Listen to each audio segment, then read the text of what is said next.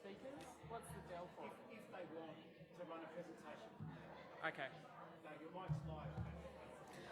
Well, good morning. We've got a few people still coming. I understand that there is some traffic issues out there in Sydney. My name is Kathy Borman. I'm the Chief Executive Officer for Door Mental Health. It's my pleasure to be emceeing today, so I'm excited about that. I do love a good symposium, and it's wonderful to come to you today. I'd like to begin by acknowledging the traditional custodians of the land we're sitting on, the beautiful Darug people, and pay my respects to elders past, present and emerging. I'd also like to acknowledge all people with a lived experience here as we walk together towards a world in which people with mental illness are valued and treated as equals. So we have wonderful sessions for you today. Our theme for this year is rebuilding a better mental health system together. And that is the important word that we're here to come at the Park Royal in Parramatta. Door is a community managed organisation, and we hope to make a difference for those living with and supporting someone with a lived experience of mental illness. We've been running symposiums for quite a while now, and as an organisation we've been around for about 37 years. And we are here today on World Schizophrenia Awareness Day, but I want to pause just now, and I want to really just think about the land that we are sitting on.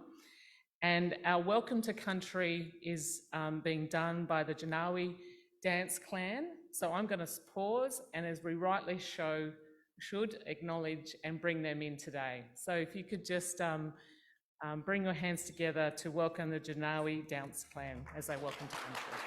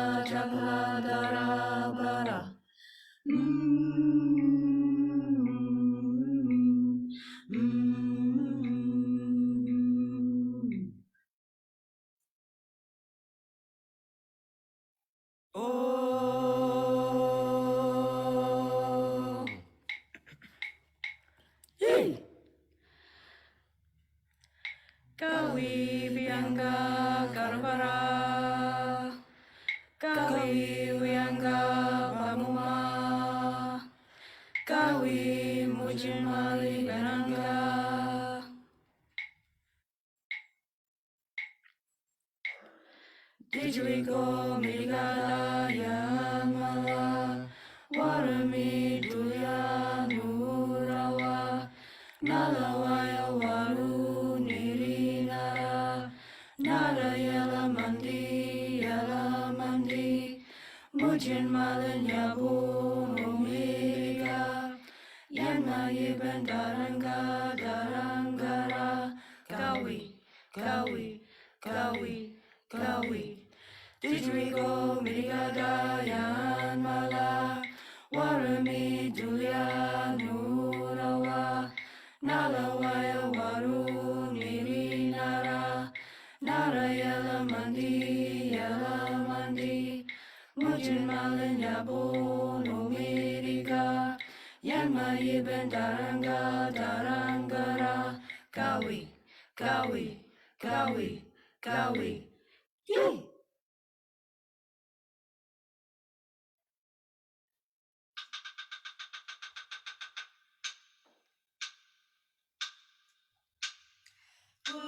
Gobi dabwa mili barang Bobo mari golbi Gobi dabwa mili barang Bobo mari golbi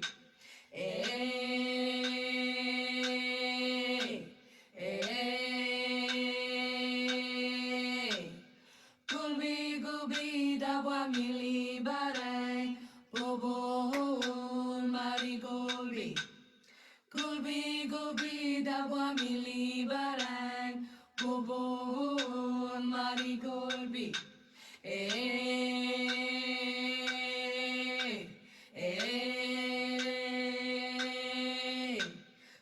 Gobi dabwa mili barang Bobo mari golbi Nanga wumra badua gababai numuni Gobi dabwa mili barang Bobo mari golbi Nanga wumra badua gababai numuni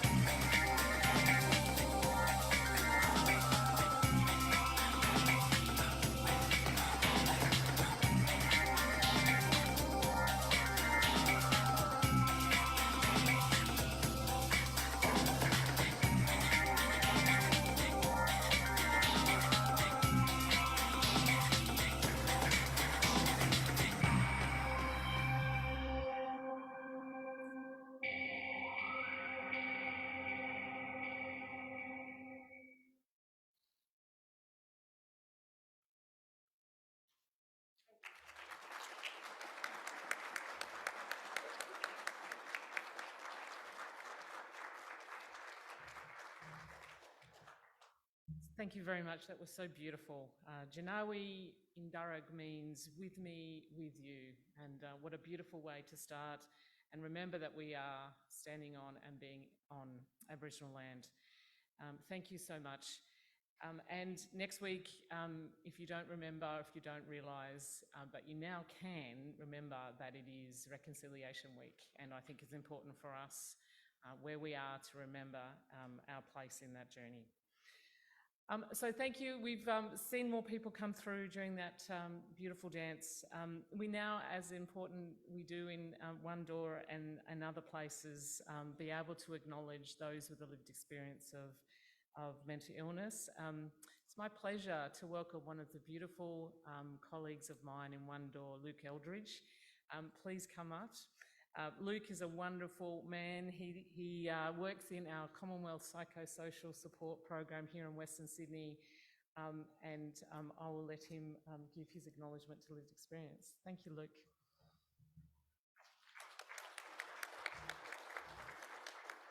Good morning, everyone. As Kathy mentioned, I'm Luke. I work for the CPS Access Program in Western Sydney. I've been part of One Door for 3 years now. I started with the National Psychosocial team, and we evolved into CPS. And I'm loving the change that we've had because it's allowed me to connect with my consumers and clients a bit better. We're able to run groups within my program, also service navigation, and also applying for NDIS, as well as one-on-one support. So it's been well-rounded and a bit more consumer focused. I've been loving it. So as Kathy mentioned, I'll be acknowledging people with lived experience. So One Door Mental Health recognises the people with psychosocial diverse and have a unique understanding of mental health and well-being, and those concepts relate to their own lives, experience and recovery journey. On behalf of Kathy and One Door, I'd like to acknowledge all people with lived experience of mental illness as we work together towards a world in which people with mental illness are valued and treated as equals. I would also like to welcome all carers, friends and family members present. We acknowledge and respect the tireless work you do as supporters and advocates, wherever we may be on our recovery journey. Finally, I'd also like to acknowledge and value our team and partners present for their commitment to the people we support. Thank you so much, everyone.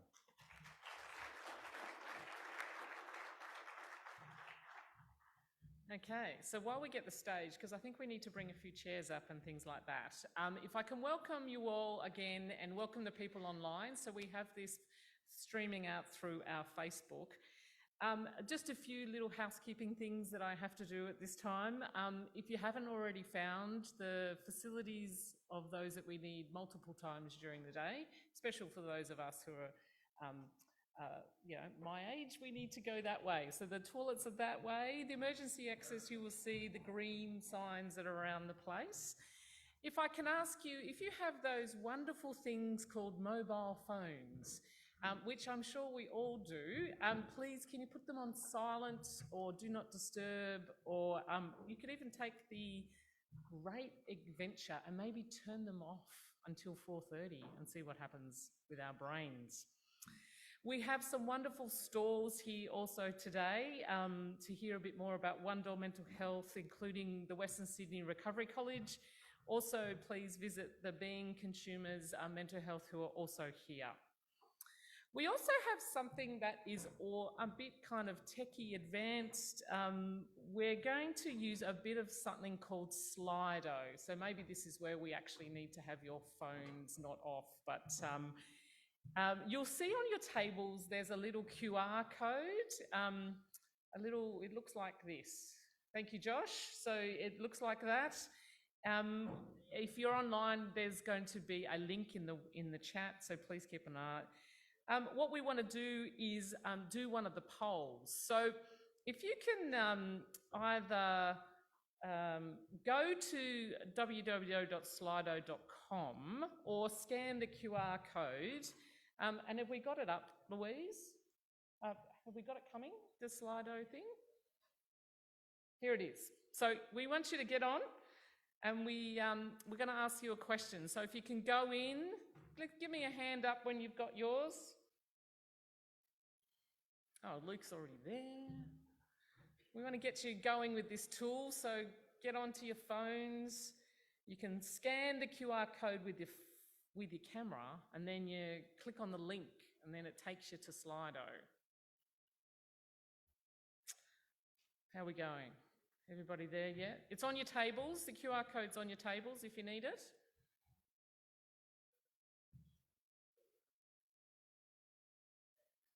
Have we got it there? I think we've got a question happening, and this is it. We've asked people, where have you come from today? Where are you joining us from?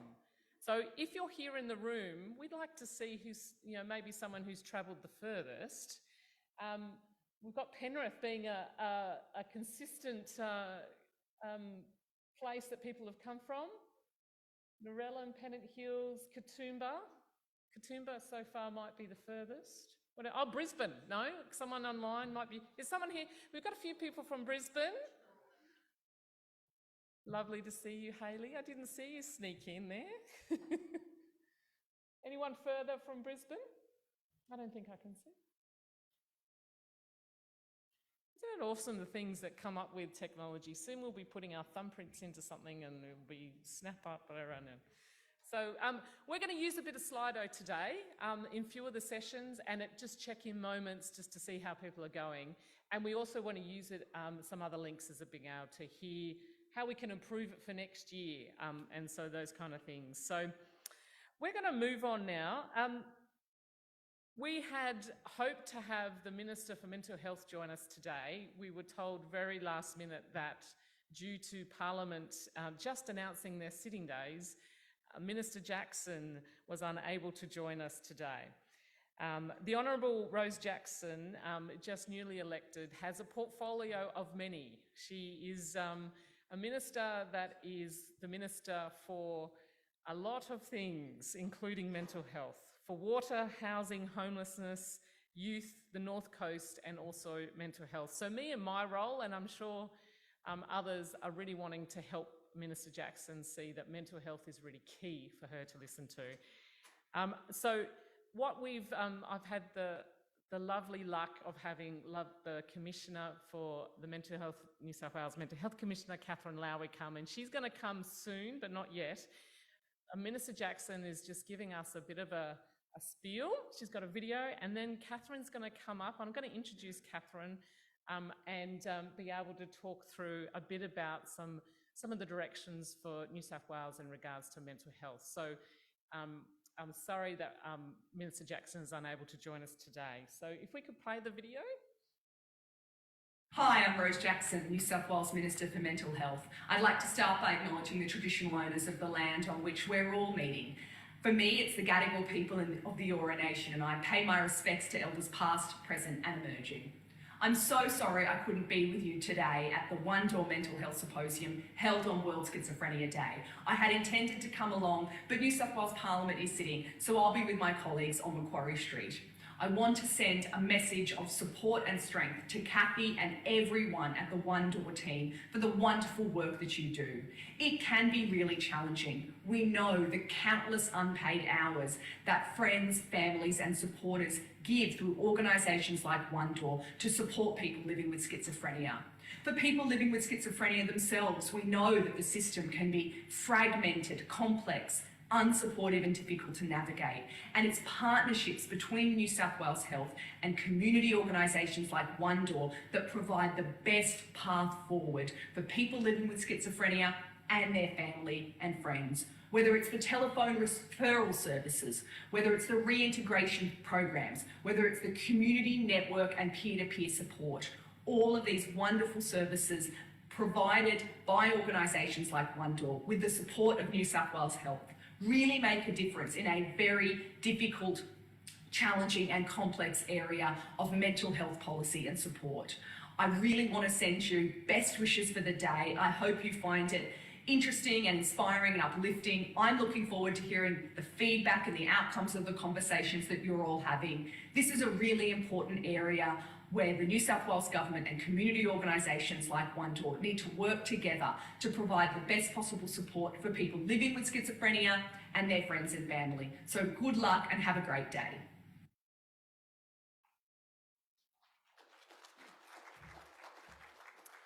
So one of the things that I thought that we would do as an audience and as people here is I'm going to take everything that has been discussed today and put it in, I'll try and keep it as brief as possible for the Minister, but be able to capture things that were discussed here and be able to take that back, because I think the voices in this room are really important.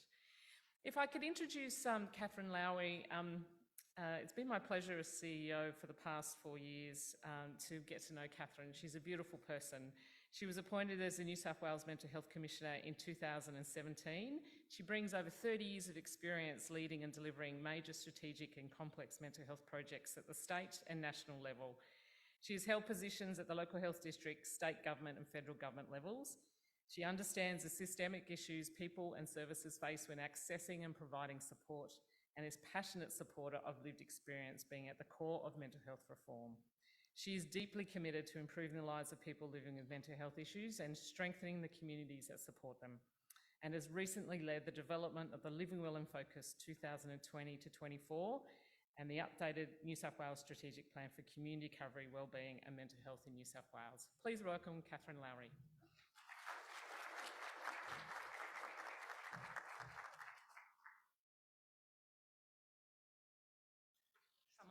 All right. One of the special things I like doing as MC is have a check-in question for each of the speakers that is coming today. So if you're a speaker here, you've got a bit more time than Catherine does at the moment.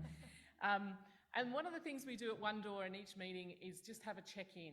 And this is just a question that everybody go around, and it's about being present and being down doing that.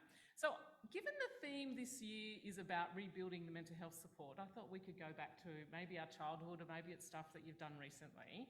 And the check-in question, and I'll go first and then you can answer it, so it gives you a bit of time.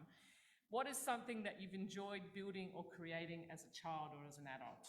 Now, I have some beautiful sunflowers, and the great thing about Lego is this is a Lego, and my beautiful family gave this to me for Christmas.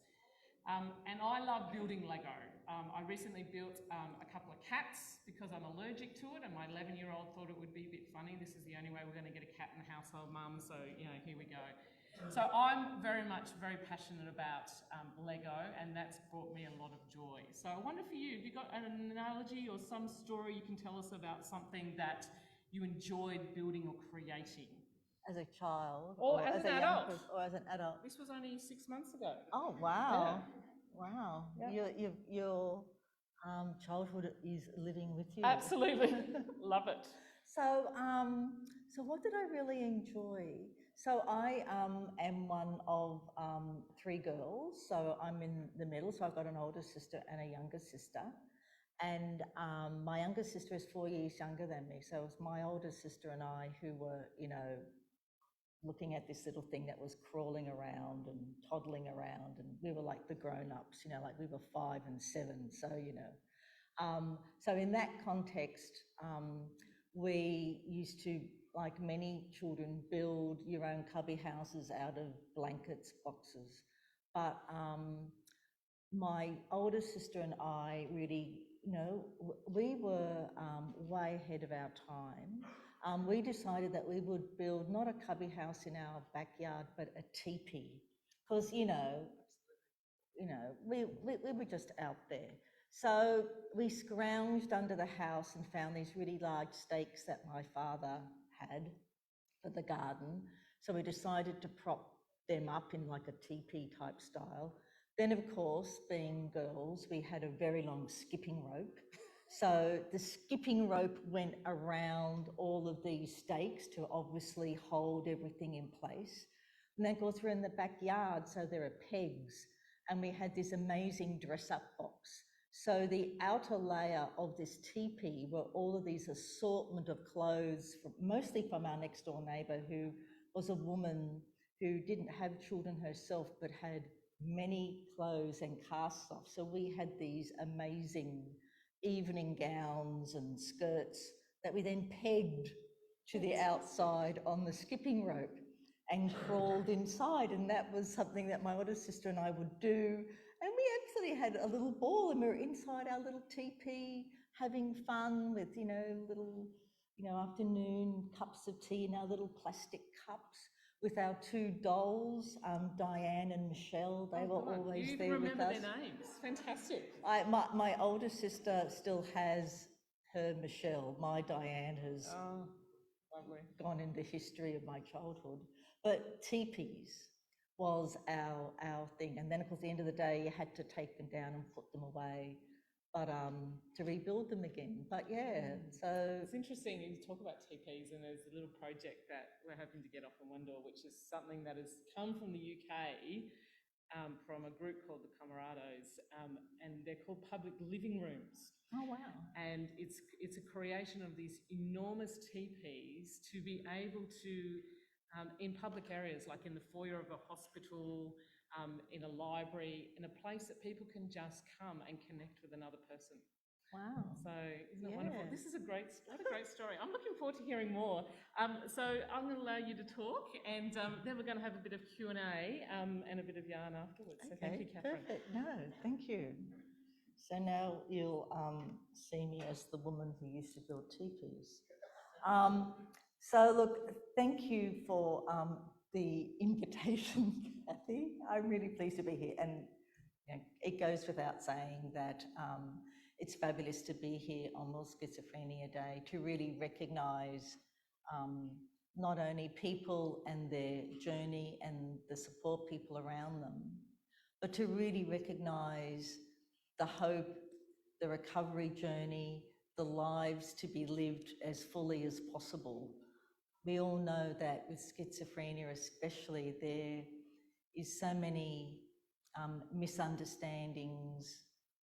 There's so much stigma about people who live with schizophrenia. We know the media isn't kind to people, but we can be kind to people.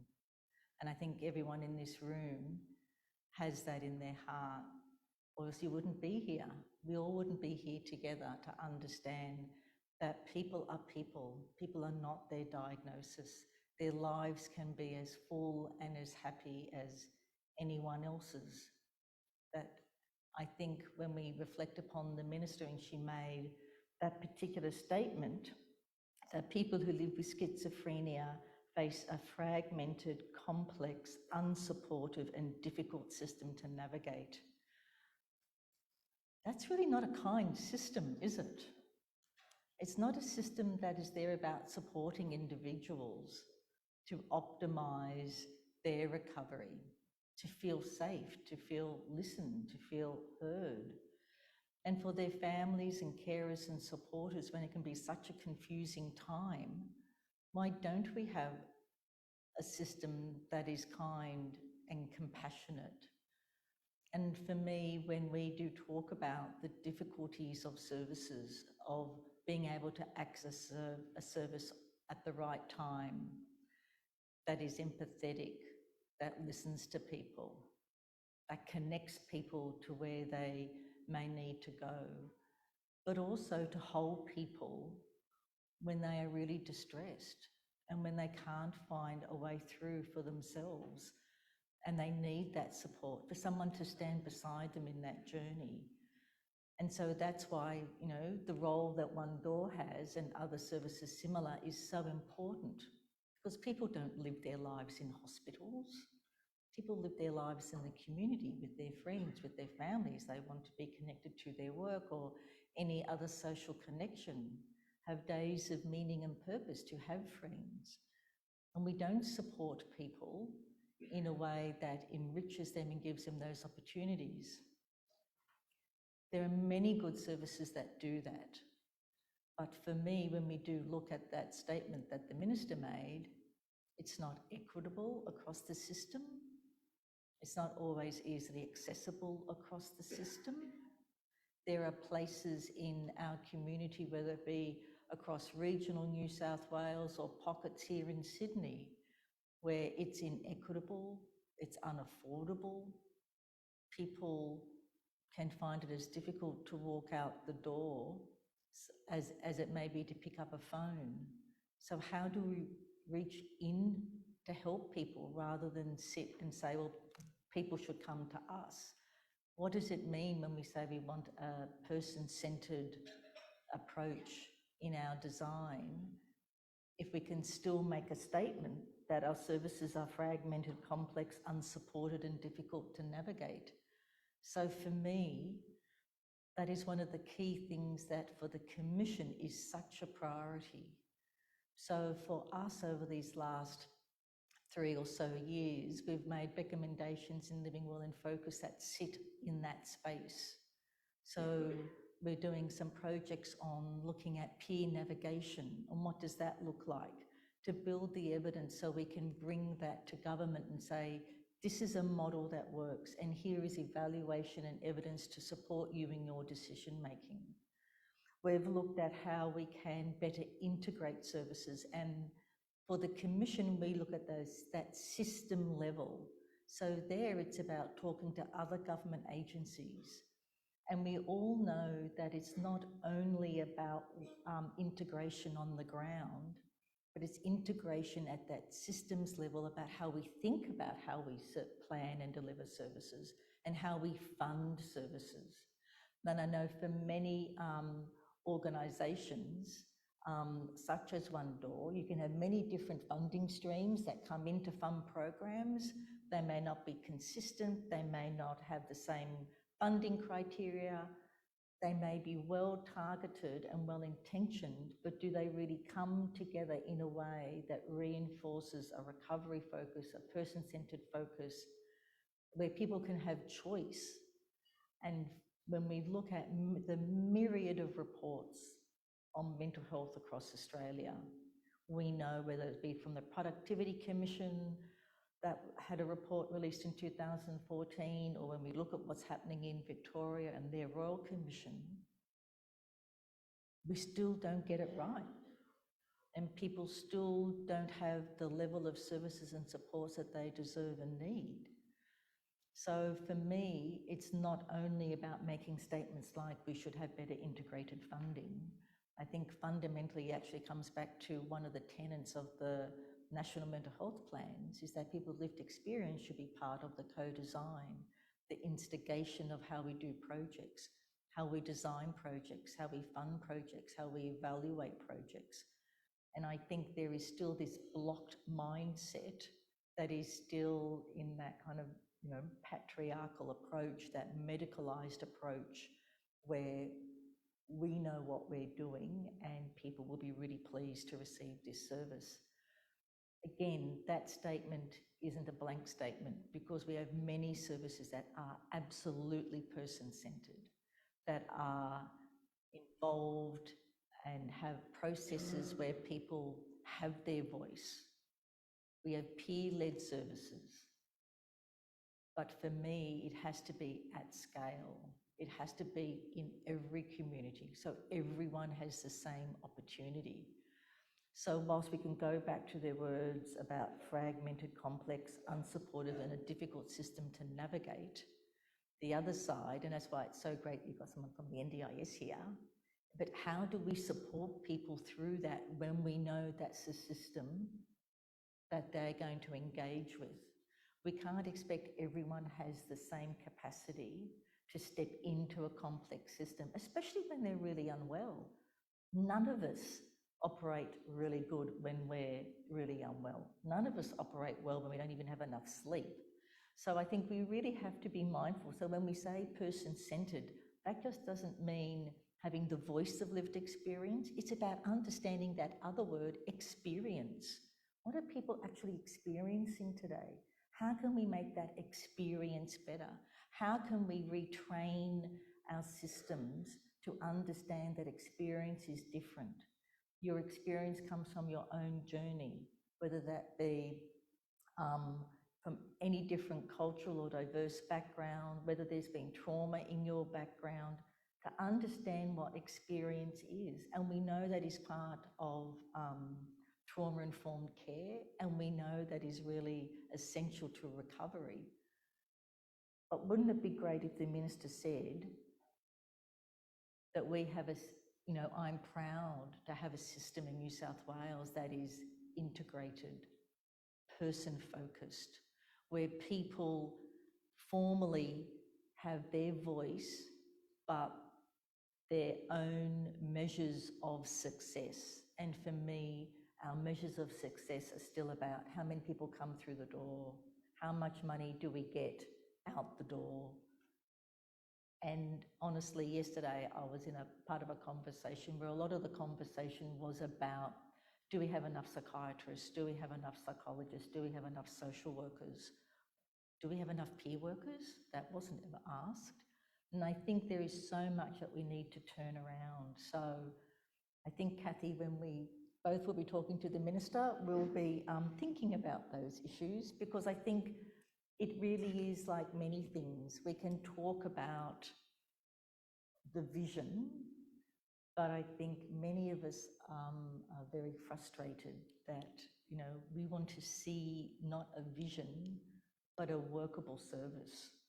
You know, we can look at mental health reports and probably could stack them up this high, couldn't we? And they probably all say the same thing: integrated care, person-centred care, accessible, affordable, that it's services that also understand the human experience. And I think when we want to shift away from that medical model of care, especially for people who live with severe and enduring mental health issues, which we know were so impacted during the COVID, the pandemic. And that's the other thing that for me is why, you know, today in the talking about the systems is even more important. When we look at the mental health impacts from the pandemic and the series of adverse events across the community, we know that the community wellbeing and mental health declined. And that message is out there. But the message that isn't out there is that people who had pre-existing mental health issues, their mental health declined even further. And that's why, for me, this conversation today is really important, to kind of, you know, get those scales a bit more balanced, that we obviously want community wellbeing and strong, good community mental health. But for people who already are experiencing what I would call not the burdens of illness, but the burdens of challenges that we put in front of people, they're the things that we really need to tackle. And I think for the next 5 to 10 years, as the impacts of that isolation, that loneliness, that separation from connectedness, to think about those young children, or especially our teenagers, and the impacts it had upon them, especially when we know that mental health issues emerge in those teen years into your early 20s. I think that's going to be the real focus. So we need to have a system that's ready to understand that all through the pandemic, people flipped to telehealth, they flipped to online meetings, they discovered you know, how you can order everything online that you could ever think that you would need.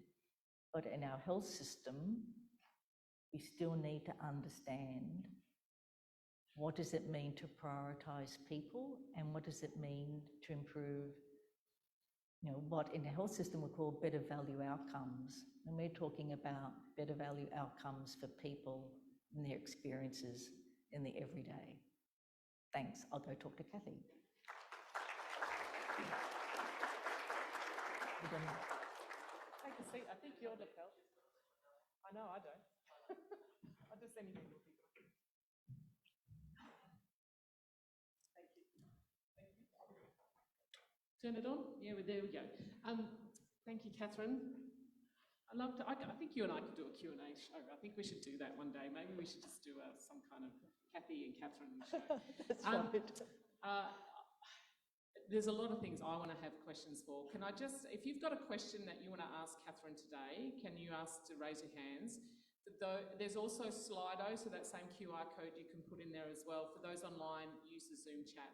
But Catherine, I just wanted to pick up on, I agree with everything you absolutely said.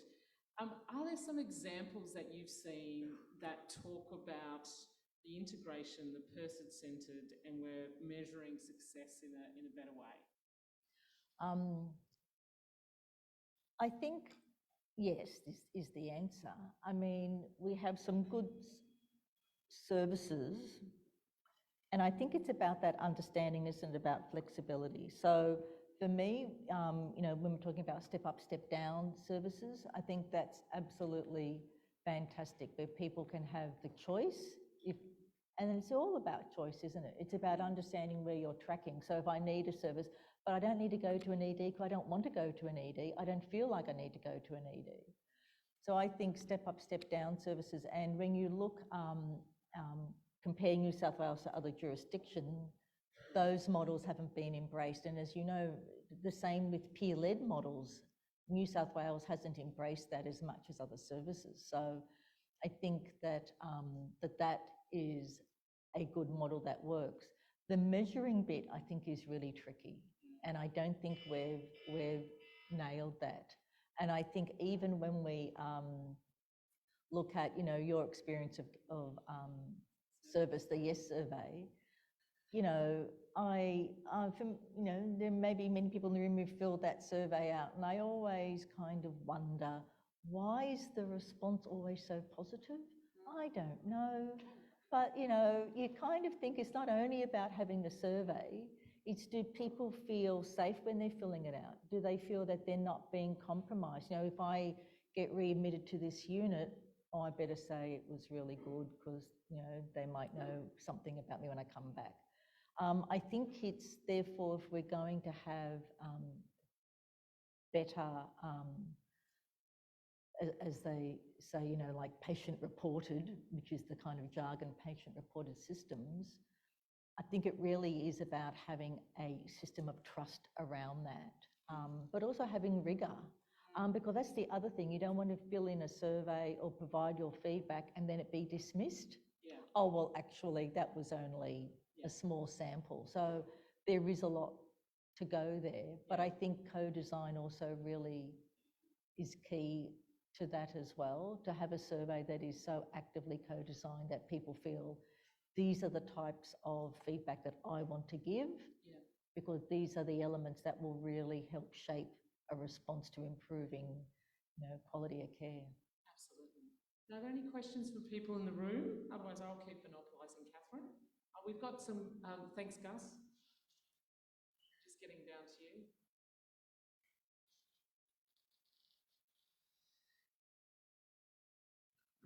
Just let us know your name and your question. That'd be great. Thank you. Hi, my name's Zoe, and I came through homelessness and moved into public housing. And coming out of the private arena of tenancy and into housing, it was a big shock because I have a neighbour downstairs who's, I don't know what treatment he's getting, but he's a schizophrenic man that's not functioning or coping in the world, and he has no support. And the 5 years that I've been living in housing, I've been knocking my head against the wall to see how I can get him some help, because basically I get told that to get help, the person needs to ask for it, and he is just not in the mental frame to do that. He's not on NDIS, and I've just found it really, really frustrating. And you know, maybe I'm too much of a caring person, living with someone who obviously needs help, but getting frustrated because you know, like I've been supported by Door Mental Health, and you know, I've sort of keep getting blocked. So I just think that's a real impediment for those people that have just really dropped through the cracks. Thank you. There was a question. Which was the question? Sorry. So me being like someone who's concerned for him. Sure. What else can I do for this guy without it being an intrusive thing on him? Like, because he doesn't want to go and to be locked into a hospital, but he obviously needs help. So it makes it hard for me to, to approach him and support him. Yeah. And I'm not a trained Yeah. person, but I've just found it really frustrating over such a period of time that he, like, when housing will come and do an inspection on my property, they don't even knock on his door. Yeah. So he's like the boogeyman, like, don't approach him. And so my question is, what is there something in place, or do we need to develop more for people like that slip through?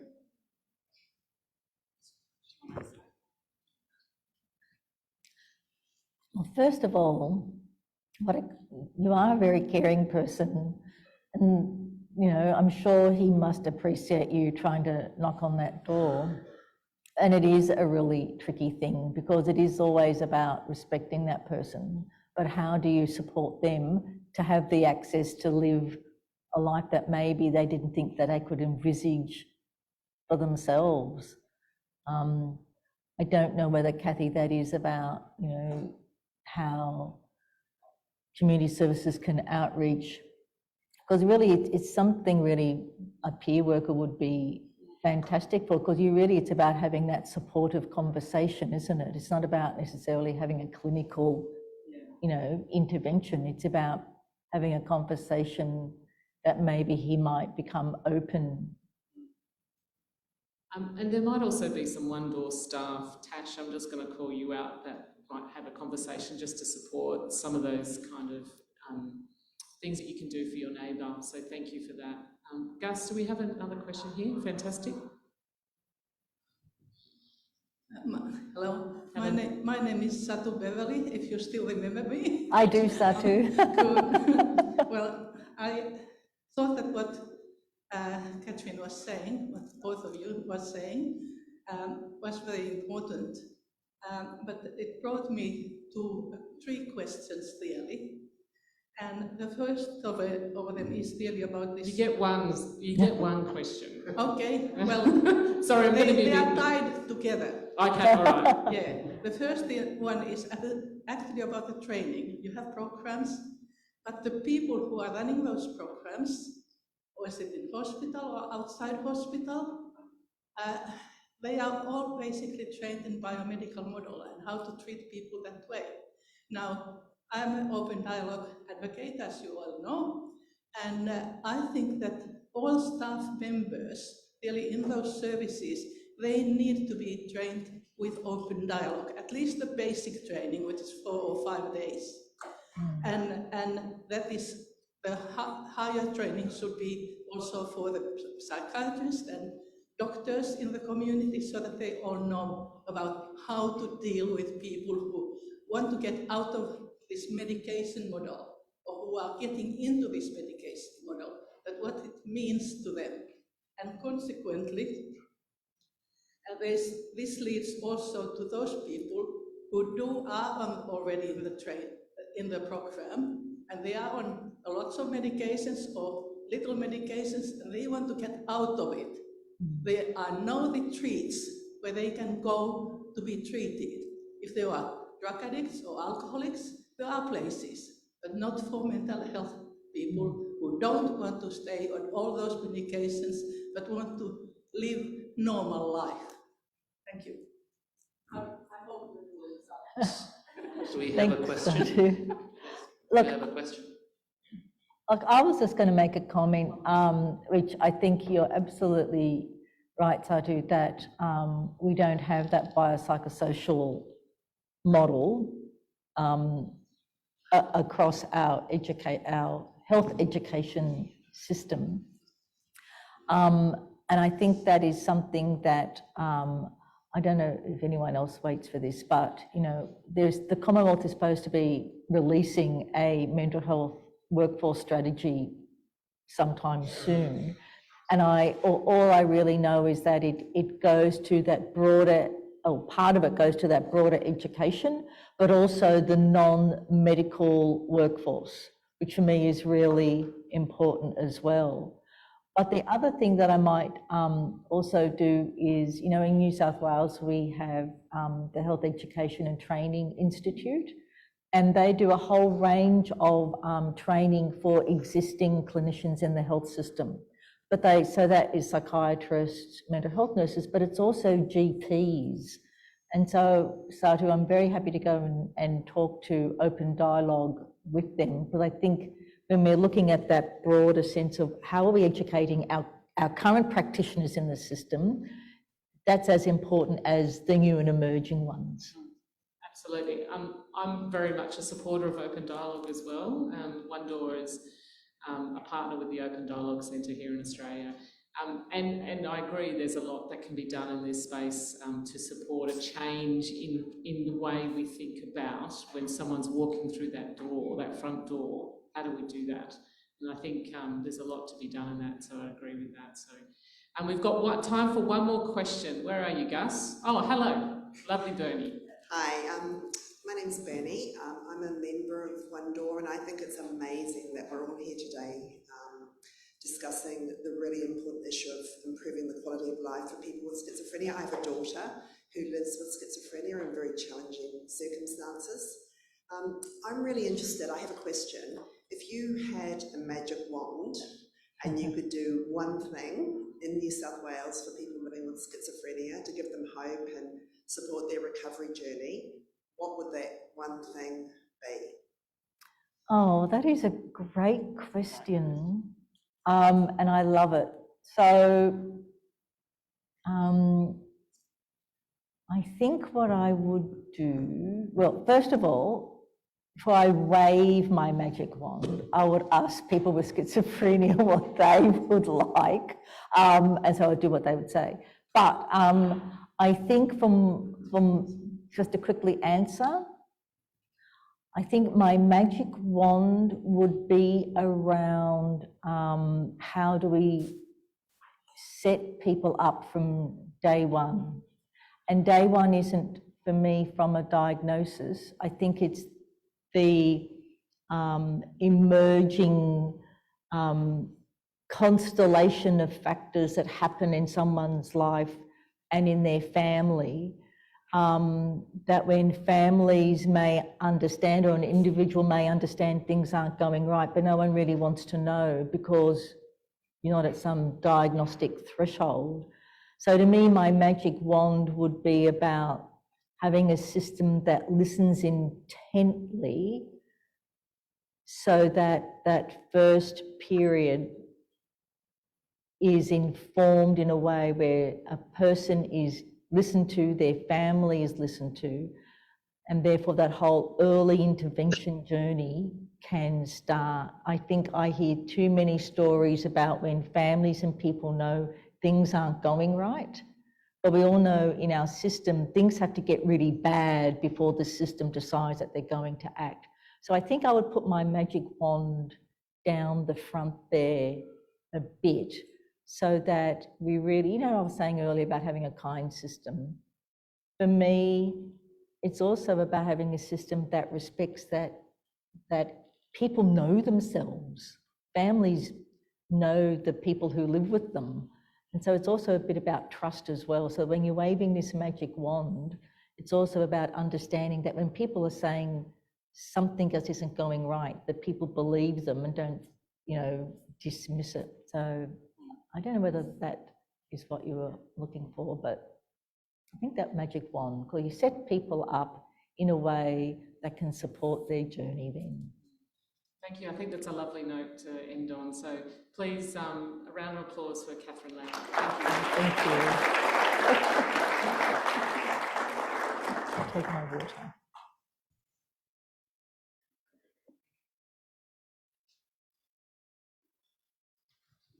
Fantastic. Just going to make sure I'm turned on. Yeah. There we go.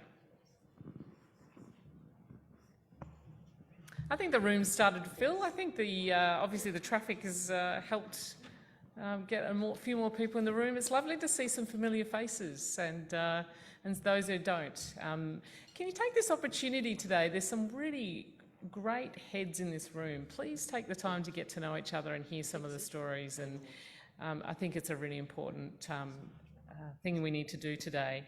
As we've heard, today is World Schizophrenia Awareness Day. It's a powerful reminder of our commitment to understanding, supporting and advocating for individuals living with schizophrenia, as well as their family and carers and loved ones. Schizophrenia is a complex and often misunderstood mental health condition affecting millions of people worldwide, and many people in this room and in our organisation are impacted by it. We all know that individuals with schizophrenia can lead fulfilling and meaningful lives when they receive appropriate support, understanding and access to the best support, and Catherine spoke of some of those great things today. We're here today, we're gathering awareness about schizophrenia to eliminate the stigma and to foster a community that embraces empathy, education and inclusivity. I want to see a society where people with mental illness, people with schizophrenia are treated like anyone else, and I'm sure all of us here in this room do. The theme for World Schizophrenia Awareness Day across the world is building bridges, breaking barriers, and it serves as a powerful call for all of us to action, urging us to bridge the gaps in whatever role you have. As me, as a CEO of an organisation, if you're here as part of a funder, if you're here as a commissioner, if you're here as a family or a carer, if you're here in a role working in tertiary services, we all have a role in bridging that gap. Let's do that, and as we're having discussions and thinking of that together, let's remember that this is World Schizophrenia Awareness Day. I'm very proud to introduce our next speaker, who is up the back. And if I can ask you, Dr. Richard Schweizer, to come down. He's the Policy Officer for Door Mental Health. He was diagnosed with schizophrenia at the age of 23 in 2003. Luckily, he's responded positively to drug and other treatment. He is a passionate advocate for people living with a mental illness, and in particular, people with schizophrenia. Richard has appeared on You Can't Ask That, The Australian Story, Two of Us, and All in the Mind. He works part-time for One Door and is also previously worked for the New South Wales Mental Health Commission as a policy advisor. He has degrees in arts and law, a master in journalism and a PhD in the sociology of schizophrenia. Please welcome Richard to the stage.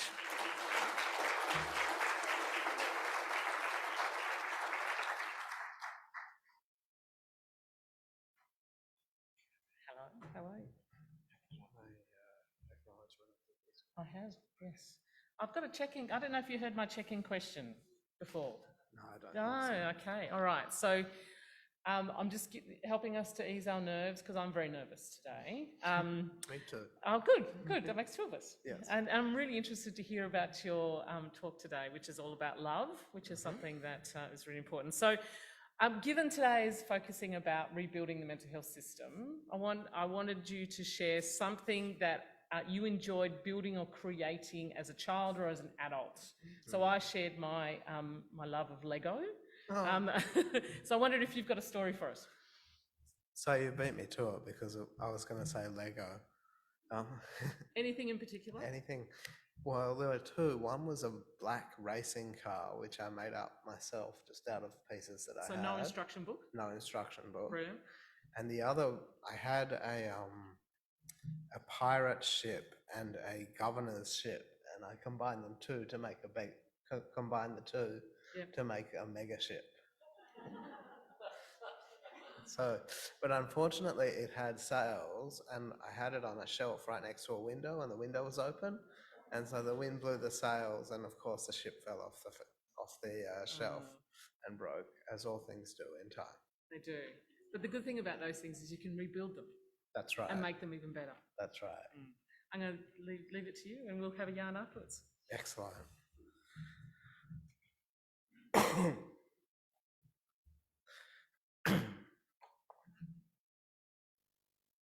Members of One Door, distinguished guests, and all those attending this symposium, thank you for your time. I would like to start by echoing the acknowledgement of lived experience already made today. I feel like I'm here as a representative of you today, and I hope that my ideas resonate with the truth of your lived experience. Today I will be talking about the topic of love and mental illness. I would like to quote a paragraph from my PhD thesis on the support loved ones can provide to someone with lived experience of mental illness, particularly in relation to the issue of rebuilding identity which is too often lost in diagnosis and treatment. So here's the quote. The position I have taken would tend to suggest that those having a happy relationship with a supportive family and friends would be better able to move beyond their illness and engage in the process of rebuilding their identity, whilst those with difficult relationships with family would find it more difficult to manage their illness and would not engage fully in rebuilding their identity. Families help provide a sense of identity in a number of ways. They can help monitor the ill person for significant changes in personality or behaviour. They can provide practical support, such as helping source medication, getting the ill person to psychiatrists, and so forth. And they can help rebuilding a sense of identity after disruption, the disruption of diagnosis and the disruption of living in a ward or a clinic, through providing non-judgmental communication and emotional support. They also provide an alternative to staying in a mental health clinic or in a deinstitutionalized environment, seeing mental health workers on some regular basis at home. During this talk, this meditation, I will refer to a number of themes noted in the excerpt that I just read to you.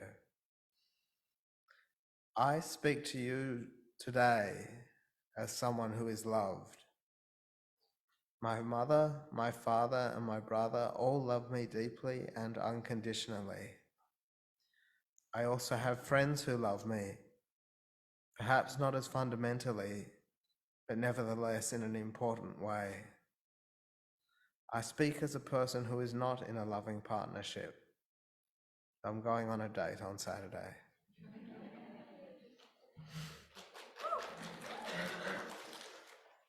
May I say to those who love me, thank you. It is you who have kept me on this planet. What is love? This is a difficult question. It is a fundamental human experience, yet it is as variable as the winds. There is the intense romantic love of the young and ardent. One thinks of the passion between Romeo and Juliet, a play in whose tragic ending both lovers take their own lives thinking their lover was dead. There is the sober, weathered love of people in marriage and long-term relationships. I know in this age of increasing separation and divorce, marriage has taken a battering, but I'm sure you can all think of partners whose love has lasted the years. There is the overwhelming love one feels for one's children. There is the love of friends, perhaps not as passionate, but nonetheless significant. And there is even the love of pets, unconditional and continuous. So what impact can these forms of love have on people with lived experience of mental illness? Love, especially love from one's parents during youth, can be vital to healthy self-development.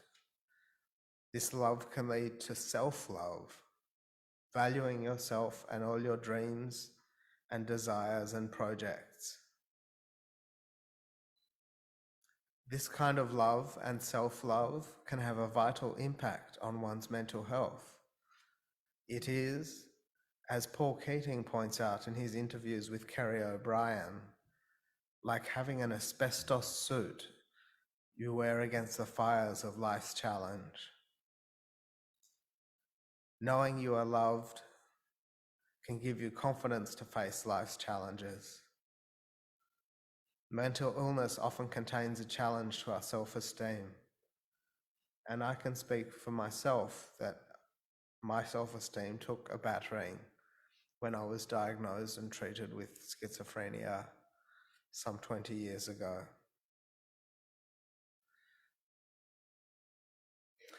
In my PhD, I found that people diagnosed with schizophrenia often undergo a severe, if not fundamental, challenge to their sense of self. Self-love can help us overcome this challenge and overcome this.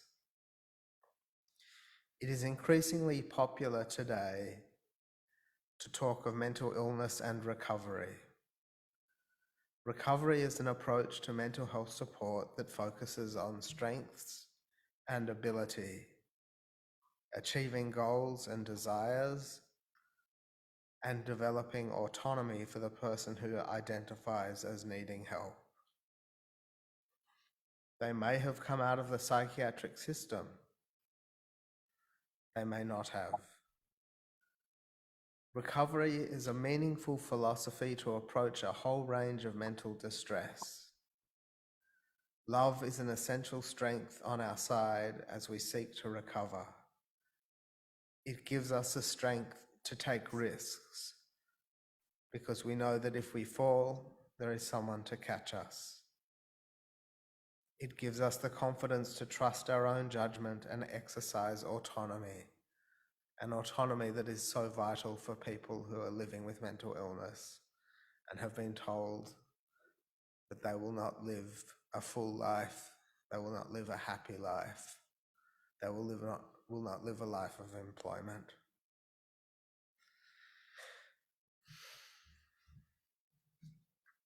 Love can give you reason to live.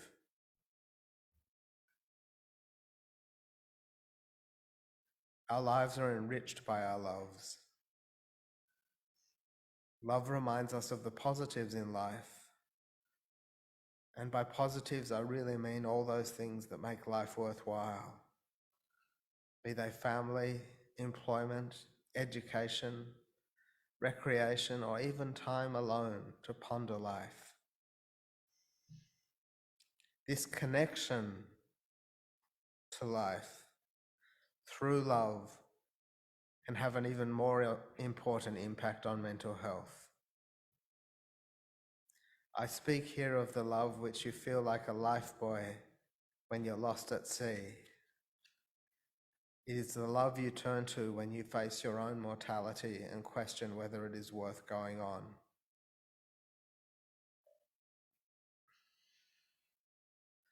Love can be that link that convinces you not to take that final decision.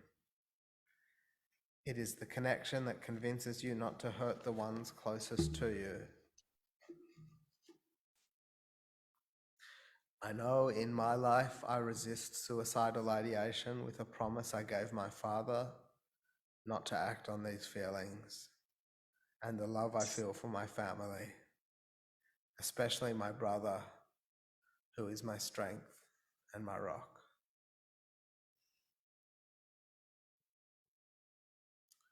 I have already noted that love can help us preserve a sense of self before challenges of mental illness. One of the most insidious forms of damage mental illness can do is to deny your identity.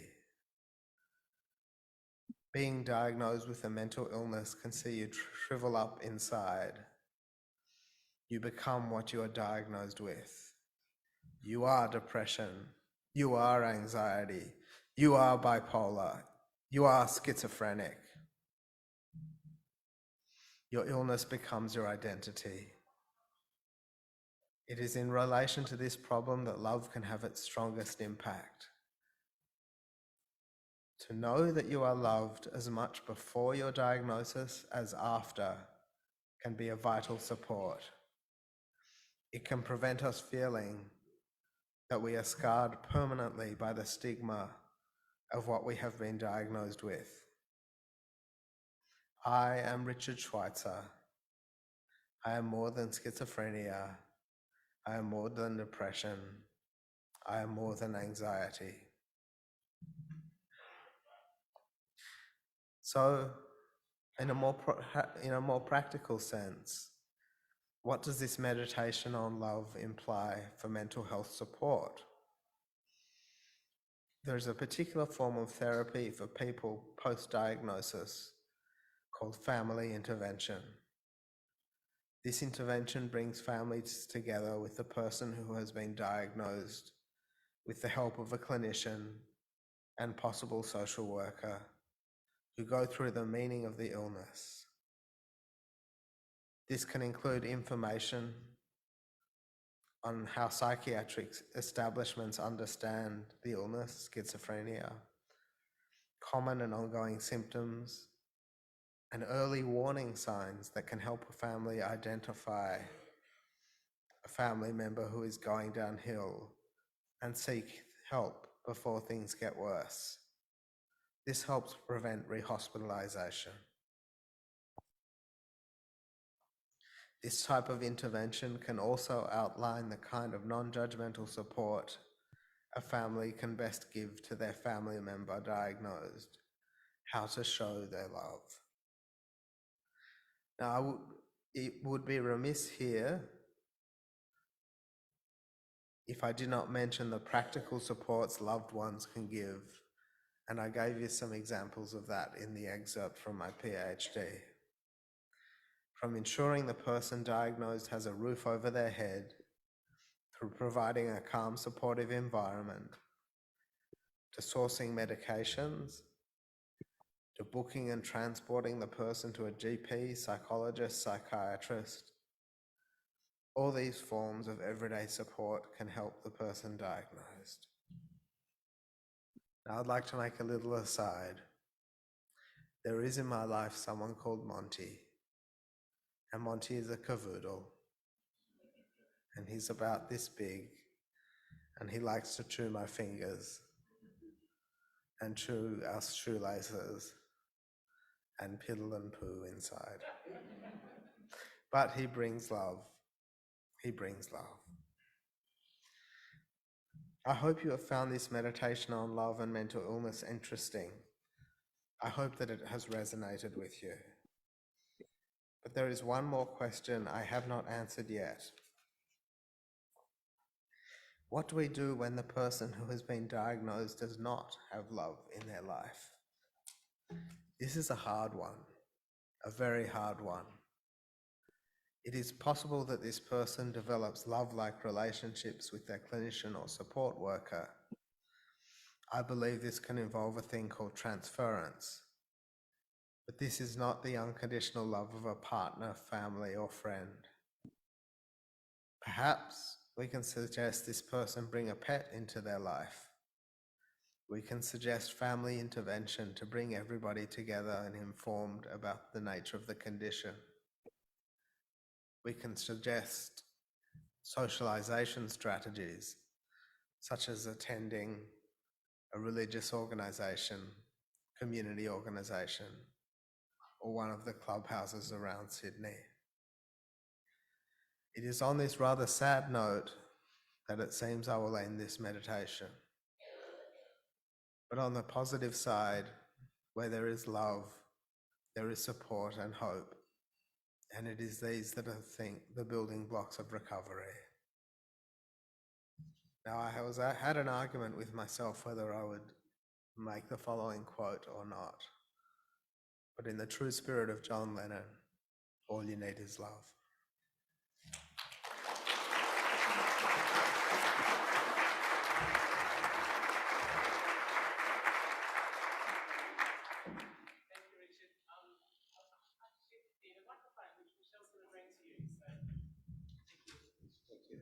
Is this on? Yeah. It is. I'm always encouraged, and you blow my mind of your thoughts, Richard. Richard, when I first started in One Door, was my go-to person about lived experience. He gave me also a book that is rather thick, which was about Paul Keating, which I'm yet to really dive into, but it's seriously this thick. So, but it's awesome. So I think that, think, Richard, you speak a lot to what I hear when I go around to our services around the importance of connection, and this part of how do we as a community be connected with each other. And I think it aligns to your thoughts about hope. I wonder if you can just, the question I've got for you is, how does connection with community, and community could be a neighbour to the person in the cafe who I'm seeing every day for a coffee, and he knows my name and asks me a few little questions every day about me. How do you think that impacts into the things you're talking about in terms of love and its impact to those living with a mental illness? Well, I think there is a certain amount of love in all our relationships. So even from the most casual, that's not a lot of love, but it's a little. As far as the impact of community, I think it's about a sense of place, not just physical place, but social place. Having a place where you are welcomed and with whom you are, with people with whom you have some kind of connection. For my family, this community is the Jewish community based around the Emmanuel Synagogue. And to sit with the community on a Friday night on Shabbat and say the prayers and sing the songs gives me a sense of great well-being. Absolutely. Do we have a question there, Michelle? I have a question here. Louise is here. Hi, Richard. Oh, hang on, we'll wait for the microphone. Hi, Richard. I really enjoyed your talk. It was very uplifting. I just want to say everything you've said about love is so true. But when I was 24 years of age, I was misdiagnosed, and I was sent off to have psychotherapy to talk about my problems and what my family did to me to make me end up that way. It made me hate my family. It put me in hospital over 50 times. And it was only until about 14 years ago that my GP, after a very serious suicide attempt, my GP referred me to a psychiatrist in Burwood. And as soon as I saw him, he said to me, "You've got schizophrenia." And he put me on enough medication. In fact, I said to him, "Am I on the most amount of medication now compared to anybody else in your practice?" And he said, "Yes, you are." And I said, "Well, I don't care, as long as it works." And ever since I've been on that medication, for the last 14 years, I haven't been in hospital. I've been able to study, do several courses. I have a pet chihuahua, and he's cheeky. And I get along well with my family. But after I was first diagnosed, it made me hate my family. It put a wedge between me and my family. And I thought that they were the problem, not me. And it really destroyed a lot of the interactions within my family unit. And it put me on the outer, like they'd have outings and I wouldn't be invited because they'd think I was antisocial or be aggressive. And these are the things that I miss. And I want the years back that the locusts have destroyed. And that's how I feel. I want to get those years back. And I think also that psychiatrists need to be educated much more about diagnosis of mental illness, because if you come across highly articulate, very industrious or wanting to achieve, and you have ideals and you have goals, they don't put that down to schizophrenia. You've got to be completely psychotic. I have been psychotic. I was psychotic when I was 24 and I was in hospital for 2.5 months. But after that, 50 hospital admissions followed after they said that I needed psychotherapy, which, as I said, nearly destroyed me and nearly destroyed my family. And I'm just so grateful to this doctor in Burwood that he took the chance to reach out and disagree with all the other doctors of what they've said and put me on the right medication. And once you're on the right medication, things seem to go a lot better with you and your family. I feel completely normal now. I might be on a lot of medication, but it's been well worth the trip. Thank you. Thanks, Louise. Thank you. I think it's wonderful. I'm sure there's lots of stories of similar in that regards. I can see some hands up, but I'm sorry, but we're going to, we're running a bit behind time. But yeah, so we're running a bit behind time. So, but can I just ask if you've got a question, can you put it into the Q&A of the Slido and we'll make sure we'll try and grab it somehow. I'm really, sorry, David, you're just going to have to get on, but we'll get to your question a bit later. So thank you so much, Richard. If I can just, if you can bring your hands together to thank Richard Schweizer.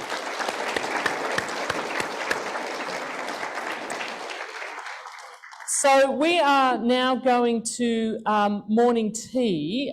So we've got till 10:50 for the break. So food and drinks are out this door. So if I can ask that you'll come back around 10:50. If I can also just ask for those One Door crew who are helping us with the next session, can you just come over to the right-hand side of the stage? That would be great. Thank you.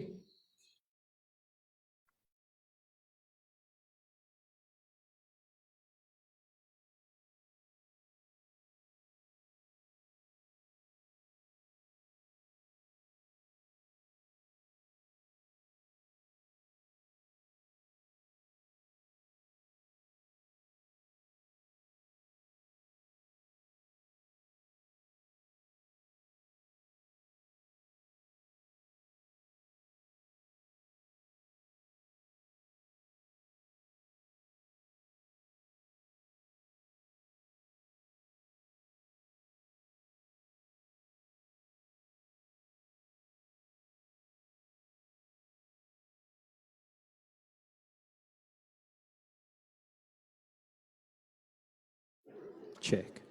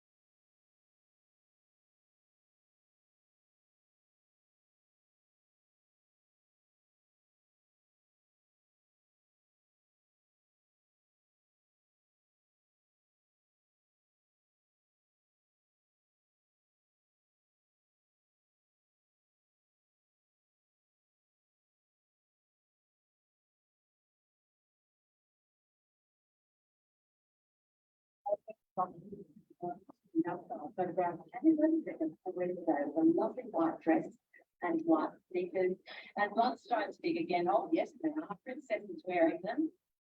And This is Dr. from the top gun that is a lifetime. I like stopping around this region and my and it's so much for me. So I'm for when I don't feel one.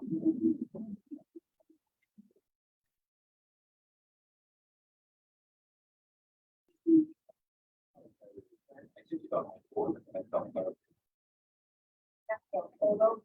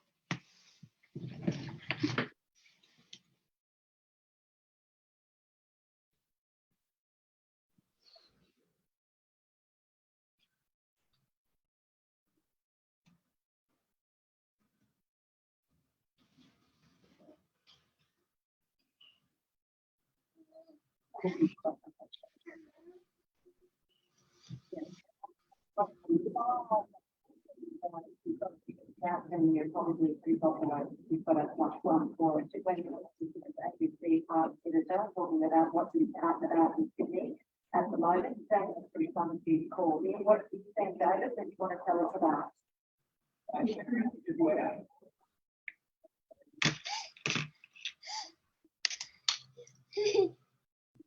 Kali sini.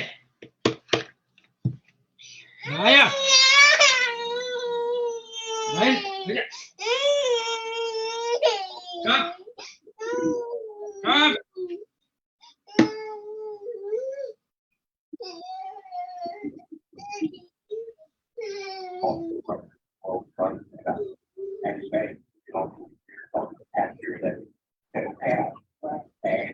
And then you go days later and photos as well, which is his explanation of the actual girl photo and he talks you through, and it just is such a great photographer. So really worthwhile. You have to pay book, but yeah, you check out the Walter Bay monthly publish and you get ready for the May.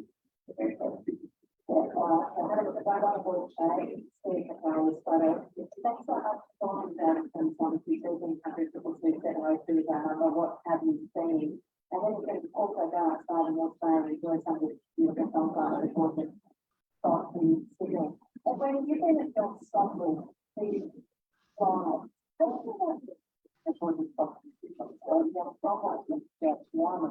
absolutely very so always love going there. You know, you get very angry and something you go live on that side of the street. It's right on water there, and it is right next to your heart. Absolutely fun spot. And you know, sometimes it's some days, those three days by weekend,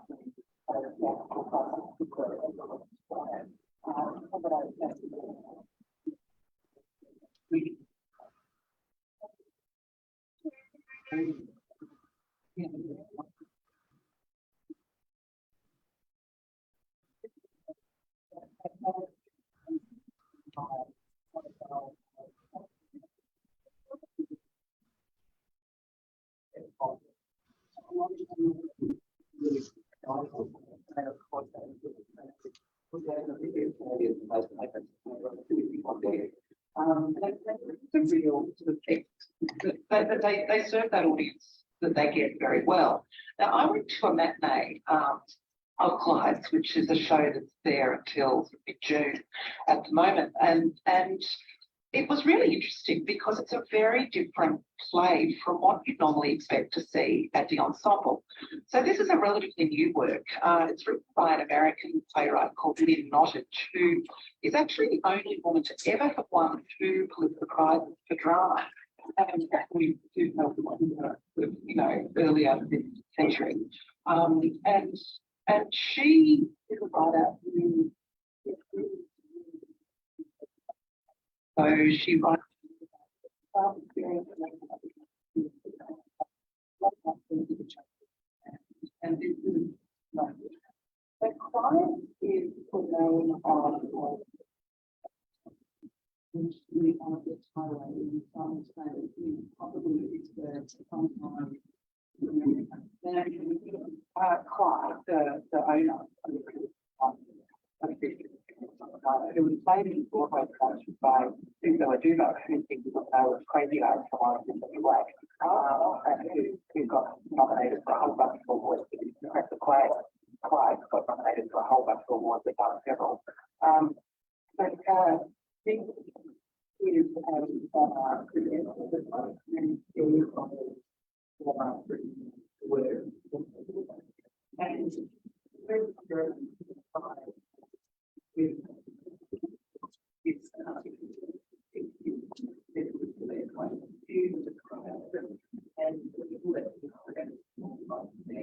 backstories which that's where it will get. And the people who were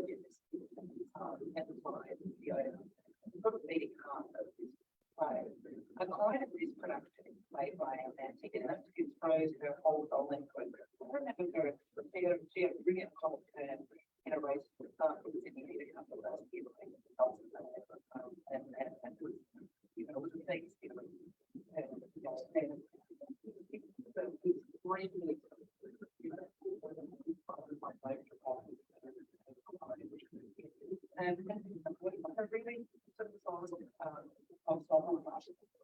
so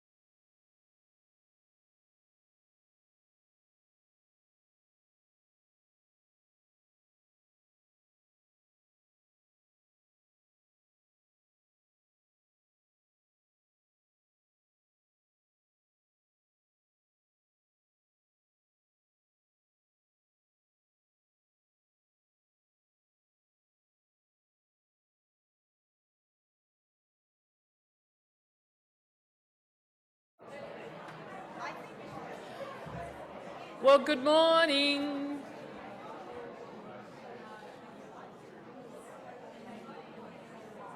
Come on in, those outside. It's wonderful to hear the conversations.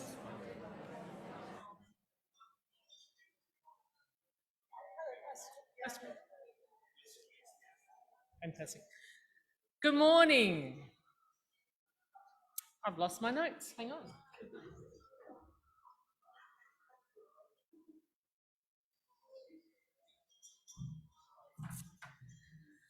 Well, I hope that you had some wonderful conversations with people you didn't know today. I saw some great conversations being had, and it's really sad when you have to say to people, okay, let's get it going. So, but this next session I'm really looking forward to. It's been a session of many hours of designing, I would say, and sitting down and talking through. If I can just give a bit of background to this next session, which I can just say, it's not just going to be from the three ladies up the front who are going to have a say in this. Every single person in this room has an important role to play in the next hour. So we thought, as part of what is happening this year, which I'm not going to speak much to because there's someone far more knowledgeable on this than me, the NDIS review is happening this year. I didn't know if you knew. It's important because not only does it look at those people who are able to access the NDIS review, it's also looking at those people who cannot or who are unable to, or who don't meet the threshold for, but we have such a variance of services that are out there for people who don't have an NDIS package. So when we were thinking about the theme of this symposium and thinking about what is Schizophrenia Awareness Week, it was really important for us to take this time to hear from people in the room about what does good supports look like. It's a very simple question, but I must say, and we heard Catherine talk about it, we don't seem to have got it right.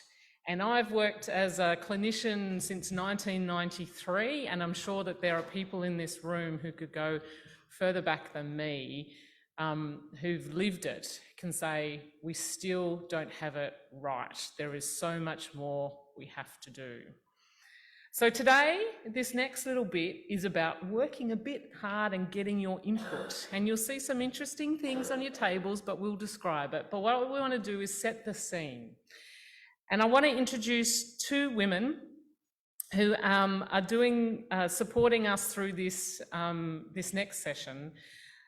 And the first one is Stephanie Gunn, and Stephanie is from the NDIS review team, and I feel pretty special. She's actually flown in to be a part of this. She's an advisor on the NDIS issues and deputy chair board member for two not-for-profit disability-related organisations focused on ensuring the voices of those with intellectual disability are heard. From July 2019 to September 2022, she was a CEO of a disability provider in Victoria, where she pioneered a range of therapy-informed community participation supports. Prior to that, Stephanie was one of the founding members of the NDIA, working in various roles, including acting Deputy Chief Executive Officer, but was always with a focus on participant experience and outcomes. Before the NDIA, she helped establish and worked in the National Blood Authority as the Acting Chief Executive Officer. And a long time ago, she worked as an advisor and departmental liaison officer for several Commonwealth ministers and in a range of social, economic and community development policy and program roles. She is passionate, and I can tell you that from spending a little bit of time with this woman, of how we integrate community inclusion, practice governance and staff wellbeing and training to provide optimal opportunities for everyone. The other woman who's going to come, and Meredith Coote is the founder of Your Connection Matters. I'm not going to introduce Meredith yet because she gets a little special time later, because she's going to be talking to us about circles. But she also is a wonderful advocate. She will tell her own story, but very much she knows the ins and outs of the NDIS as advocating for her daughter in this space as well. So these two women are here today, but I'm going to start with Steph, so come on up. Steph, you would have seen my check-in questions already, so you've had time. Please welcome Steph. Hey everybody. All right, so we're looking at rebuilding. What is something that you enjoyed building or creating as a child or an adult? Yeah, you know, it's something that popped into my head immediately that you asked the question. So I grew up one of 6 in a little tiny town in the middle of the Jarrah Forest in Western Australia, Noongar lands. And my brothers in particular, we used to build these stick and gum leaf boats and have races down the creek, ignoring the dugats on the banks and the emu coming over and chasing the jilgies. What do you call them over here? Yabbies. Yabbies, okay, Yabbies. thank you. Still got jilgies in my head.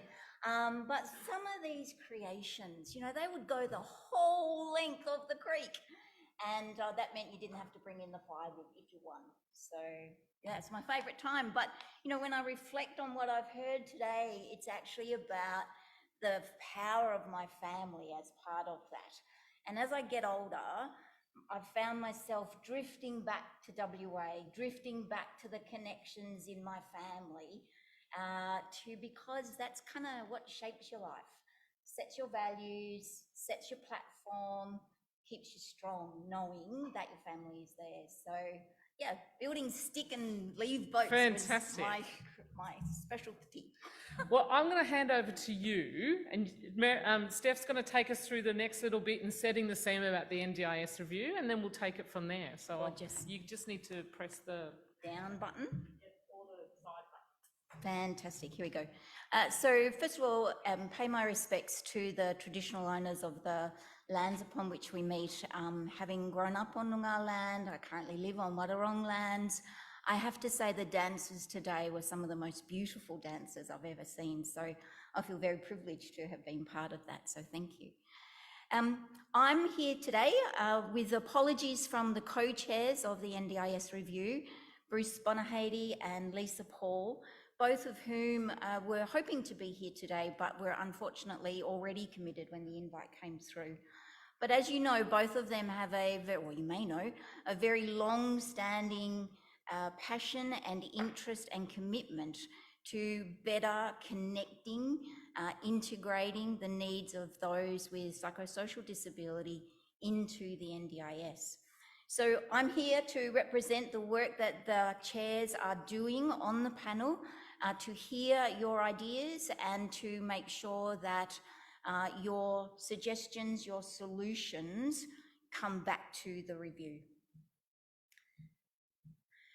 So you might remember that in fact in 6 days and 1 month time, the NDIS is actually 10 years old. I was there from 2012, so that explains all the grey hair that I now have. It has been a journey, you might say. We started with this unbelievable passion and commitment to honestly believing that this scheme was going to be a world-leading scheme that would transform opportunities for people with disability, for community connection, for employment, for valued and jobs and skills and basically an ordinary life. We've gone through many, many processes, many reviews. There's actually been something like, since 2017, 333 recommendations for changes and tweaks and to keep the scheme focused on what was radical about it. The radical piece was an insurance approach. And a lot of people have really kind of questioned what that means, but the essence is short-term investment for long-term benefit. So where are we seeing how we can intervene early? It was a question that popped up already, to ensure that a person's life is rich and stable and connected to their community. In essence, what we were trying to achieve with the design of this as an insurance is getting rid of this short-term, grant-funded, unpredictability about what you could expect to build your journey in life on, and to give you a clarity about a path forward. We used to call it the golden thread that drives and links your pathway through life. And the key elements of that pathway, where we should have seen sound, consistent investment, is about optimizing education and learning, optimizing your readiness for employment, and most importantly, optimizing the degree to which you can live independently in this rich, connected world, just like everybody else leading an ordinary life. So when Kathy says I was passionate, you know, I have lived and breathed and bled and screamed about the importance of this vision of long-term connectedness of everything that we do and a logic in a person's plan. And as with every great plans, what's that saying? The great plans of mice and men do sometimes go astray. Yeah, we've gone a little bit astray. So in October last year, the Minister, Bill Shorten, announced a review. And as I said, there's been lots of reviews, but this one is actually about trying to bring us back to that centre, back to that core purpose, back to having a person with disability at the centre of our thinking of what we have to do. 2 elements you see there and 2 phases, listening, seeking submissions, and then poking out ideas, pushing out suggestions and getting views about, would that make a difference? Would that work? I want to give this a reassurance that Professor Bonahady has also done through the process of this review, that psychosocial disability is and will always remain a very key part of the scheme. You can see some of the statistics there, 60,000 with a primary diagnosis, another 32,000 on top of that 60 with a secondary diagnosis of psychosocial disability. Some good funding going into people's lives. The question is, what are we getting from that funding? How is it making a difference? How are we building foundations that are strong for the future? But when you add up all of that money, $4.3 billion and projected to be around $10.5 billion in another 10 years. So a really central core component that what you can see from the feedback that we've had from into the panel review, to the panel process at this stage, is that it's not actually working for many others. So life-changing for lots of people, and we should celebrate that because we don't want to lose that. We want more of that. But what we have to do is to understand these barriers that people are identifying in their submissions to us. Nothing new here, nothing that you wouldn't have heard before. Challenges about accessing the NDIS. And in particular, I reflect on Richard's point about early intervention. You know, and Catherine's magic wand. How do you find that sweet spot of where you understand the time for intervention that would make a difference? Major questions about using NDIS plans. We've got money in plans. How do we use it for the best outcomes? What am I allowed to use the funding for? And this endless challenge around plan reviews. But really importantly, around staff training and quality of supports. So the knowledge of NDIA staff in supporting, designing, assisting, building plans with a person with psychosocial disability. But more importantly, the support sector. Where are the skills, the commitment in pricing to training and a qualified professional connected workforce to best support a person with psychosocial disability. And then last but not least, which was the conversation that we started out with around the connections to the health system and this mythical, unicornical tier 2 thing about all the community connections, but a very, very clear message about health and disability systems simply not working together, not integrated, and all of the pieces of the puzzle that a person needs to remain well actually really hard. You could say there's no golden thread going through all of those pieces. Now, what was really interesting around the feedback from psychosocial submissions, which is a little bit different from other cohorts, and my lovely friend Meredith reminded me that this is actually a really lovely model that we should be thinking about for many other components of the sector. So what this feedback is showing is this need for ongoing interactions with the multiple service systems. This is not just a one-off conversation or a one-off diagnosis, a set and forget from all of these other mainstream services. How do we go in and out of these services? A recognition that each of those services, each of those systems has a major role to play, ongoing, step up, step down, and it doesn't work at the moment.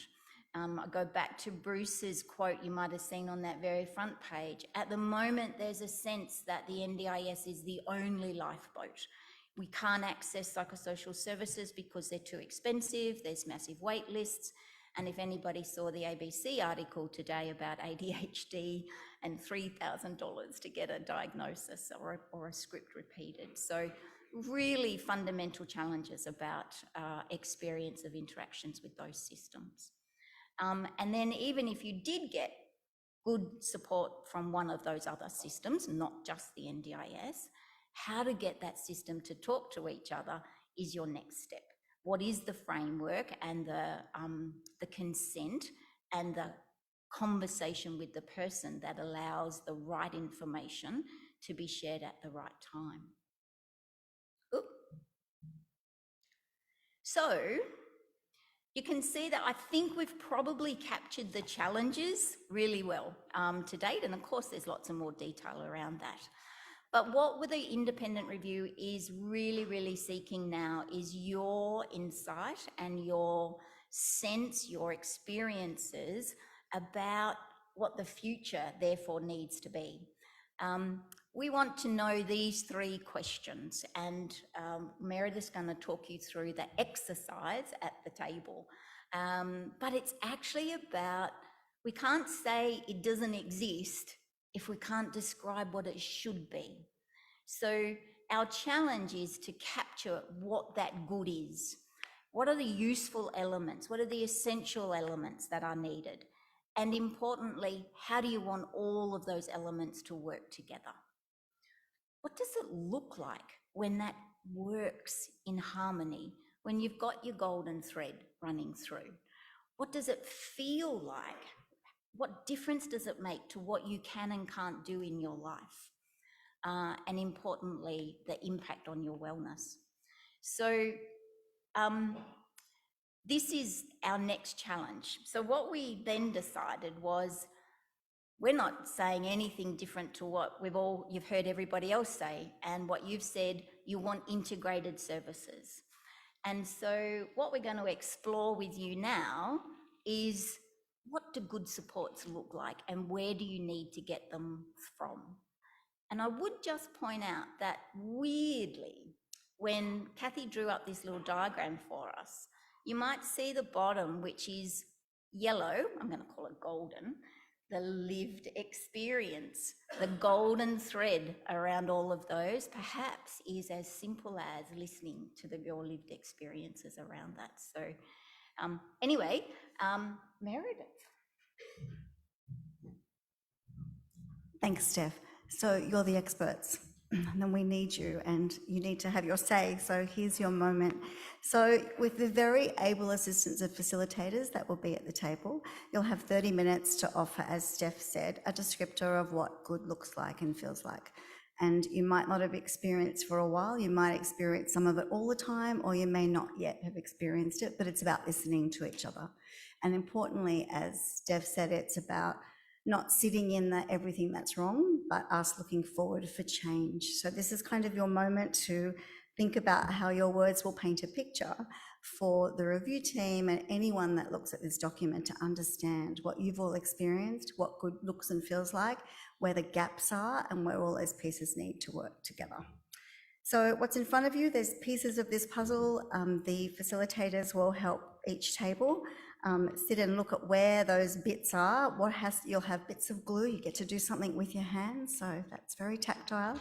And put on that puzzle what actually works for you. And so what's important in the last 5 minutes, we'll ring a bell or Kathy will whistle or something, I don't know. You'll get to choose from the table the 2 key messages that you want to bring back that need changing. So imagine you're in an elevator with the minister and Mark Butler, and you've got 2 things to say to get to floor 6, and you have to say them really quickly. So you'll have to agree on those 2 things. They'll go on Slido and then we'll get to look at them. You're all ready, I can tell. Okay, so ready, set, go. You have 20 minutes. We'll be around to help you. If you need to move to another table with a few more people, please feel free to do that. They're talking already. Okay. I don't need permission.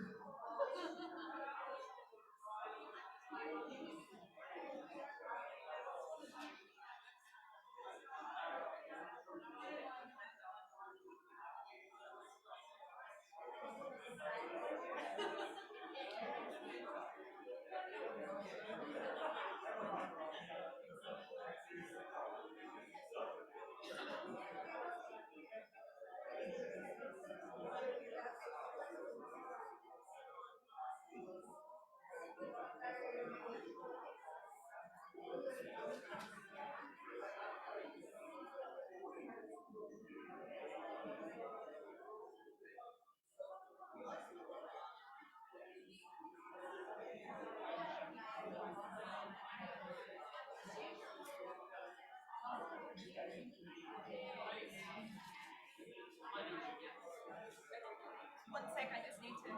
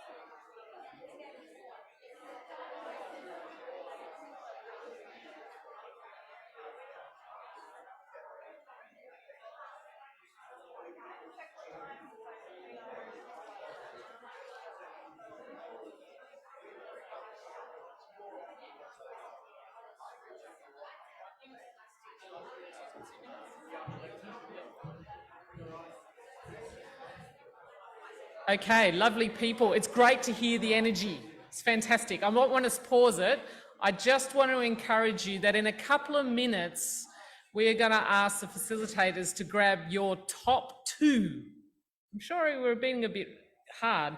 We want those top two that you think that if you were in a lift with Shorten and Butler, they had to go up 9 floors. So you've got a bit of time, right? But you've got a pitch here. You want to tell them this is what we need to make good supports work for my loved one or for myself or for the person who's coming into our services. So top two, for those facilitators, remember your special Slido show code. If you don't have a facilitator with that special code, can you please put your hand up and we'll make sure that it comes over.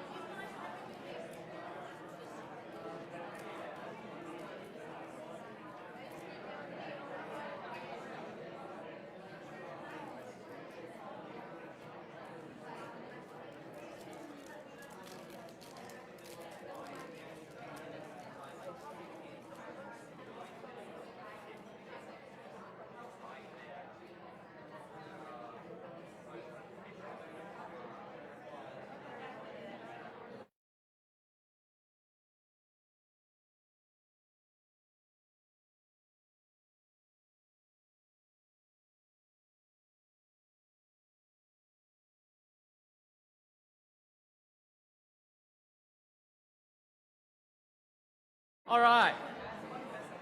So Slido needs to be in the go. So Slido cues, it's a special Slido code. It's not the one on the table, so just get them inputting.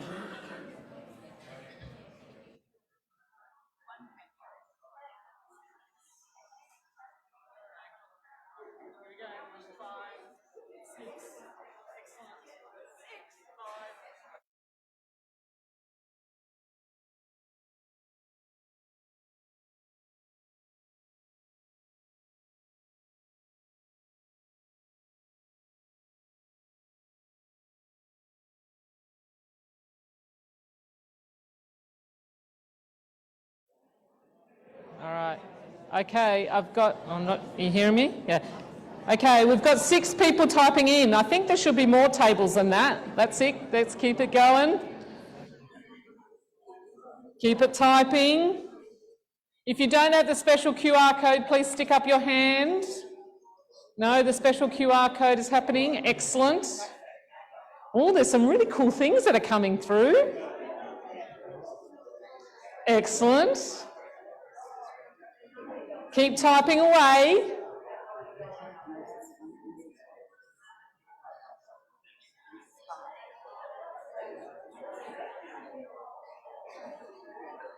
Oh, we got some really key themes around support.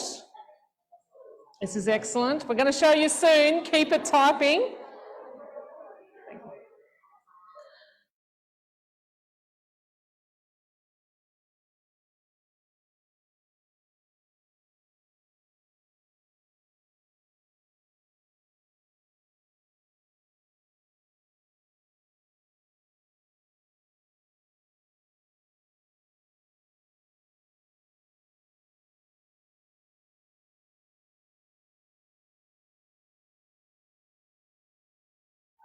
Okay, we have 1 more minute. Who's not put stuff into Slido? All the tables in? Locked in, are we? No, Arani, come on. Let's get going. Still people typing? Who else is shaking their heads at me saying, we've not done? Oh my Lord, what's happening in the middle? All good, Josh. Well done.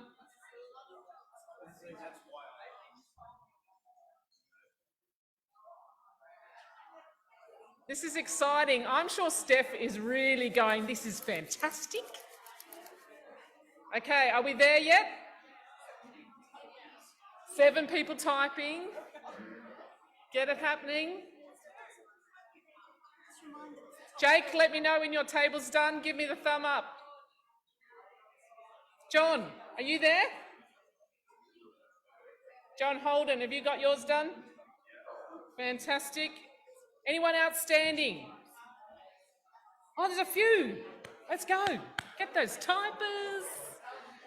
This is where we all need to practice with our young people in our family who are very good at the typing on the thumbs or the computer.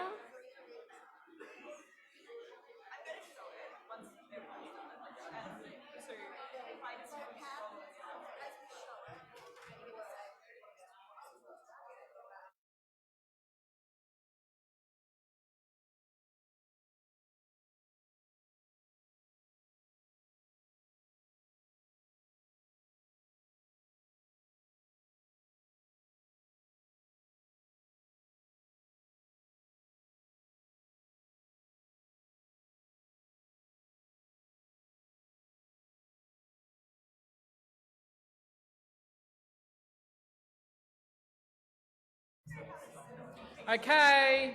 Jake, is your table done? Fantastic. John Holden. I should have had a prize for the first table entering their Slido. King says that's me. Done? Anyone not? Fantastic. All right, let me hand over to Meredith and Steph.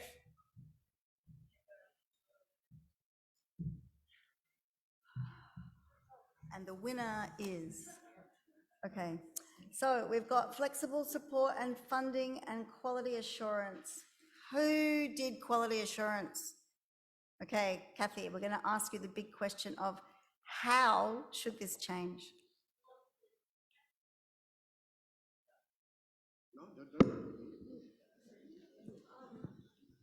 There you go, Jenny. Oh, Jenny, I think from the table, we were just saying, we just wanted to make sure that the people who supported our children with their needs were well trained and appropriately remunerated without any shoddy stuff happening on the side. There was Write that down, shoddy stuff on the side. Yeah, None. We just want to make sure that the money went as far as possible. Oh, quality insurance, my colleague says here, you know, NDIS, insurance, quality insurance. Insurance, okay. Yeah. And the flexible support, can I talk to that while I'm up? Sure, got 1 minute, 30 thanks. seconds. So we have core and capacity funding. if we had a bit of flexibility to the money between the two, you know, depending on the needs of your child. Okay. I mean, overall, we found NDIS to be quite supportive and, you know, certainly made a difference to our, you know, children's lives. So I appreciate that. Great. Okay, there's a broken link between the clinical world to psychosocial community supports. Who wants to talk to that? Okay, Kathy. So we want the how can this be fixed? Fantastic. Let us know your name. Yeah, hi, my name's Steve.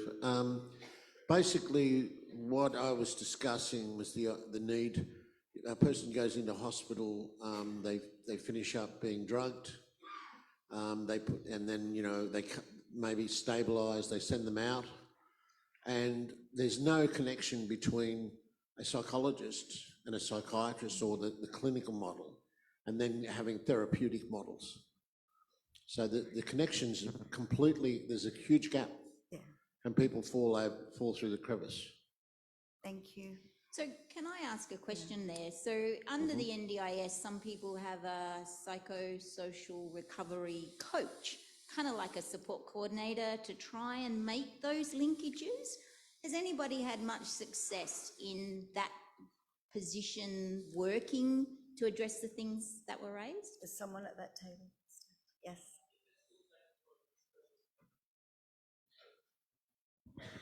I think that goes back to one of the discussions on this table, Stephanie. I think one of the people here said support coordinations. Apparently, people going there's no plain English, so it's very hard for them to understand, even to apply for the NDIS or to find a support coordinator, for example. And then when they go through the NDIS, apparently to find something to support their goals, like a support coordinator, that you're saying, they can't do it and they just give up. Yep. Okay. The model that you were talking about, it should be, something similar to that should be adopted right throughout the system, so that we've got that continuous connection. The connector across. Absolutely. Yep. So it came at It this should other be done table. in tandem. It's the need for integration, right? It should be done in tandem. You know, what's the point of having people medicated? Yep. Then they come out and then there's no therapies going on for them. You know, it should be a constant flow. Yep. Thank you. So the other table, yes, had integration as, didn't you, as your main piece, and it was how do you bring all of the services together and coordinate them? And then we asked, maybe you can answer this now, I didn't see what you got to. Who did you decide should do that coordination and integration? Did you get anywhere with that? The table behind you, Kathy. Hi, I'm Lauren. We just went from the perspective of support coordinators, but that they would have a lower caseload so that they could support people and know the person on a more personal level to be able to support them better. Are you talking about person-centered care? That's it.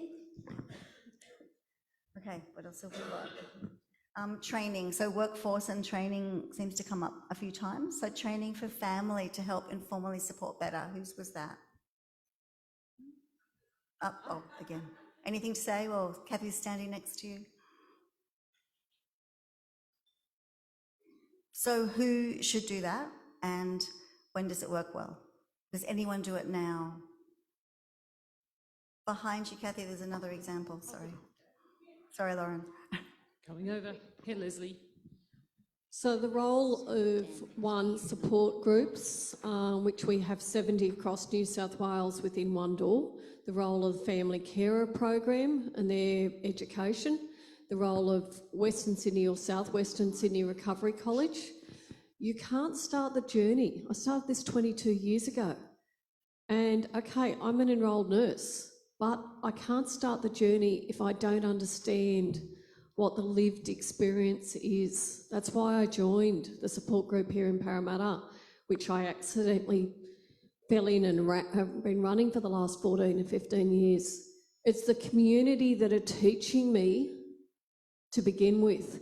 Then it was the family and carer program. Then it was the recovery college. You've got to learn from the lived experience, because you can't actually walk alongside a person without actually knowing what's going. The NDIS has had its positives, but there are also the negatives. We don't have a drop-in centre any longer in Parramatta. We've got 2 day-to-day living programs, but you can't actually go into them unless you actually have NDIS funding. We're about to lose our homeless service with Parramatta Mission here, which is our drop-in at tea. The number of homeless around is quite marked. Speaking to one of the network, who I haven't got a good relationship, he said 95% of the homeless people around the North Shore actually are living with a psychosocial disability that are not being supported. So what do you want to tell the NDIS to change about that? We've got to look at the complexities of people's needs and trying to, one lass, trans culture, she had a medical issue, but she was becoming homeless because she was homeless. This was Australia Day last year when I ran into her.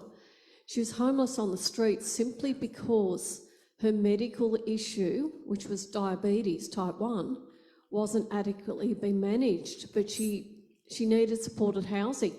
Okay, so sorry, we've just got to keep going around the room. Thank you. So it comes down to assessment, understanding the person and managing complexities.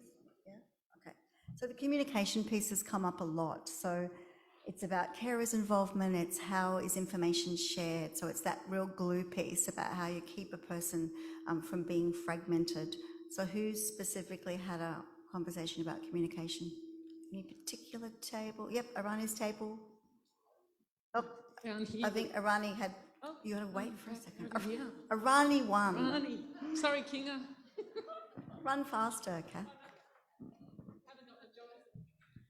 For everyone at my table, we're all carers of adult children, and there are significant barriers around communication for each of us. So in some of our cases, it's about consent, and we don't have consent, but there are significant issues of homelessness or mental distress, and there might be children involved. So having a way for the system to continue to work with someone and their carers without consent. And there are tricks to that trade, but we need to actually have a system in place for that when that does happen. And that might be, like Leslie said, we might see less people falling through the cracks if we can do that. So it's the tethering the person back to their family rather than untethering them. Sorry, Meredith, just adding to that, a big thing was about the files and the case notes, and you know, Eastern Sydney Mental Health Acute Care Team computer doesn't talk to St Vincent's, and St Vincent's computer doesn't talk to Prince of Wales, and so you just, like, it's unbelievable. That's in one mental health district in Sydney, and you just sort of end up, yeah, it's nuts. So a digital record, and all the hospitals need to be able to see the things, and even, you know, exit documents, you know, when you leave hospital, like the whole thing's just, no, it's just bad. It's a good way to summarise that. You need a dedicated person. So who is that dedicated person? If you were to tell Bill Shorten who that was, who was it? Can I ask a slightly different question? Yes. So we talked about that at the moment in the system being a kind of support coordinator. Can I challenge and ask your views about what skills that person has to have to be effective for you? Hi, I think the support coordinator is more of a plan manager in a way. So they are that golden thread, if you like, that helps to take the plan and help navigate to the best services, but also make sure that the services are delivered in a quality manner and that the billing, you know, gets billed properly and all that kind of stuff. So they sort of take ownership for the administrative components of it and take some of that burden off the family that ends up, or the individual that ends up having to do that themselves. And I'd really love for it to be built in. Like if you're on the NDIS, you get one. Yeah. And that just comes with, you know, budget is one thing, but you're on NDIS, you're approved, you get a plan manager.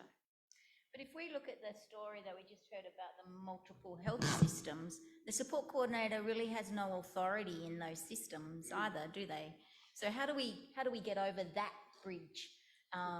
Well, I wonder if having them wedded to the NDIS, like, you know, provided by the NDIS as an entity might give it some of that.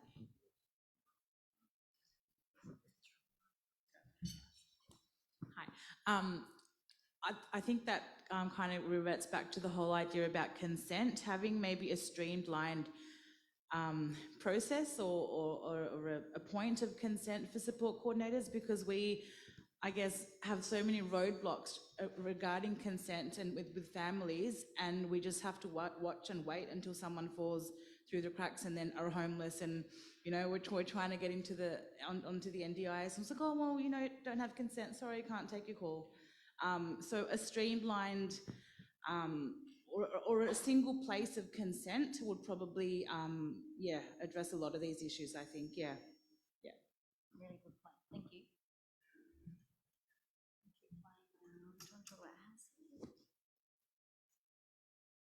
So does the HASI program still exist? That's a really bad question from me coming. Yeah. I am from Victoria, so that's my fine. excuse.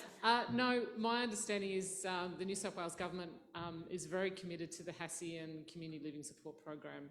I think Uniting, who's in the room, they provide it, and there are other providers, Wellways as well, and a few others in New South Wales. And so yeah, it's a wonderful support and program, and I think it speaks of this collaboration between local health districts and the CMO sector.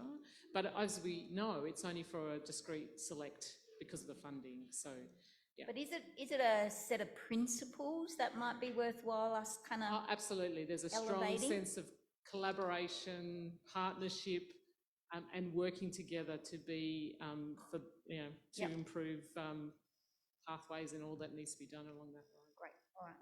Thank you. Oh, thanks, Michelle.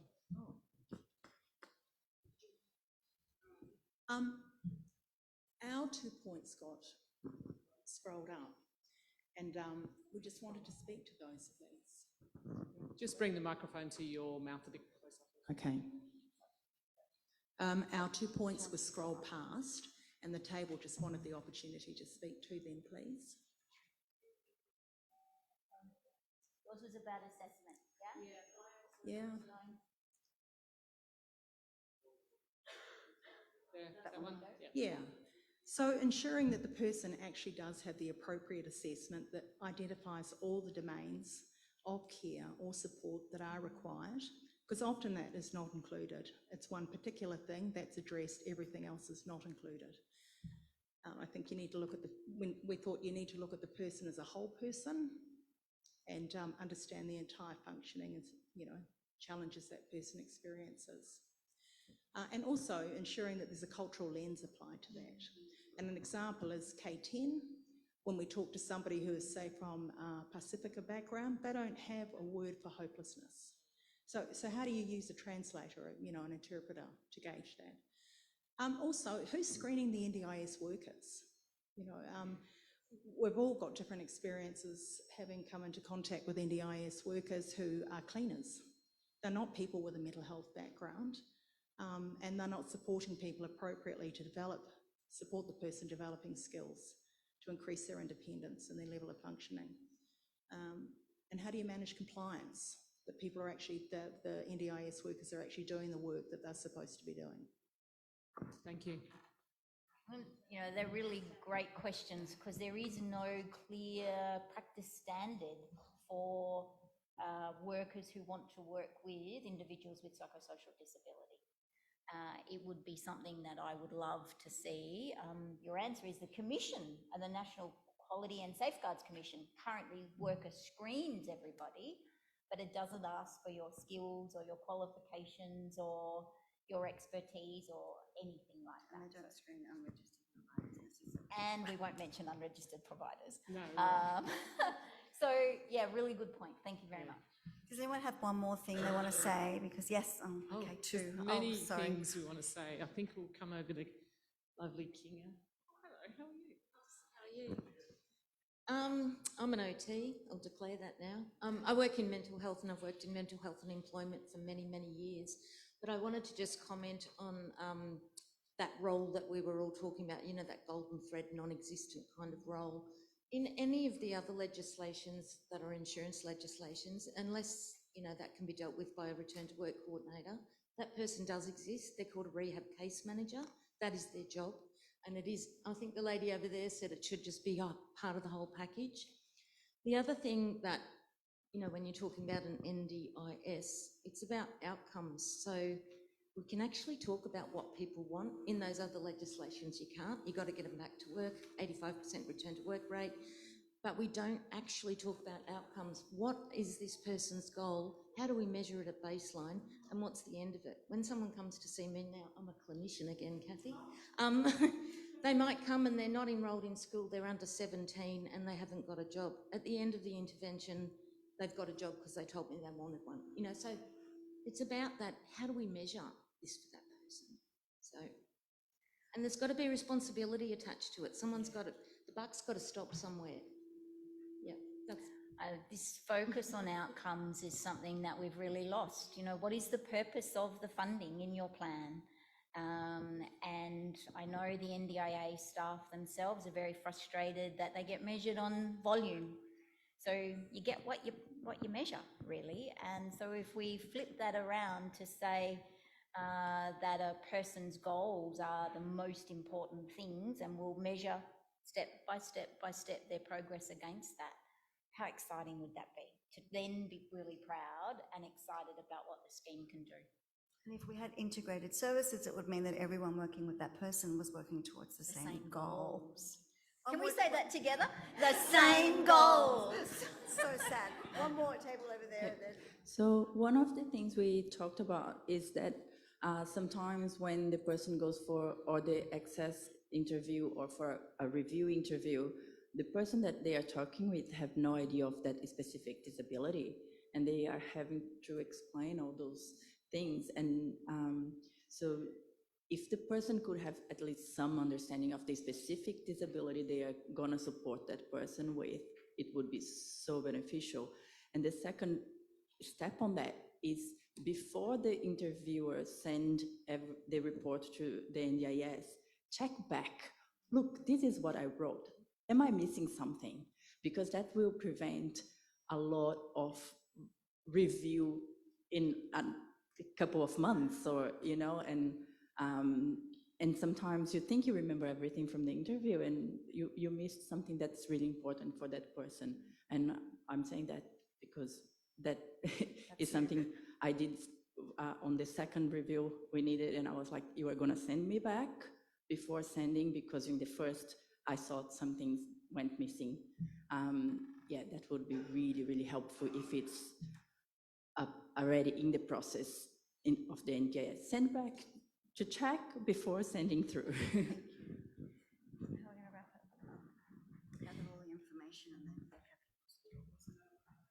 Yes, so we have, I don't know, I'm not even going to guess how many pieces of butcher paper and sticky notes. We will kind of try and collate that into the theme. So thank you to those of you who have put them under those headings. My job will now be to take these back as themes that would make a difference, that we can then integrate into the other recommendations that are coming out of the review. So this story about collaboration across systems, about professional assessments, about the role of support coordinators and their connection and authority with consents are really consistent stories. And so this will really strengthen, but you've given us some lovely, really practical things that I will transfer to the review team. And, you know, hopefully there's a number of quotes here that I'm going to try and get into our report as well. So thank you very much for your time. Really appreciate it. Thank you, Steph. Just a couple of things I wanted to just highlight in relation to the NDIS review. If I can encourage you, if you are a family member, if you're a service provider, if you're a person with a package on the NDIS, or if you're someone who's got significant psychosocial disability, you should have a say about this review. And I think there's an important thing being able to do that, and you can still continue to do that because it's still open. One Door is a proud founding member of the Australian Psychosocial Alliance. We are a member with 6 other providers, some of them here in this room. And we came together in the end of 2019 as stakeholders and service providers who are supporting people with significant mental illness, saying, listen to us, government, because there's a lot we need to say about people with long and enduring mental illness. So I wanted to just highlight that the APA has provided a submission to the NDIS, and we've done this with collaboration across the sector. And you'll be able to see it on the website, and that's one wonderful thing about the review is that there's anyone can capture the important things about the submissions that everybody's giving.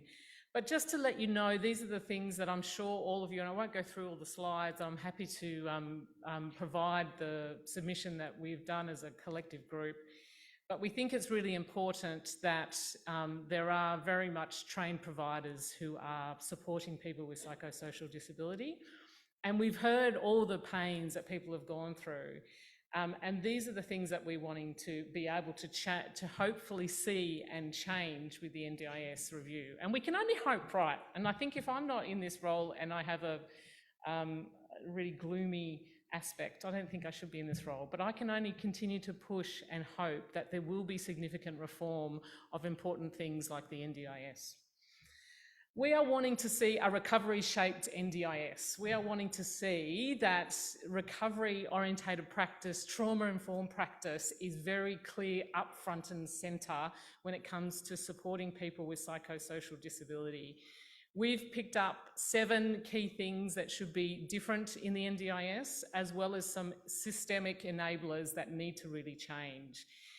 From what we've heard today about workforce capability, quality, the coordination, and I heard that so often. But I'm not just thinking of people who actually have an NDIS package. I think for people who have a psychosocial disability, there should be something they access all the time. And you know what? There was programs like this. It was called Partners in Recovery. It was great. It had evidence, but it was lost. It was given up. We also see it's important that we have an integration of psychosocial supports and housing, that there is market regulation and registration of providers. These are the key things. We also want to see that there is a flexibility in the scheme. So if someone's doing really well, maybe they don't need to use as much supports, but it's not an rigmarole to go back in if they do become unwell and they need that higher end supports. So how can the NDIS scheme be flexible to enable that? I know I only need to see my GP when I'm, certain things are happening, but you know what, when I get unwell, I want to be able to access that when I need to and the other supports that come to it. There should be no difference for someone who has an NDIS package and a psychosocial disability. So we're really wanting to bring forward this. We've submitted this to the review panel. We're hoping to have ongoing dialogue with them around what this means, and we're hoping as a group of providers that we can also advocate for a better systems change. So I just wanted to indicate and let you know of that. There's a couple of things. If you want to continue to give us input about what you've heard today about the NDIS review, the Slido is a great place. So you can continue to give us comments about this today. And I think we'll leave it. Can we leave it open for a little bit after the conference, Louise, or not? Yeah, we can leave it open. So if after today you go home and you're in the shower and you go, oh my goodness, I forgot to say that to Kathy, please go into Slido and take it with you, and please do that, because I think that's really, really important.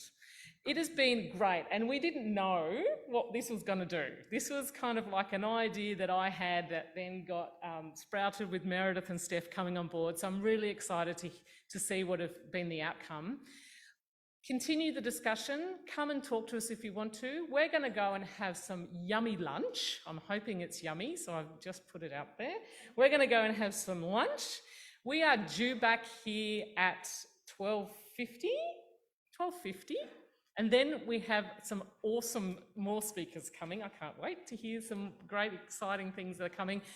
We're going to hear from Mind Australia, who's going to talk to us about the Havens, which was the only election promise when it came to mental health that the state government did.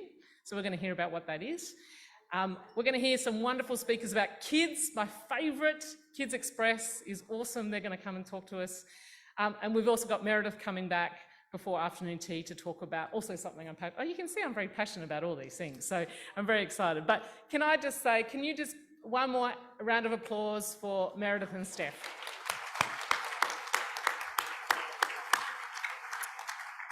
And see you after lunch.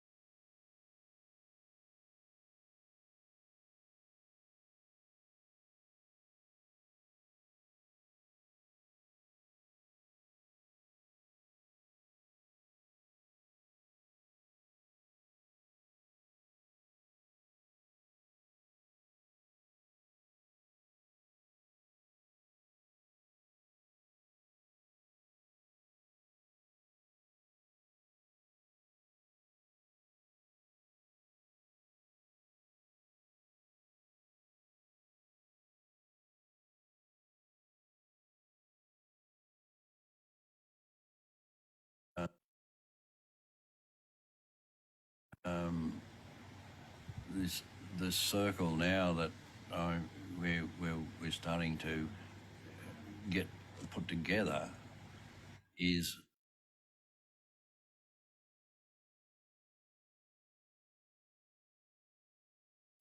the non-paid services.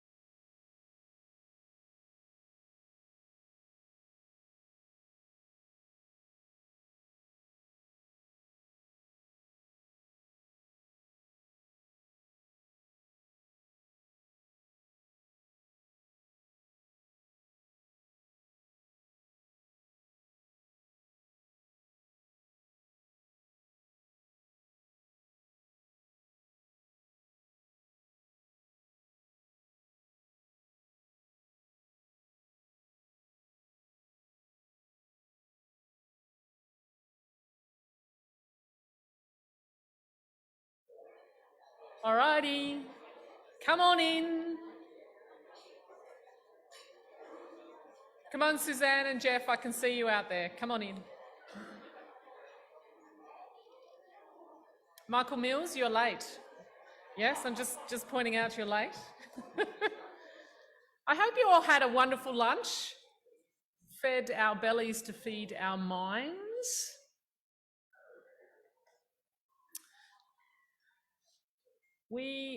Before we get going, thank you.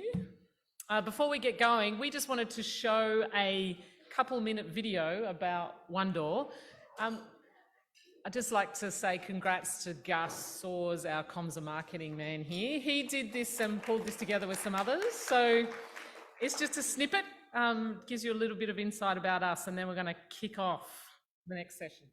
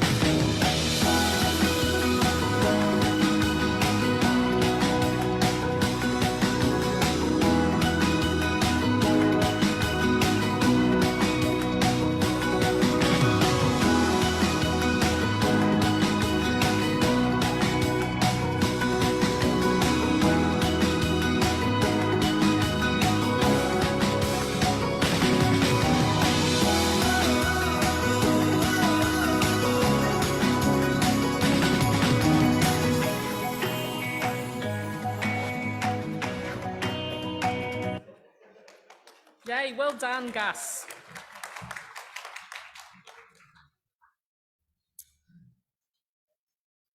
Oh, thank you. All right, I'm going to invite our next speaker up, who I've met on a few occasions. Where is Mark? Is he in the room? Oh, there he is. Come on in.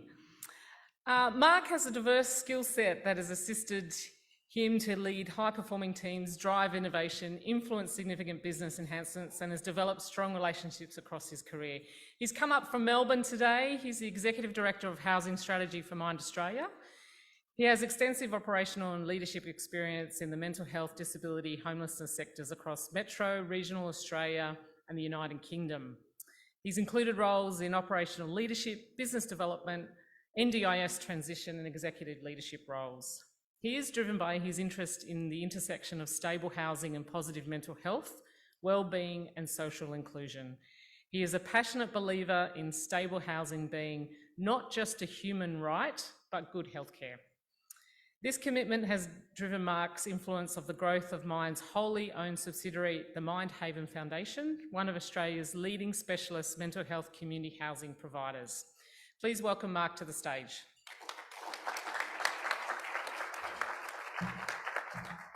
I'm excited about this talk because I've seen a few of these. They're actually quite awesome to go and see. So I had the chance of of visiting Victoria and seeing a few, which was wonderful, and got to meet Mark a few times. So Mark, we've had a check-in question, and so I know some of our speakers, especially my, I don't know if Anthony Harris, is he in the room yet? Oh, there you are. There's a check-in question you've got to remember for later. So this is about being present, so we hear a bit about yourself, but the check-in question is, what is something that you enjoyed building or creating as a child or adult? So mine earlier was Lego, and I've got my sunflower Legos over here. You see them? They're beautiful. They are very beautiful. Yeah, you've got some children, but I also know, tell us, is there something that... Yeah, absolutely. Play-Doh was my thing growing up, and is certainly my thing with my kids as well. And it might sound like a cliche, but building houses, I used to love building houses as a little kid. I genuinely believe that. I'm not just saying that. Oh, fantastic. With Play-Doh, though, are they really stable foundations, and would they meet code? Not at all. No. Not at all. They would fall down within a matter of seconds, Kathy.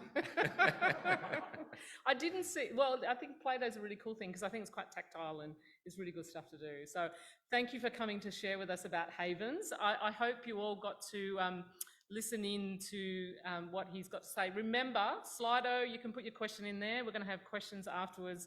And for those online, we've got questions in the chat. So I'll hand it over to you. I think you just used the, oh, you've I've got something. got a clicker, so I like to wander around a little bit. Thanks so much, Kathy, and I'm really pleased to be here, and it was great to be invited by One Door to come and talk to you about Mind Australia and the Haven Foundation. So for those of you who may not be aware, Mind is a community-managed mental health organisation, very similar to One Door, and as Kathy talked about just before lunch, we're also a part of the Australian Psychosocial Alliance. We operate in Victoria, South Australia, WA and in Queensland. We have just over 1,000 staff. Over 50% of our staff also have a lived experience of mental ill health. And we do a whole range of different services, services that are in partnership with the local health district, services that are NDIS funded in housing, a lot of subacute services as well, and homelessness services as well. So there's a few stats up there that I won't go through. But what Kathy talked about within my introduction, and what I really want to talk to you about today, is the Haven Foundation. And the Haven Foundation has been around since 2006. We are a nationally registered community health housing organisation, and we specialise only in providing long-term specialist support and social housing to people living with mental health issues.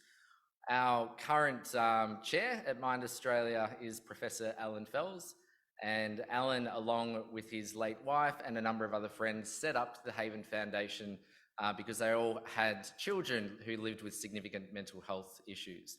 That aspect of the model is really fundamental to the Haven model and the work that we do with Mind. And part of that work is that we have a partnership with the NDIS, and we support people who live on their own, in their own individual unit, to be able to access that shared 24/7 support to keep people well and to keep people, importantly, out of hospital as well. So our model has a really strong focus on capacity building. There's a lot of work that we've been doing with the NDIS and will continue to do as this NDIS review comes about. We've been doing a huge amount of advocacy with the NDIS to ensure that that important funding for people with a psychosocial disability can continue to access that support to keep people well and to keep people to sustain their tenancies as well. Another big part of our model is peer workers. So within each of our Haven residences, we have peer workers that help people participate in peer learning workshops, intentional peer support as well, but really to help people to work on their goals of recovery and to be able to get back into employment, or just to be able to maintain wellness within their community on their terms as well. I think importantly, with this cohort of people that we support, we often find that people may be stepping down out of a clinical mental health unit. We support people that may have been experiencing long-term homelessness or at risk of homelessness, and also people that may be living with parents that might be aging, where it might not be appropriate or often not sustainable for people to be able to continue to live in those situations as well. Part of the tricky aspect of the NDIS, which I'm sure everybody within this room would probably be able to relate to in some form or another, of being a participant or a family or carer or knowing somebody or being a provider, is really ensuring that the NDIS can operate and support people in a way that's very recovery oriented focused.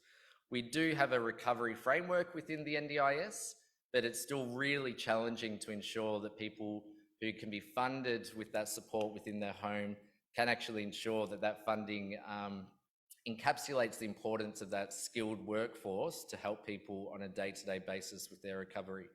So we do a huge amount of investment with our staff at Mind to ensure that all of our staff are very well trained in being able to support people to make their choices, in being able to access different services that they want, and also helping people to access other NDIS services. So our model is based on a sort of like a cooperative model, is what I like to sort of term, because typically we have around 14 to 16 people who are all within their individual self-contained apartments.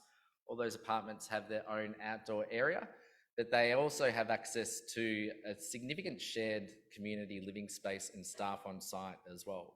So people generally pool their NDIS dollars that might be supported independent living or flexible core supports to then be able to fund mine to be able to provide that 24/7 support. So it seems to be very cost effective for a lot of people because they have a lot more other NDIS dollars to left over to be able to spend on other parts of their plan as well. Just generally with community housing, residents pay 30% of their disability support pension and then Commonwealth rent assistance as well. Now this is, I'll talk a little bit about where the amount of Haven residences that we have in some of our plans that are coming up, but we really take a lot of time and consideration to understand a community before we actually think about trying to apply for funding to the state government to get funding for a Haven. We really take into consideration what that current amount of social housing is within a particular area, to make sure that there is a need, that there's not a high density of social housing, as well as really understanding, based on data that is available through the NDIS website, is how many people with a psychosocial disability who are on the NDIS might be living within that region, and also what the general package sizes might be. Mind have a strong commitment to working with First Nations people as well, and within the establishment of a Haven, we'll work with the local Aboriginal community controlled organisations as well. An example in Mooroopna, which is a small town just outside of Shepparton within Victoria, where we have a Haven residence. There's 30% of our residents there are First Nations people. Shepparton is outside of Melbourne has the highest concentration of First Nations people within the Yorta Yorta community. So it's a huge part of us being able to actually engage with community in ensuring that First Nations people can be supported and have that access as well. The actual location of when we build a residence is really important. Walking distance, mainly at the front where public transport may be, close to health services, close to local shops. The one that we have up in front is a example of a site in North Bendigo for people that might know that area, and that's a Haven that we're actually building at the moment that's going to be open in a couple of months' time. So this sort of approach, we take that approach for all the areas that we recognise that there is a need, because that's, I guess, a really important part for the community, and also to ensure that the funding can actually be granted as well. Now, probably my favourite part of talking about the Haven Foundation and our model is being able to talk about the impact that it actually has on a day-to-day basis. This is Sean. Sean is a really proud Wallarong man. He lives in Geelong. He has been utilising clinical mental health services on a very regular basis for a very long time. Part of, I guess, the work that we had done with Sean and just putting up there, I guess, that reduction in reliance on hospitalisations and emergency services was such a great achievement for Sean, because it was extraordinarily disruptive for him and his recovery, going in and out of hospital, ending up at the emergency department, not being supported adequately. But a big part of, I guess, the safety net of the Haven residents is that 24/7 support. So if somebody is not feeling too well, if they need that support, then they are able to call on staff to be able to provide that support and to be able to provide any techniques to ensure that a hospitalisation doesn't occur.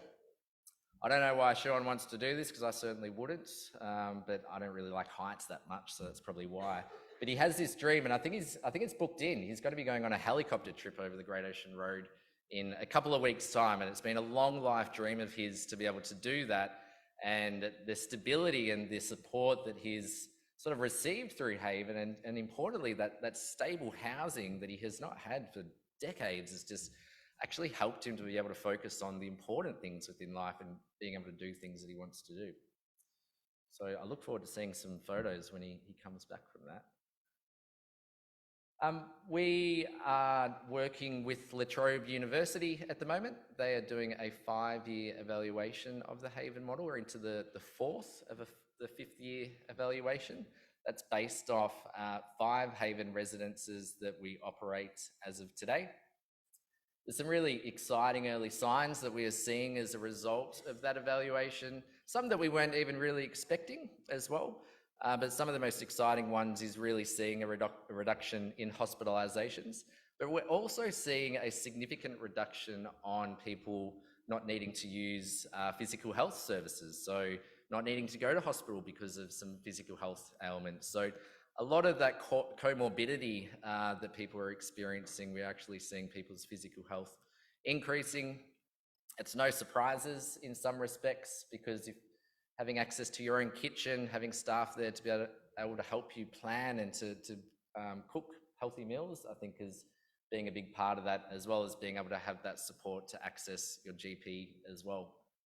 And a big part also is that increased engagement with family as well. So although the family and carer engagement is a really big part of our model, we often have people that come to us saying, look, I don't have any family and carers at the moment. I've got no friends, but that's a big issue. And what I need is that stable housing, because that's a goal. I do want to reach out to my brother. I do want to reach out to my mum, who I haven't spoken to in a very long time. So that's a really nice thing that we're seeing as part of the evaluation around interviews that we're doing with individuals as well as families and carers as well. This is just some, for the data nerds in the audience, just some information just showing you that quantitative change around what that reduction in hospitalizations are based on 12 months before somebody was living at a Haven and then afterwards as well. So you really can see that graph on your right, the average days in hospital for Haven residents before and after, 10 days on average, and then that going down to 5.6 days. So it's a pretty dramatic reduction, and also it actually is a good cost saving for the state government as well. So at the moment, we have had a lot of support from the Victorian and the South Australian government, and more recently the New South Wales government in the Haven model. We have 96 that we are currently building across, well, that we currently have across Victoria. At the moment, which it always scares me because I have to be responsible for this in some ways, is that we're opening 5 Havens this year. So we're currently looking for 78 people to be able to move into 5 Havens this year, and then there'll be a further 3 next year as well. But really exciting is what Kathy had mentioned as part of the New South Wales Labor Party's state election commitment, is that after a very long time of advocating and some tireless lobbying, we've been able to ensure that we can have some funding to establish a Haven or 3 Havens within New South Wales. I do want to do a shout out to Jill, to Joss and Neil Murphy, who are with us today. Joss and Neil, if you want to raise your hand. Joss and Neil have been advocating and lobbying for this for probably around 11 years, and we've come on the tail end to really help support Joss and Neil and home on the Central Coast. So I really want to get everyone to give Joss and Neil a massive round of applause.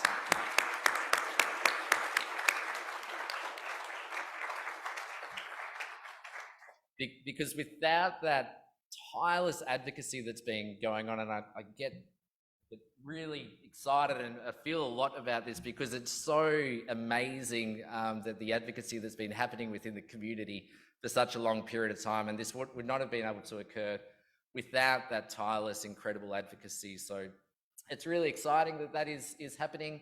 First one is going to be on the Central Coast. This advocacy was happening long before COVID, but COVID has massively compounded the issues on the Central Coast. You can see up there that to be on the public housing wait list, it's 5 to 10 years for a 1-bedroom studio apartment.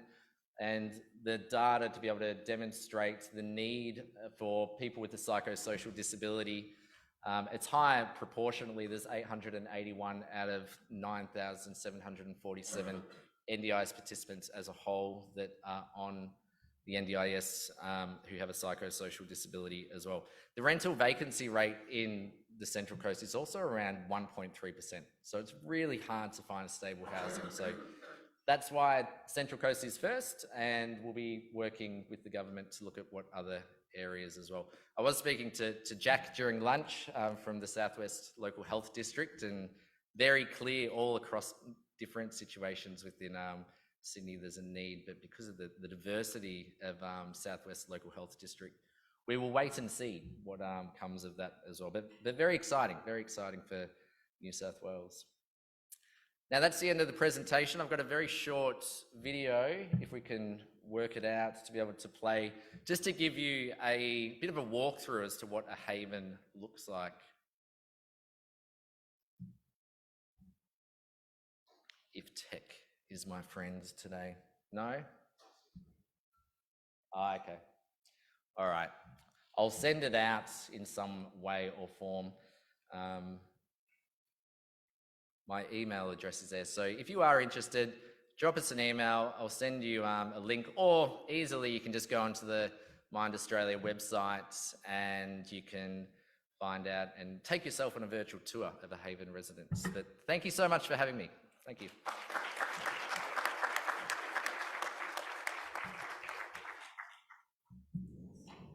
Come and sit down, and we'll just need a lovely mic. You can have a glass of water and stuff. I'm sure there's a lot of people in the room who'd be wanting to hear. It was great that you had an example from a person who's living there. I know when I met around, the residents were very positive about the impact that it made for them. They felt it was their first chance to have their own place and yet have the supports. And I must say, visiting it, I'd live there. They're very nice, very, very nice. So what do you think, just anecdotally, has been the experience of people living with a mental illness coming into the havens and experiencing something like that for the first time? I'm a bit outgoing. The level of pride that people have, that opportunity where most people are like, there's no way that I'm ever going to be able to move into something that's brand new. That's been a huge part of that. We haven't been in a situation where anybody has been evicted. That I think is sort of counts for a lot as well. I think that the level of house pride, and even probably importantly, even defaulting on rent, like people love being there and they want to be able to stay there as well. I think secondly, Kathy, that point of community, we work really hard to create a strong peer learning community. Yeah. And we've done a lot of evaluation around the design of the property, and we've sort of landed on like 12, 14 or 16. And largely what a lot of that feedback is that people have said, well, 15, 16 is a good amount of people, because if I don't like someone or if I'm not getting along, there's plenty of other people to actually hang out with as well. So that's, we've taken that on board, which has been good.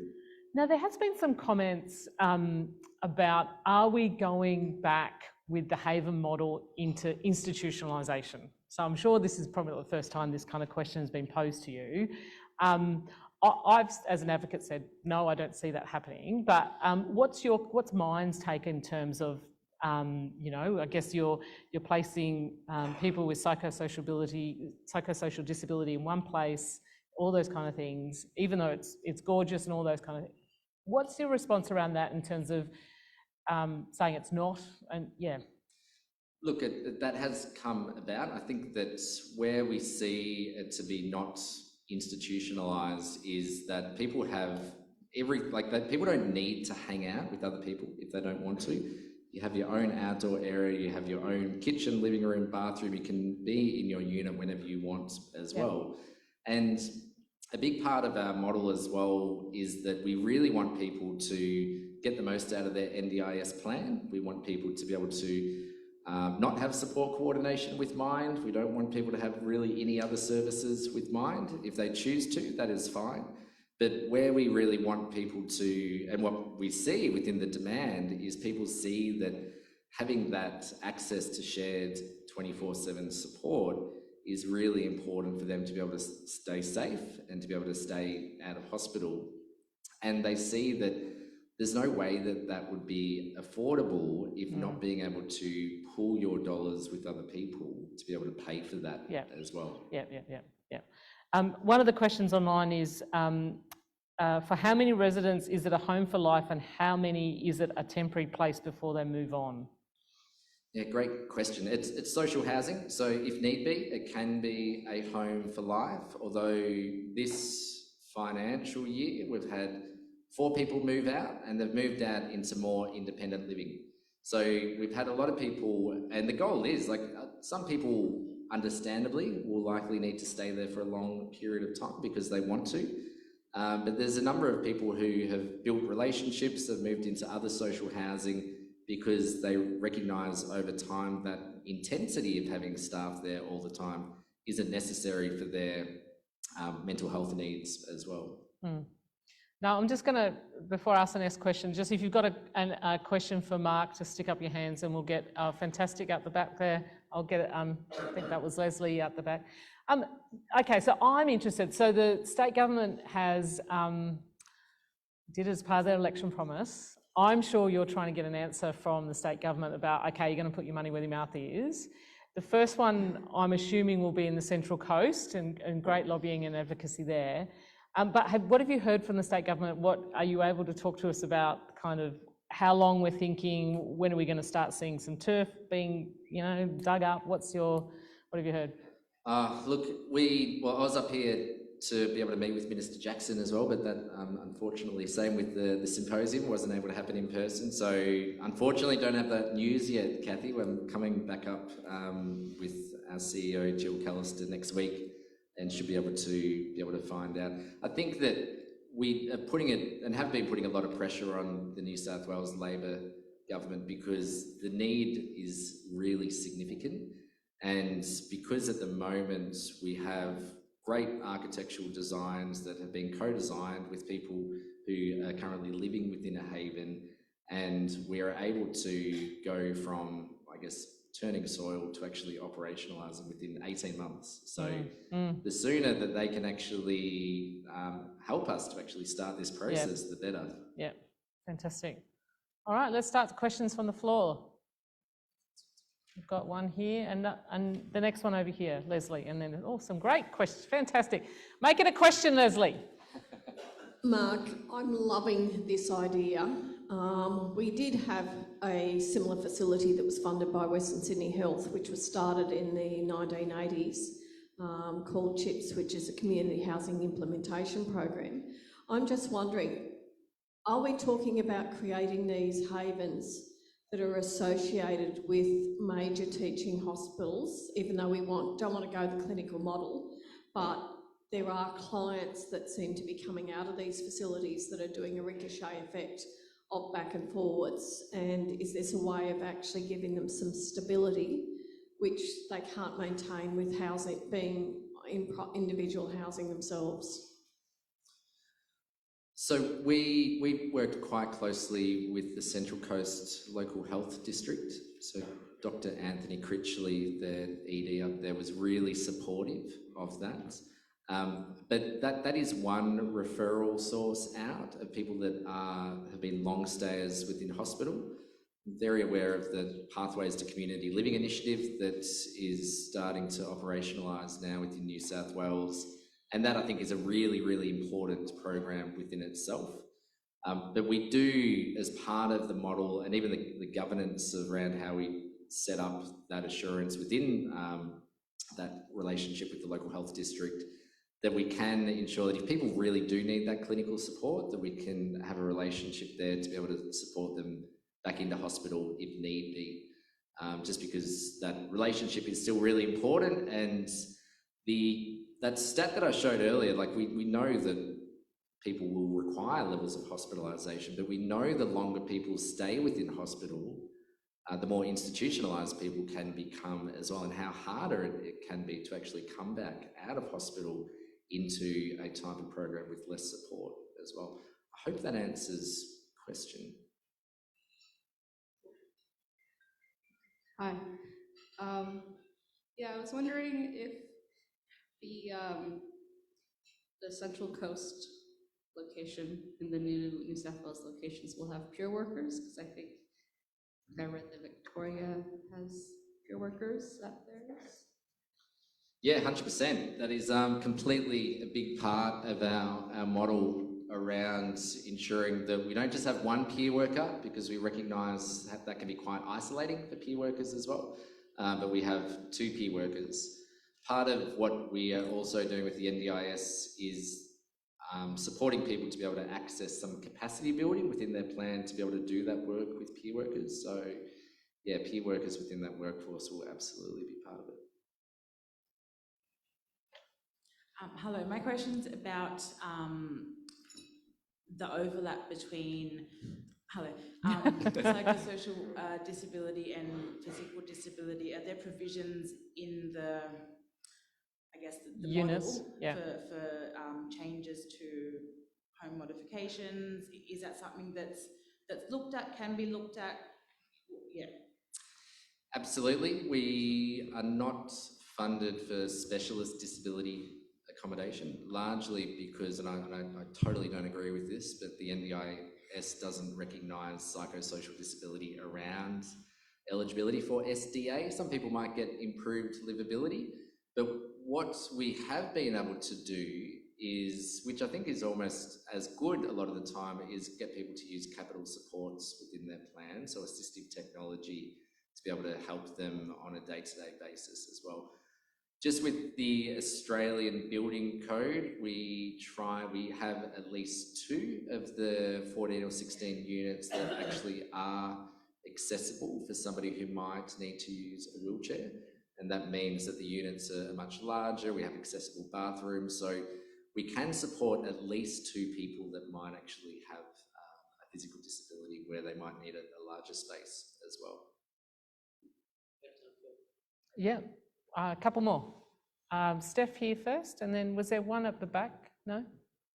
No? Yeah. Thanks, Stephanie. Hi, Mark. Been a great fan of the model forever, and particularly that strength of connection within the residences. Can you talk to us about what you do about building their connection to their wider community? Because there's been some lovely examples from Geelong, at least. Thanks, Steph, and good to see you. Look, there is a huge level of importance of connection with community. And that, I guess, is why when we build a haven, we make it really much in the middle of that community as well. We do a lot of work around, which is unfortunate that we still have to do this, but demystifying stigma within the community. So I go around and we'll do a letterbox drop, and then a week later, I'll door knock and then talk to people around, how do you feel about this haven residence? And sometimes you'll get some pretty obnoxious responses, but a lot of the time it's around being able to educate people around that as well. So part of, I guess, outside of that very local neighbourhood community, we support people to be able to access their disability employment services if they want to, local neighbourhood houses as well. And where we're able to probably see a lot more of that happening is because people do have more funds left over within their NDIS plan, so they can purchase those other supports as well. What happens if someone might lose their NDIS funding, or it gets reduced when they have a plan review, which we know happens? So what is it, has that ever been an example? Or? There has, and our model needs to, and you'll probably cringe when I say this word, but pivot in a way to be able to reduce, I guess, staffing down to an extent. There's no cross-subsidisation or anything like that. Yeah. And we haven't been in a situation yet, Kathy, where that threshold around being able to access that continual shared 24/7 support, people haven't gone beneath that. And yeah, even if that did happen, we would work with the NDIS and the individual to ensure that they can maintain their housing, because they have a tenancy agreement, so that is predominantly they have that right to be able to stay there, and it is their home. But what I probably didn't mention before is that the 24/7 support model, it's a sleepover model, so there's 16 hours of active support, and then that staff member is on call as well. But we are seeing some of our haven residences where that's actually increasing to 24/7 active, because people have that within their plan. Yeah. One of the questions online was, we know the Pathways to Community Living Initiative, another acronym, PCLI, here in New South Wales. How is it different? How is the haven different to that? I know the answer to this one, but you can answer this one. Look, I think there's similarities. One, the NDIS isn't involved. It's a state government initiative within New South Wales, and it's probably been in the pipeline for, gosh, almost a decade now. I know there's been a number of delays for various reasons. But I think with PCLI, your criteria is that you'd needed to be in hospital for 100 days or more, and that was part of that pathway. That's not our criteria. People can come from all different walks of life and have varying levels of need. I guess the only eligibility is having an NDIS plan and being on the public housing wait list and having a psychosocial disability. Fantastic. All right. Well, thank you so much, Sean. Please, round of applause for Mark. Thanks, everyone.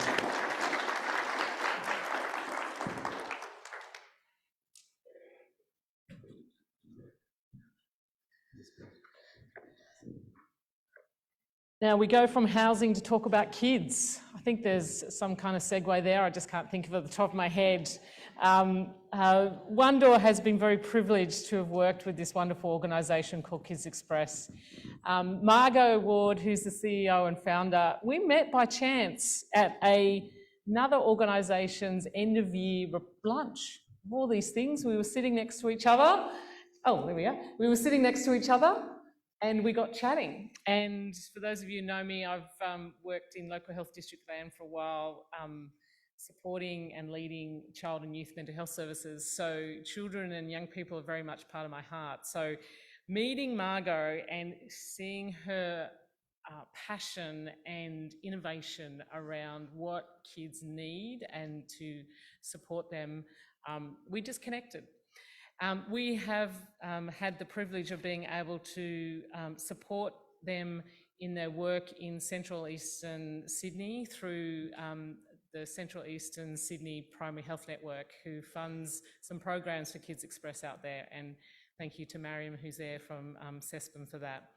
Margot, she's a trailblazer, absolutely, of children's mental health services, and she is one of the for-purpose leaders here around. I'm privileged to know her.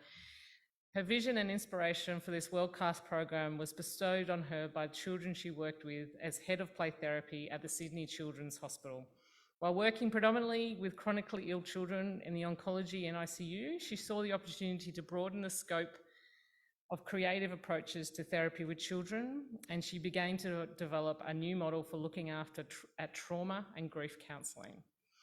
She's the founder and CEO of KidsXpress, and she's pioneered what's called expressive therapy program for children who've been impacted by childhood adversity that has gone on to receive federal accreditation and international recognition and supported more than 4,000 children statewide. We all know that if the adults of today who are impacted by mental illness had therapies and support such as KidsXpress back when they were kids, the impact would have been awesome, and we would have been seeing that now. I'm very honoured to be listening to her and to working in partnership. Will you please welcome Margot Ward up here?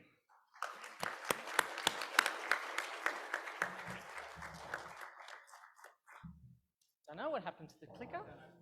Oh, don't open that. Mark, did you steal the clicker? No, it's over here.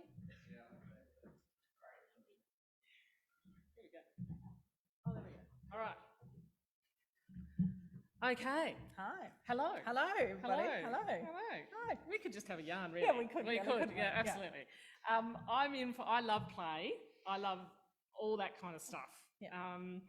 I cringe at slime in my household. I don't like slime. Really? No, Oh, it just dear. gets everywhere. Slime is not a good thing. But anyway, the check-in questions for today is, what is something that you enjoyed building or creating as a child, or maybe actually as an adult, because mine's still being an adult. So what about for yourself? Yeah, well, I have to say, sitting at the back of the room and listening to everybody, there's been cubby houses, there's been, somebody spoke about a magic wand, there's been Play-Doh, there's Lego, so all the things that KidsXpress was actually built on. So I have to say, in my life, the thing I'm most proud of that I've actually built, albeit with lots of other people, was KidsXpress. That's beautiful. Absolutely. Yeah. Oh, great. Well, enjoy. I'm going to leave you two to talk about KidsXpress. Thank you. I'm so thrilled to be here. And as Kathy said, we met at this random lunch, but we just connected so profoundly, I think, around going upstream, knowing all the issues that exist in our society around mental health and knowing where it starts is in childhood. And my passion, my entire career, even probably before that, was to ensure that I went upstream to support children at the very root cause of the issues. We know that children's mental health has become something that has become on everybody's radar since 2020, since the pandemic, but we all know it's been happening a long time before that. I'm very, very proud of setting up KidsXpress and the team and all the people that have been involved in doing that. And very shortly, I'm going to introduce you to an amazing woman who's joined me today to talk about her experience and her family's experience of coming to KidsXpress. I'm going to talk to you briefly about how and why I founded KidsXpress. I'm hoping our video will work. Oh, video will work, which will talk to you about expressive therapy, and then we'll have an opportunity to have a chat. So as founder of KidsXpress, it's very easy for me to say I'm founder because people understand that. In actual fact, I was a conduit of a vision.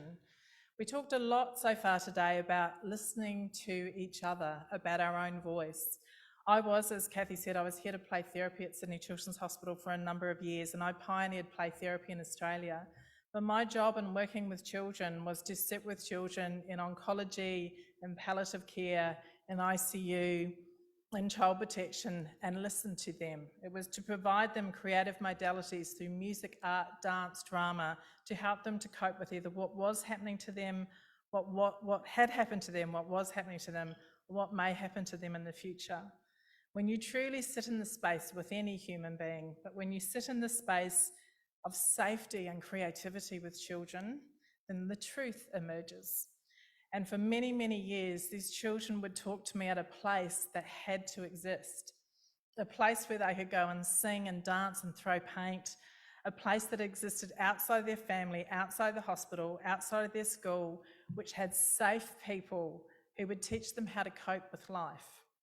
And so for 13 years, I had this incredible vision of a place that was like a silver castle. And for many years, I called it the Silver Sanctuary. And it was this place that children just kept reinforcing, Margot, why isn't this place real? Why isn't there a place where we can learn to cope with life, with everything that's going to happen to us now and everything that might happen to us in the future? And so I had this incredible vision. And after 10 years of the children sharing this vision with me, I then went and randomly decided to go and work in a suicide prevention program, which mainly took me to regional remote areas across Australia, working with young people and adults in remote communities and rural communities. And again and again and again, and all the people I either worked with who had been in crisis, were in crisis, or had a loved one in crisis, it started in childhood. Whether it was the abuse, the neglect, the domestic violence, the illness, the loss of somebody, they could clearly paint the path of what happened in childhood and what potentially led them to crisis. And so the vision of KidsXpress, they would say to me, if there was somewhere different that I could have gone, somewhere creative, somewhere where I didn't need to talk, but I could find another way to communicate, they would validate the children's vision. So in 2005, with the support of a very old friend, I finally got the courage to set up KidsXpress. And KidsXpress today is now a nationally accredited evidence-based program. 18 years ago when I set up the program, the use of the creative modalities, the music, art, dance and drama, it was seen as alternative and fringy. I'm so proud that we have pioneered in Australia and we are leaders across the world in expressive therapies for the provision of children under 12. We are evidence-based, we have impact and we change lives. Our organisation has both a centre-based program where children are referred, where the child and their family and their carers can come and receive support from us through our expressive therapies, but also a parenting program. And we have school programs across Sydney that also provide trauma-informed consultants as well as our expressive therapists to the whole school. So I'm incredibly proud of everything that we achieved, but we need to achieve so much more. I'm sure some of you are wondering, well, what does this expressive therapy look like? So I'm going to give you a short insight into how expressive therapy works.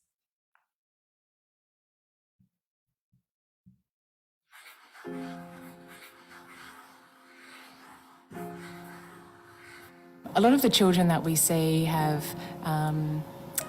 may have been referred to other types or forms of therapy that are very verbal and haven't been able to respond to that because perhaps they just can't find the words to articulate what's happened to them. Children may refuse to talk about it, but they rarely refuse to play, and this is where the expressive therapies come in. Research shows that memories are stored on a sensory level, and what we do using the music and the art and the drama is we work on this sensory level, and that can assist a child in working through their trauma. It's a really safe way and it's a really gentle way to explore difficult feelings and to do that safely and in a contained way. In all the time that I've been working with children, no two children are the same and no 2 days are the same. So if a child comes into the space and they just want to sit and observe and take it in, for some children that can be a lot, just to come here and be in the space. And for some children this can be the first time they've been able to feel still and safe and have that sense of peace and quiet. I've been here for about 8 years and feel very privileged to be able to work with the children that I do.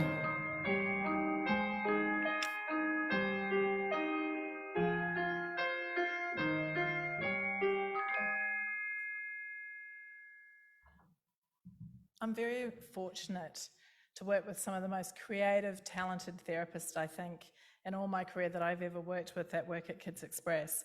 What we do is really colourful, it's very playful, it can be very exciting, it can be very loud, but what we do is very serious work in supporting the children that we do. I'm really honoured today that Carla's going to join me. Carla is going to tell you her experience of her and her son and her family coming to KidsXpress, and I'd just like you to welcome her to the stage.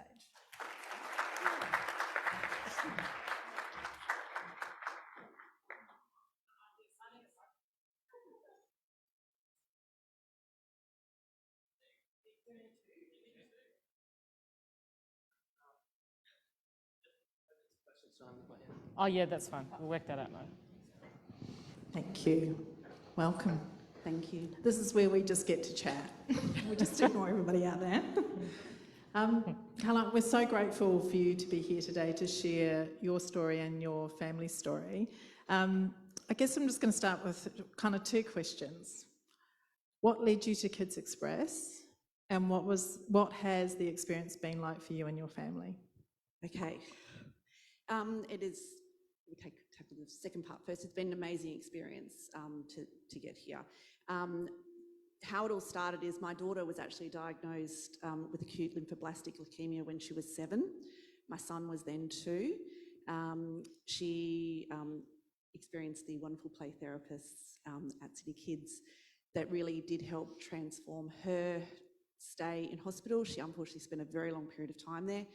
And the impact that had on our family was that my son, who was only a baby, and I had to leave him. I had no choice. I had to basically pick a child.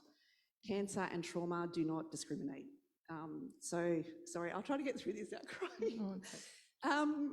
I can talk about the cancer part really easily. The trauma part I find really hard because he didn't deserve what happened to him. So he was cared for by my mum, who did an amazing job. My husband did the best he could, but he needed his mum. And I couldn't be there. And, you know, he was great. He was so young, and he used to call her Sissy, and his Sissy's so sick in hospital. I know you can't come home. And he was so understanding, and everyone was like, oh, he's amazing, and he still is.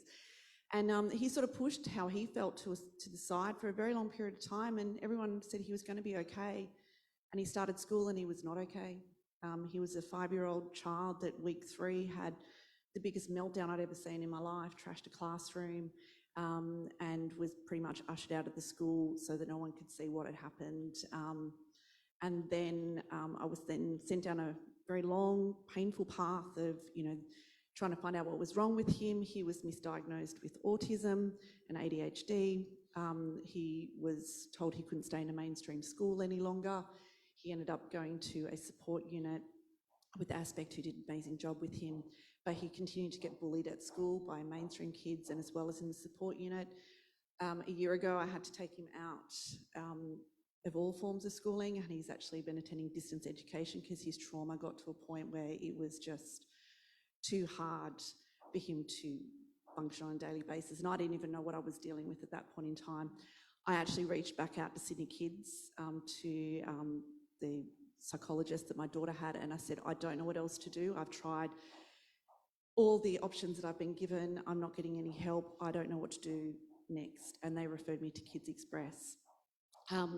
He started there, he was still very closed down, he didn't want to talk, and so he just played. He plays music a lot when he's there, and he also draws. What I found interesting about the drawing, the same drawings he did in kindergarten, where his teacher implied that he was going to end up down a wrong path. What those pictures were actually telling was the trauma that was inside him, and his biggest fear was that someone was going to take me away from him. So we fast forward to where we are today. He still goes to KidsXpress. We're actually also using another program to help my husband rebuild his relationship with my son. So they are doing dyads together. They're actually there tomorrow. And, you know, they're really helping us put our family back together to what it was 7 years ago. And on top of that, my son is actually about to be transitioned back to a mainstream school, and he spent 2 hours at school this morning, and I'm super proud of him. That's awesome. Carla, I think, thank you so much for sharing that, and I really appreciate that it is difficult to share that because, as I said in my opening, I was here to play therapy at Sydney Kids. Part of the unit that I worked in was actually the same oncology unit. And at the time, I identified it was actually the siblings that we needed to also provide support for, because we knew how difficult that was on the family unit, and that was quite some time ago. And I'm really interested as well is that when we look at children's mental health, it started when he was 2. And at 5, still coming to school, and school not understanding what trauma actually looks like and trying to put it in a box. And the need for us all to become trauma-informed and really understand what trauma looks like, rather than trying to make children and human beings mainstream, I think is something that we all need to do. I'm really curious, once you came to KidsXpress, what was the difference in walking through our doors? I don't know, it's hard to put into words. It just has this feeling, I'm sure lots of people in the room probably been to lots of, different places, and because, he'd been tried to put in a box, that no one really cared that he was wild, he was, he didn't want to participate, so his go-to with his trauma is to have a meltdown because he can be quite scary, so people leave him alone, so that's his normal behaviour, and no one was just like, that's fine, take your time, and just bit by bit, he slowly would just, come out of himself. Still not great at talking about his emotions, but, that's a work in progress. Yeah. And I guess what we, in terms of talking about his emotions, like you said, the use of the art and the music is another way that he's communicating, because we also know that children can't necessarily use narrative therapy or even narrative talk about their feelings. So again, the art. The other thing that you mentioned was that your husband is doing dyad therapy with your son. So for those of you who don't know, we provide individual therapy for children, dyad for the family, so the parents and carers and children can attend therapy, as well as group therapy. Can you tell us a little bit about your husband's experience in terms of doing the dyad therapy? He's found it really interesting because he'd never, done anything like that before.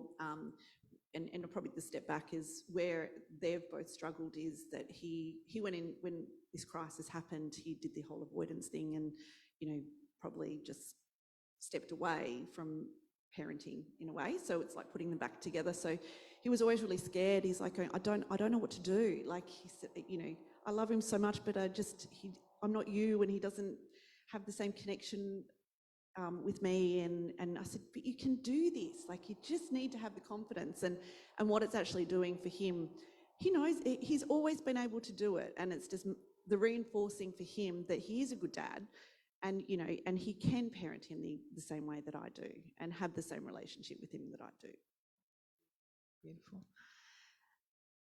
Carla, if you could have, thinking about your experience in terms of your child went through treatment for cancer, and she's very well, and you've also had a child that's been impacted because of that experience in the family, has really had really significant challenges in terms of his mental health and well-being.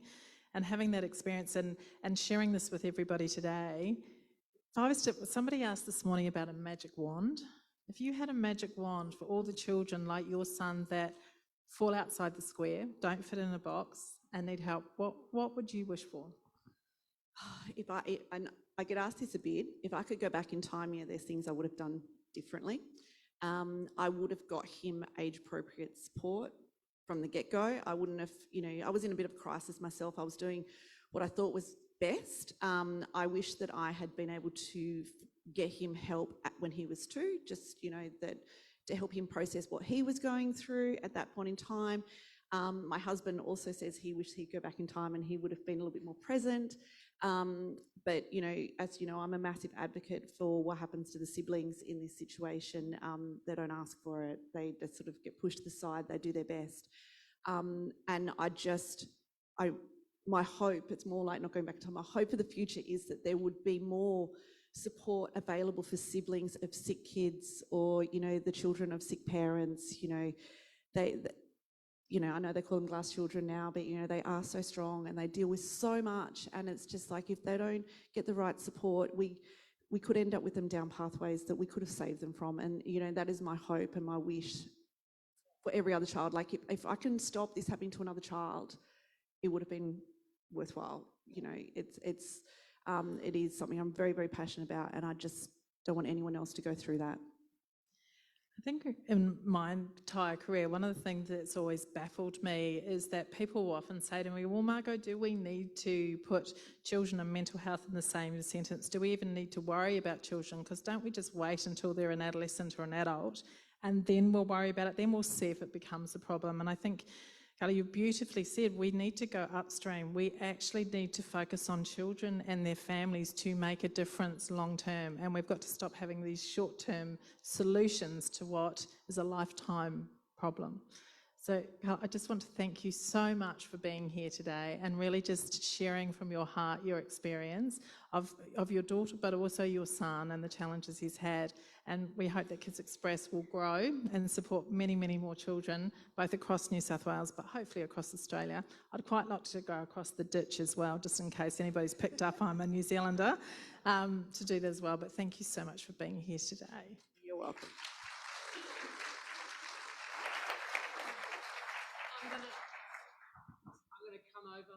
Turn my microphone on. Stage. Thank you so much, and thank you, Carla, for sharing your story. As a mother myself, I'm sitting here, impacting my heart. So, and things that go in our lives every day, and that wanting to have connection. Margot, I'm just going to ask a question. You spoke a bit about the school program, and can you just explain to us all what the school program is, and because I'm actually, as well as the centre-based program, which is wonderful, but I think really the work that's been done in school, because you've got a captive audience, the kids being there, you've got a system of teachers that are there to apparently be everything to everyone and have multiple skills and do everything. And also, like, we know that there's a lot that can be done with the fact that parents are picking up their kids, that kind of stuff. So tell us a bit about the program. The schools are our hub. The schools are where our children go for safety, for learning, etc. as well, but it's also where our parents put our children with a huge amount of hope in our schools as well. So our school-based program, we've now been in around the Sydney region, we've been in well over 50 schools over the last number of years, providing originally the expressive therapy.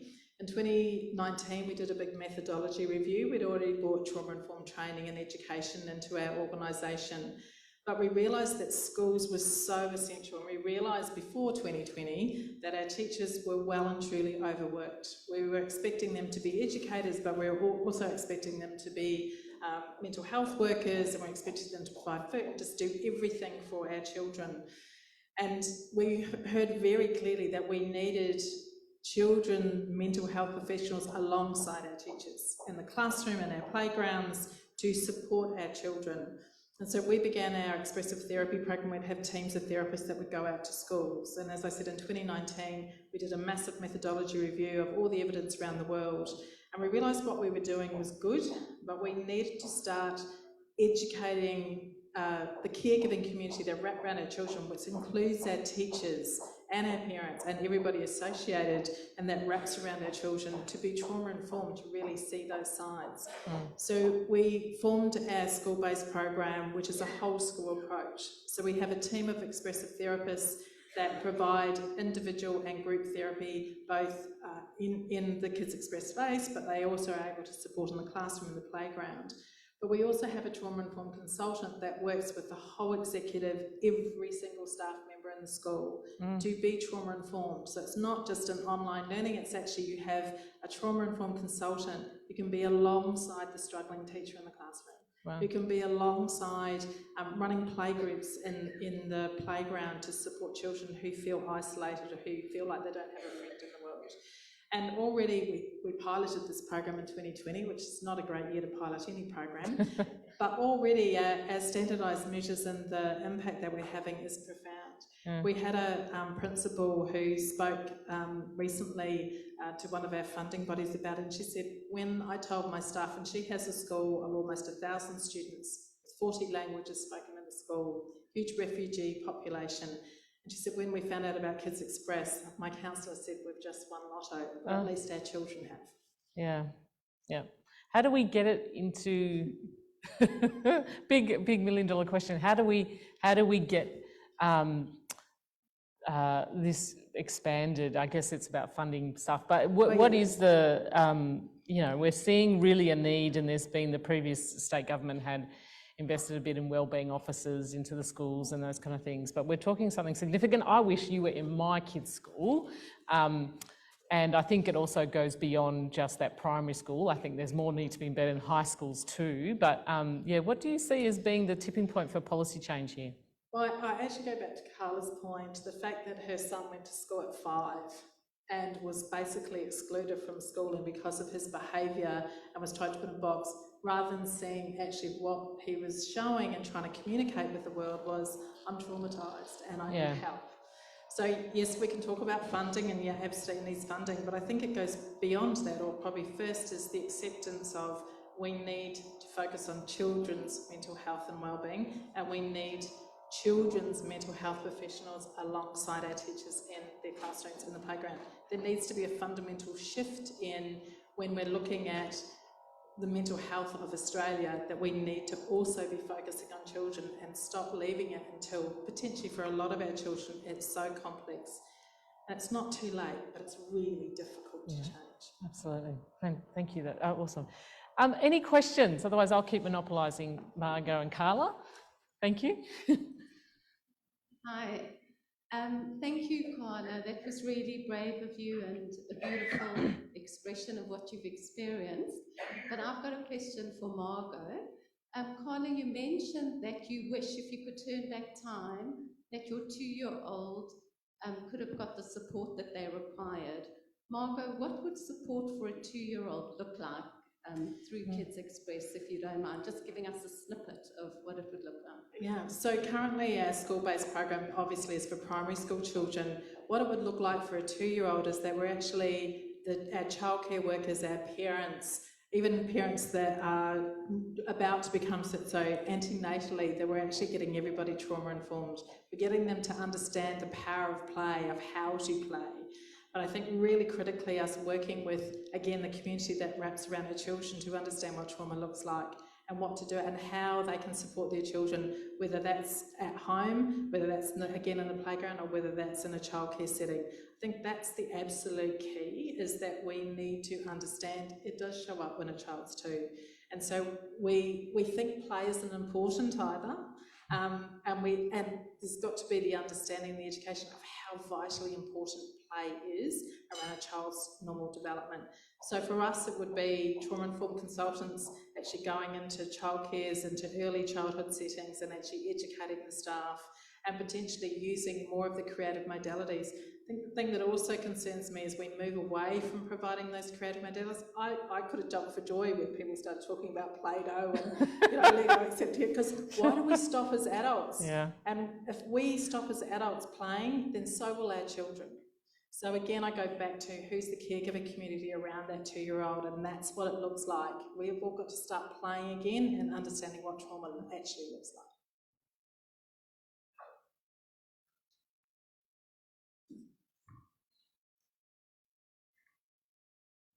I can't thank you so much for being here today. I've got a young 2.5-year-old whose dad, since Australia Day, had a seizure, healthy 40-year-old.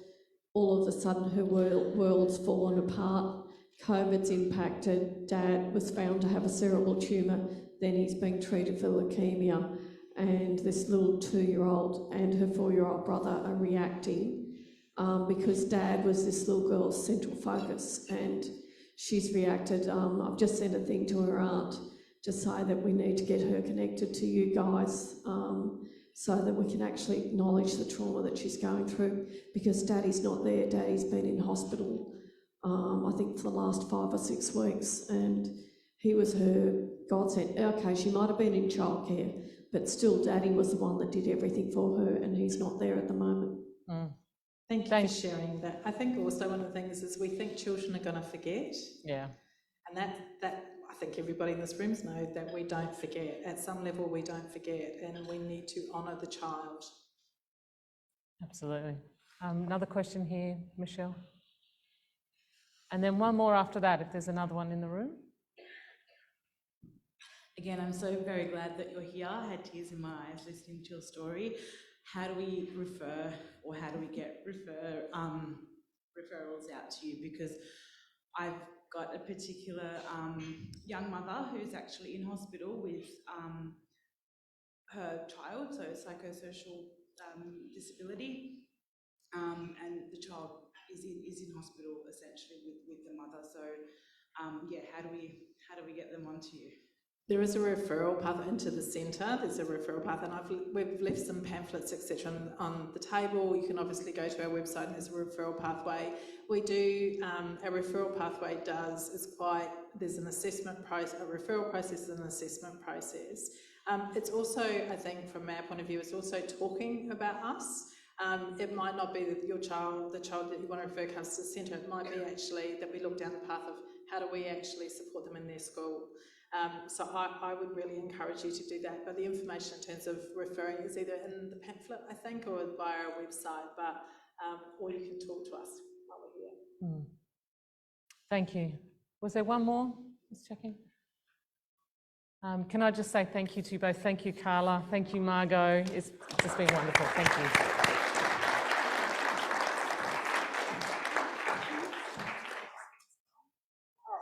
Sorry, my No, go microphone back on, yeah? So this is Maria. She's our KidsXpress comms person. She's just asked if you can follow us on Instagram, because she's just done a whole lot of work at getting it up. So if you could, that would be awesome. All right, everybody out your phones. Insta is now the thing. It's not Slido.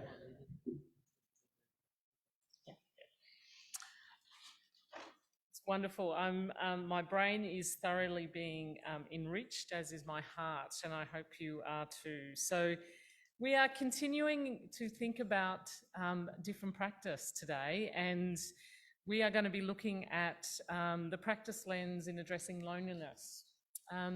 We all know that people living with a mental health problem, loneliness is a common thing. People talk about it all the time. People come to some of the places that One Door provides as a way of connect to others to address that. Where I'm going to bring to you another wonderful person who's come across into my life in the last year, Meredith Coote, who is the founder of Your Connections Matter and has over 38 years of experience in the sector across disability, aged care and mental health. She has a specific depth of expertise in the guardianship and decision-making support. And she's a lived experience as a carer and mum of a young person with a complex mental health condition, and she truly values the roles in her life as partner, daughter, friend, colleague, and cares deeply about building the capacity of communities to lean on each other in order to stay upright for everyone to live their best, most connected life. She's been partnering with us and the New South Wales Mental Health Commission to deliver the Circles to Connection project, working with selected staff and consumers across New South Wales to intentionally weave informal support back into people's lives to reduce loneliness and to bring more joy, connection and belonging. I'm sure you're going to enjoy listening to her as I do. Please welcome Meredith.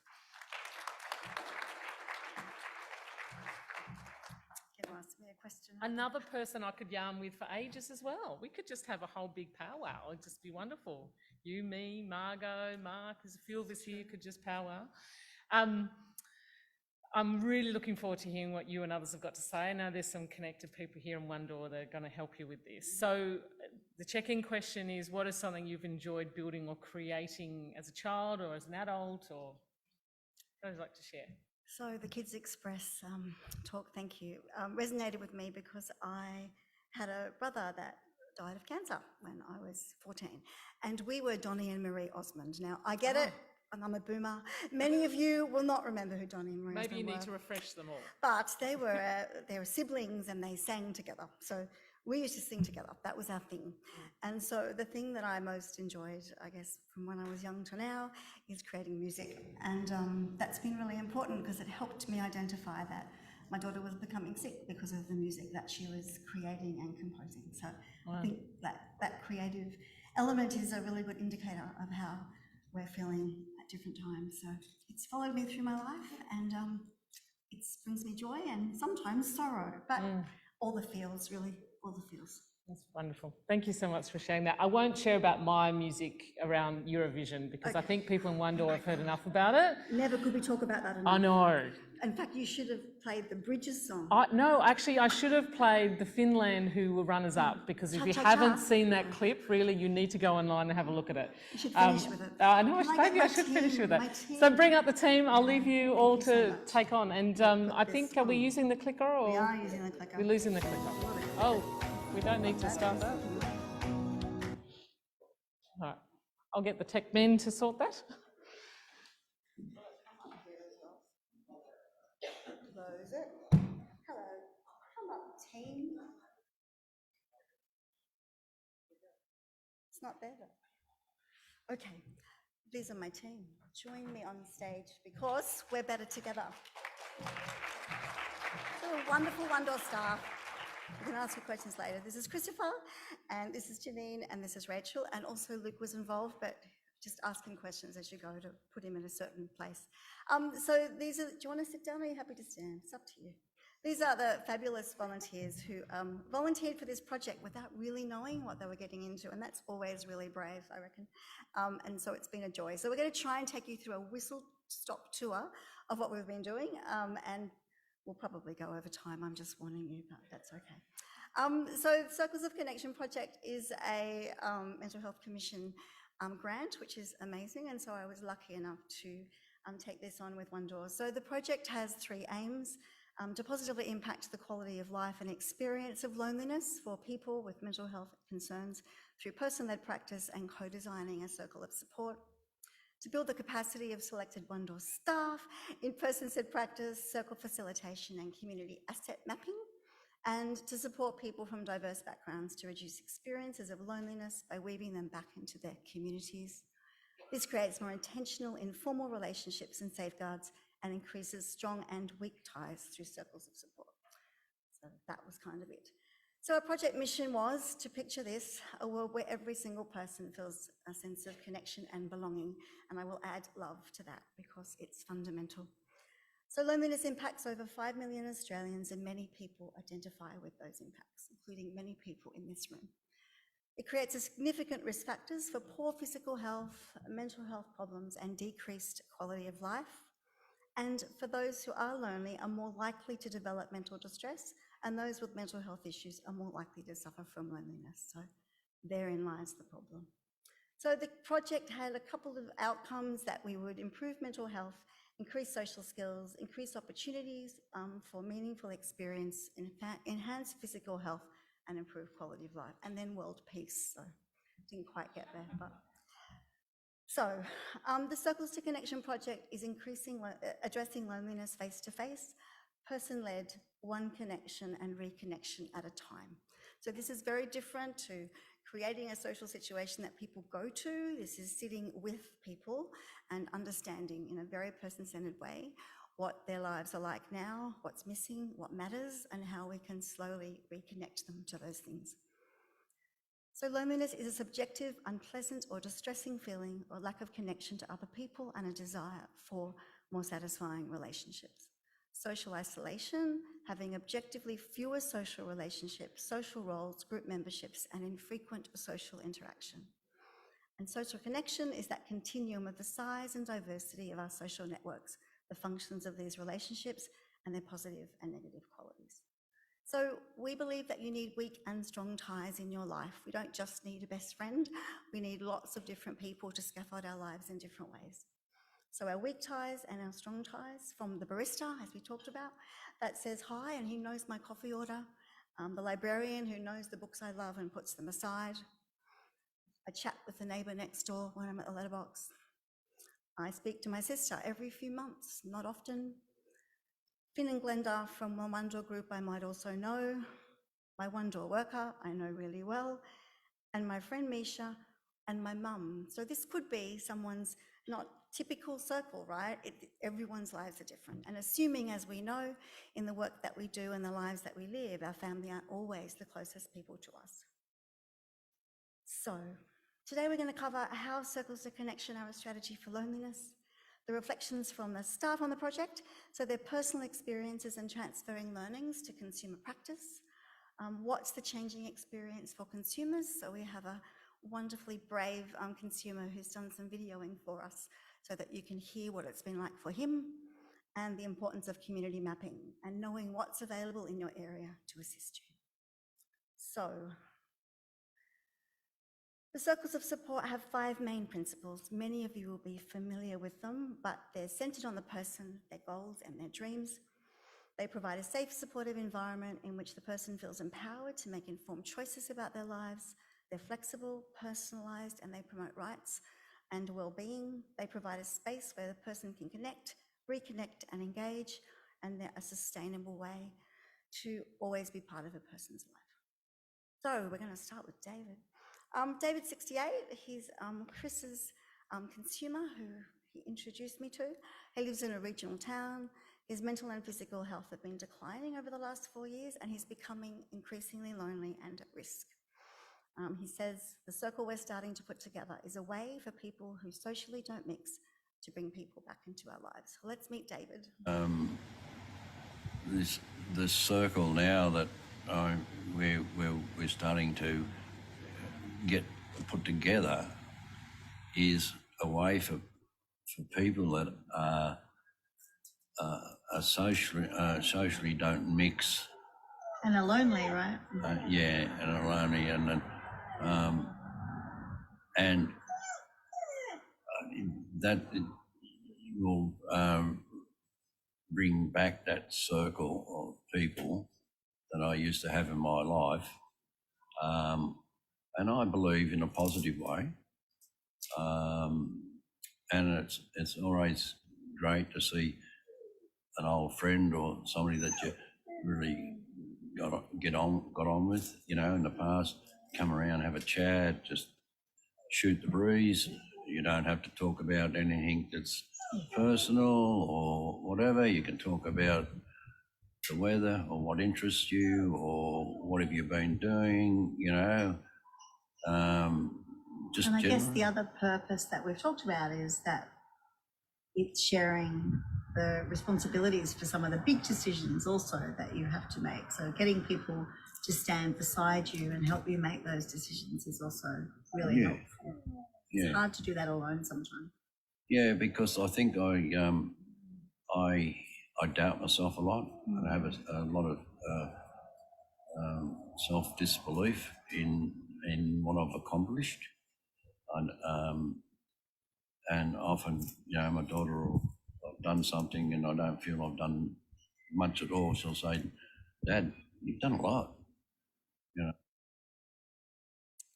Great, David. So, circles of connection begin with finding out the people, places, and the things that matter to someone. The One Door staff are being trained to facilitate this person-shaped work, really helping people focus on where they could seek support, connection, and potentially find employment, and looking outside the service system. So these connections lead to developing a circle of support and linking and relinking people with their families, their community, professionals, recognising the important role that we all play together, that integrated piece that we talked about earlier. They fill the gaps between paid services and address profound loneliness through intentional weaving of people back into the lives of others. The non-paid services,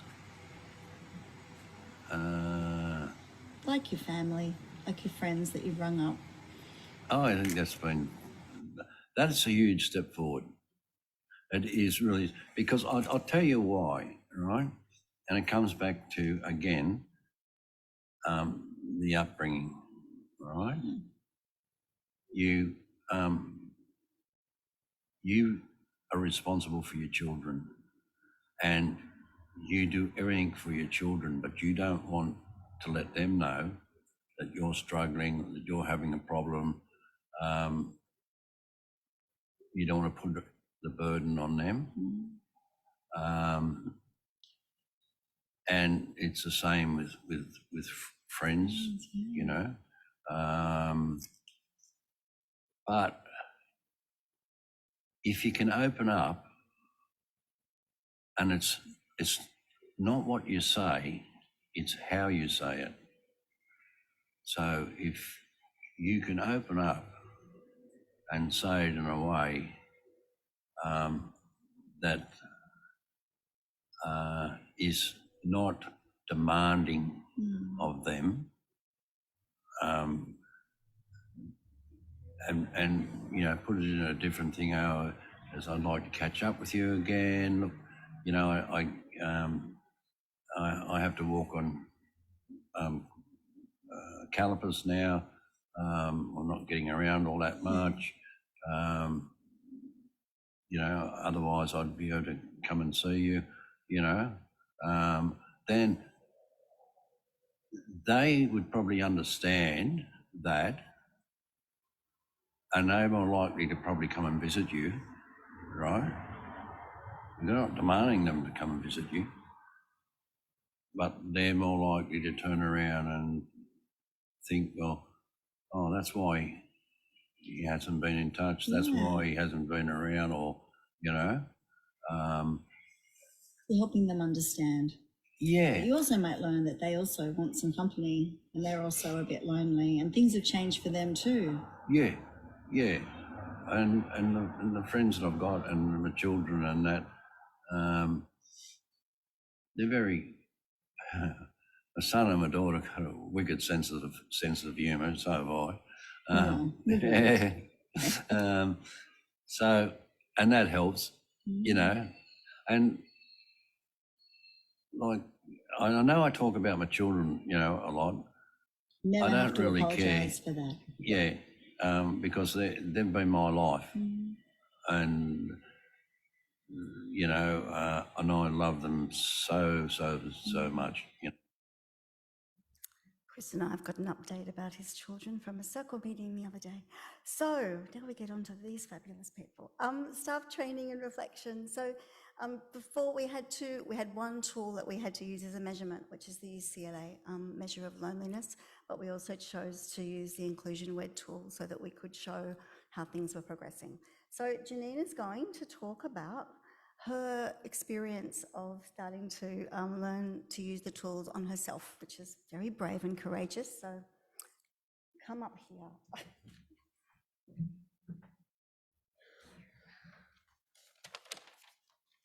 Good afternoon, everyone. My name is Janine and I am a Commonwealth Psychosocial Access Worker. The CPS program is designed to support people who do not have access to the National Disability Insurance Scheme. The diverse nature of my role often means that a consumer is accessing more than one of the 4 core supports we provide. As a result of this, we do get to know the people we support quite well. From observation, it really isn't uncommon for our consumers to be socially isolated. The Circles of Connection program aims to reduce the experience of loneliness in the community by increasing our consumers' connections to people, places, and things. Our well-being and survival is contingent on our connections. It is through our connections that we experience companionship, sense of belonging, and we gain access to resources that assist us with resolving our everyday problems. The tools in this project aim to create a strong sense of belonging by building on pre-existing social structures in our consumers' lives.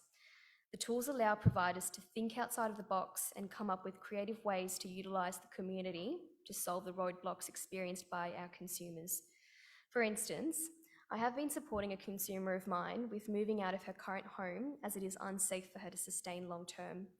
She is subjected to poor treatment by her father's friends who live there as well and is expected to complete all household domestic tasks. Linking the consumer to affordable accommodation was step one. Step two was to resolve the consumer's primary roadblock, which was, how do we get her to leave her home with all of her belongings without her father knowing? The consumer was insistent that she would like to avoid the confrontational encounter that she predicts will await her if he were to catch whiff of her plans to leave.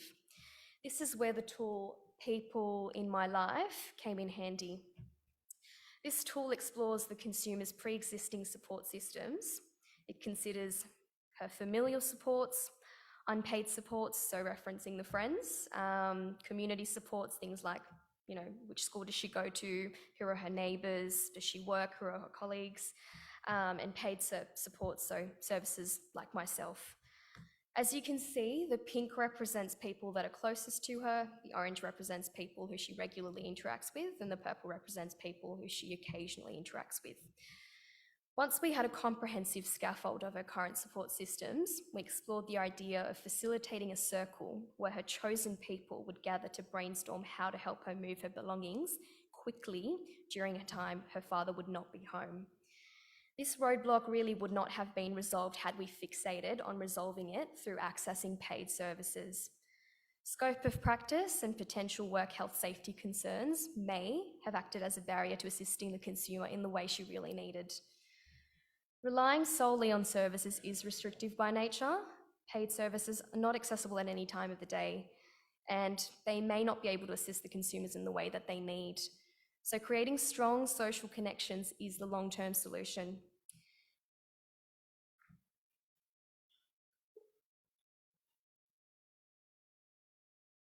Sorry guys, bear with me.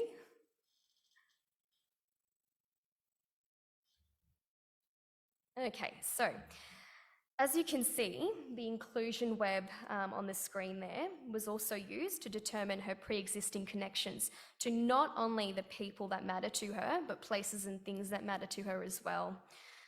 To ensure that her connections are preserved, we aim to utilise this tool to relocate her to an area that will allow her to continue to access what does matter to her. Naturally, during the training process, I was instructed to trial these tools on myself. To say that these tools were profound and revealing would be an understatement. Now, when I completed the tool that we saw before, the one that was a lot more simple, this one, People in My Life, I was able to fill it up pretty effortlessly. I have familial connections, I have friendships, I have connections to the community, and I do access paid services as well. When I was prompted to consider who I wanted in my hypothetical circle, I referenced my mother, my brother, my cousin, 3 of my closest friends, and my uncle. Next, I was prompted to explore what skill set everyone in the circle had so that I could determine how they may be of assistance to me in my time of need. This is where I had my first light bulb moment. So my brother has high support needs, he is non-verbal and has autism, and my mother is his primary caregiver. In the middle of a circle meeting, if my brother's support needs were to arise, she would naturally tend to them. While they are my favourite people, I realised that by having them in my circle, I would not be getting the degree of focus and support I would need. The light bulb moments did not end there. Out of the 5 people that remained in my circle, 2 of them are parents, newly parents. One of them has moved to Tasmania, and one of them is completing her PhD. Basically, for the time being, these 4 people have limited time to give to me. While yes, a circle could be facilitated virtually, I'm really realising that my preference is to receive support in person. Completing this tool has made me realise that I basically need to expand my circle. Not because I do not have sufficient connections, but more so because I am acknowledging that my people are currently time-bound and unable to be there for me physically. Given the demanding nature of being a carer myself and working in a helping profession, it is essential to expand my connections in order to maintain my own well-being. I'm truly grateful for the insight I departed with after utilising this tool. I highly recommend everyone here to think about who you have in your life, how might their skills help you in your time of need. Notice the gaps, notice the limitations around your pre-existing supports, and please try to expand your circles should you need. Thank you.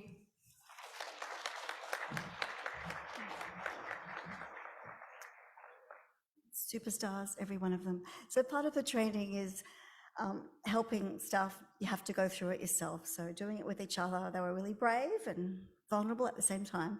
And that learning and understanding how that is for us to do it for ourselves is really important in doing it for other people and doing it with dignity and respect. And the time I think it takes to also understand where you're trying to get to. So we did that tool. It's a great tool. I think you're next, Rachel. Hang on. Click, click, click. Okay. Oh. So Rachel, so what has changed for you? What are you doing differently? How you're connecting consumers and communities to each other and using the tools to create hope and possibility? Over to you. Yeah, why not? Chance in the sun. Do you want to press? That water makes me paranoid. I know, it looks like a Let me remove it. Hi everyone, I'm also in CPS, a CPS access worker, and Janine's already described everything we do, so I don't need to do that. Awesome. So when I first met with Meredith and began the Circles to Connection training, I found myself implementing the tools we had learned almost immediately and instinctively. The following week, Chris and I facilitated the coffee group in Picton. One of the people I support is in her mid-60s, unable to drive due to physical limitations and experiences isolation.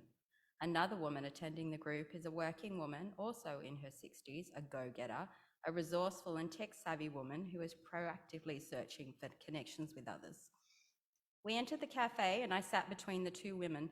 It was a simple move, but I thought, let's get these two women together and see if they might connect, or at the very least, perhaps facilitate a little knowledge sharing. I got up out of my chair and effectively removed the space in between. Information sharing has taken place and the women have had thoughtful, while slow-moving, caring conversation with each other. My next move is to see if perhaps the driver of the two may transport the other to a group that they can both comfortably attend, having built reciprocal rapport with each other.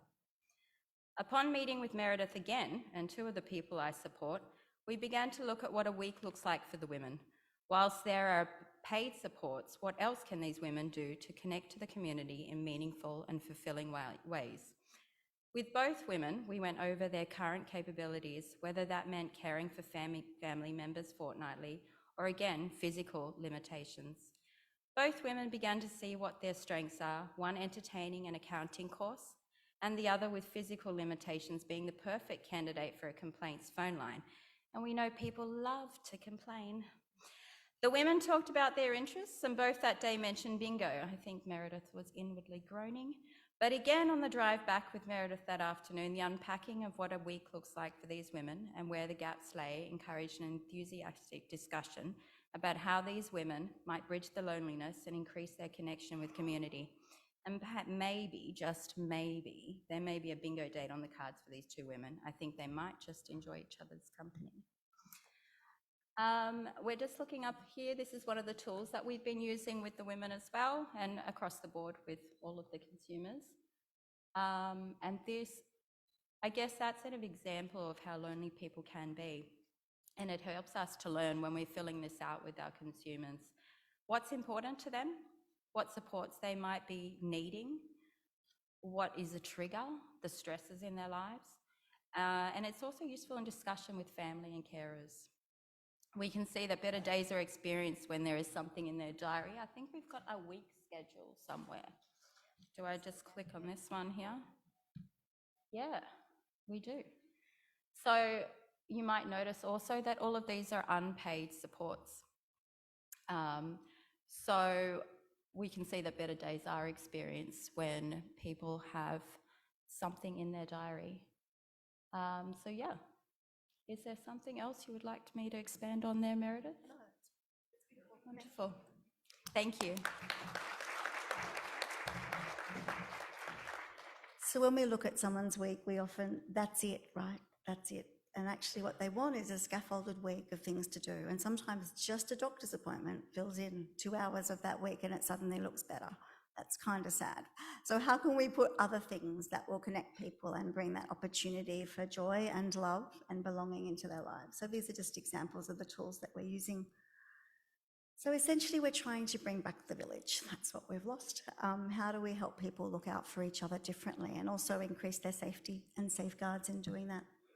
So it's that bringing together the informal and formal supports. So creating abundance is our goal, and that's bringing in the weak and strong ties.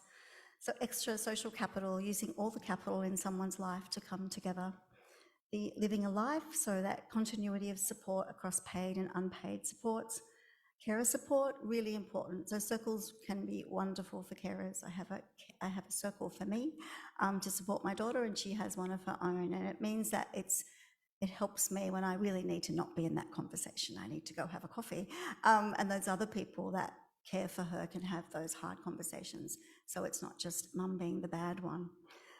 Supported decision-making assistance, really important to sit alongside someone. And as you'll see and hear from Chris, David, our consumer, had a lot of really big decisions to make that he was just unable to make on his own.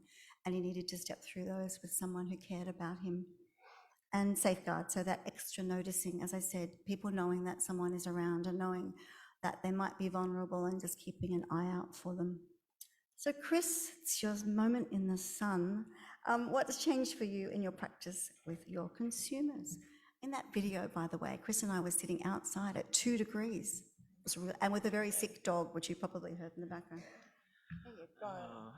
Hi everyone, I'm Chris. I'm from CPS at Barrel. And the way Circles has changed my way of working, it's kind of really reinforced the fact that we need to look outside of the paid services.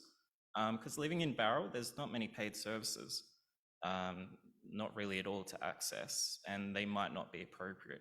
So the way things have changed for me, whoa, I'm nervous, can you tell? I'll stand here with you. Can you do clicker? I can click. Yeah. Hang on. Yeah, then. No. David? Oh, yeah. Is it filled out? Yeah, it is. Yeah. Here's one I filled out earlier for you. Yeah. Well, Sorry, this would, one? yeah. So for David, during our first Circles meeting on Monday, I've just got a quote from his daughter after that wonderful family-friendly presentation before. So one of the things that weren't working for David, and it was made very apparent, was there wasn't any communication between him and his family. His children do love him and they tried to keep in contact with him. But over time, when David's become more and more unwell and isolating more and more, it became apparent to his daughter. And at one point in our Circles meeting, when we were talking about what's not working, she said, and this was pretty powerful to hear for David as well, I was always the one calling you and never did, and you never, and that really fucking hurt. And to hear that from someone that was very softly spoken during this meeting, David's eyes just lit up because he hadn't heard that before. And if we didn't have that Circles meeting, these are things that they wouldn't have heard as a family. And these are the supports that he needs to have around him. But what it also done was, for David, it really highlighted the impact that his own isolation has on his family. Because his isolation made his daughter feel isolated. And for the end of that, it was agreed that David was going to make an effort to contact his daughter. And that's the support he needs to have. And it supports her as well, because the Circles are not all about giving. Yeah. Don't really want to. Do you want me to go through this? Yeah, you can. Stay here, because there'll be another one. So Okay. This is one of the tools we use is what's working and what's not. So from Chris's perspective, and One Door's, can you hear me? One Door's perspective was that these were your concerns, that he was lonely, David's concerns, not receiving the adequate support. He also had an aged care package that he really wasn't utilising because he didn't understand what his rights and entitlements were, and he had no one to advocate for him because his family didn't understand either. He wasn't seeing his family enough because they were living in Sydney. He was feeling at risk at home. He had health needs which were unattended to. He was feeling disconnected from his friends, as you heard, and that really within 1 or 2 meetings, he decided to pick up the phone to people he hadn't spoken to for years, and it was just that slight encouragement to reach out. And he had big decisions to make, which he needed support with. So the family pretty much said, as Chris said, that they were concerned. They loved the fact that One Door Support were there because we were holding the circle meeting. They were worried about him, his declining mental and physical health, and they didn't feel they were seeing him enough because it was the 2-hour drive. And friends, so they were worried that they were really happy he'd reached out. That's really good. But they were worried about the fact that he did seem at risk. So, David, what have you noticed change or felt change since we've been getting all the services kind of to talk to each other and be collaboratively involved in your care? It's made life easier for me because whereas before I couldn't reach out to people, now I feel more comfortable reaching out, and I've opened up more about my life and different things that have affected my life dramatically when I was young. Quite some serious things that I went through. And I'm feeling that it's okay now to reach out to the appropriate people, you know, and I think that's very important.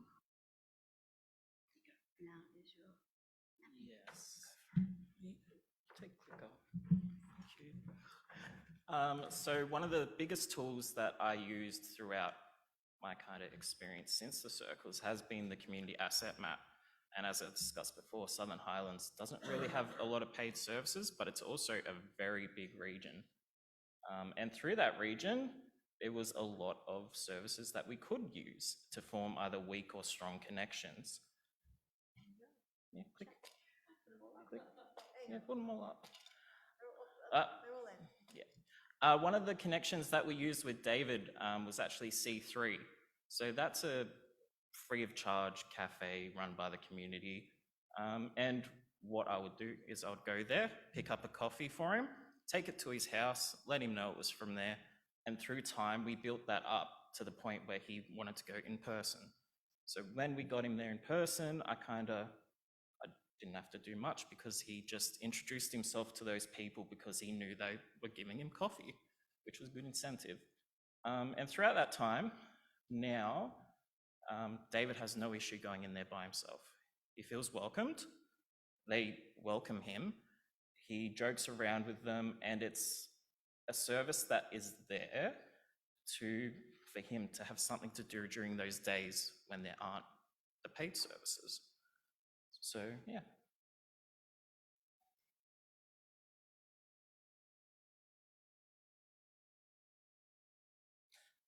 The other big one that I've seen, used a lot, is the Melting Pot Theatre.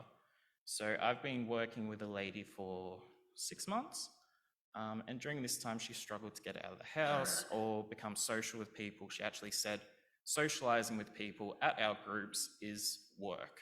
She didn't have any connection with them, nothing in common, so she was just coming for the sake of coming to our group. It didn't have a purpose. So during our conversations, she struggled to get out of the house for a couple of reasons, but one of them was she was always questioned by her family, where is she going? Why aren't you here helping? So when we talked about just YouTube, I delved a bit further, and it was what on YouTube? And from that, it was an actor. So then we talked about acting. And then from that, I looked at Goulburn Theatre, and they had productions coming up. So during that time, this woman attended one of the productions, and she loved it. And from there, it opened up the conversation of what is local, what's around us, what can we use in our space. And that was the Melting Pot Theatre. They had a crash course as well as speakers, and she went to one of the events by herself despite not feeling the best, but it gave her not an excuse, but a reason to leave the house to her family. So instead of saying, oh, I'm just going out to a group, it was, I'm going to the Melting Pot Theatre. And she'd become more confident in saying that and making that her time and space away from them because she needed that. And that was something that has now led to her just growing and growing. She recently just auditioned for their annual production of the Rocky Horror Show and was successful. And for the first time in my 6 months of working with her, she said, "I am proud of myself." And that is something that I didn't think I would hear in 6 months, because whenever we discussed mental health, it was often very negative. So to hear that come from just a month of a journey of exploring theatre was really good, and it was local. So, yeah.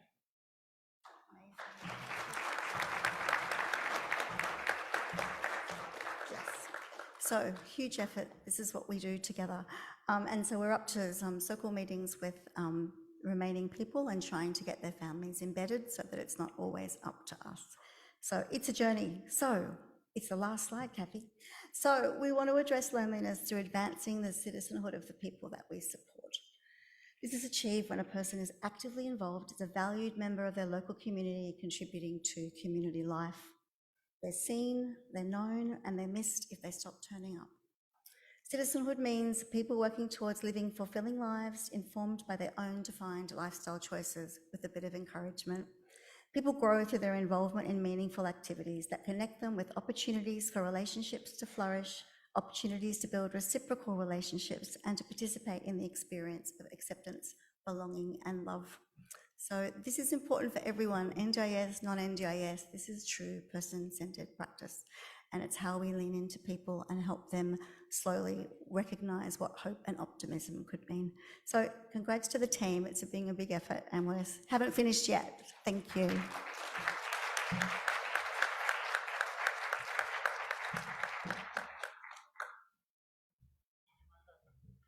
We've run out of time for questions, lovely people. Thank you very much. Stay there.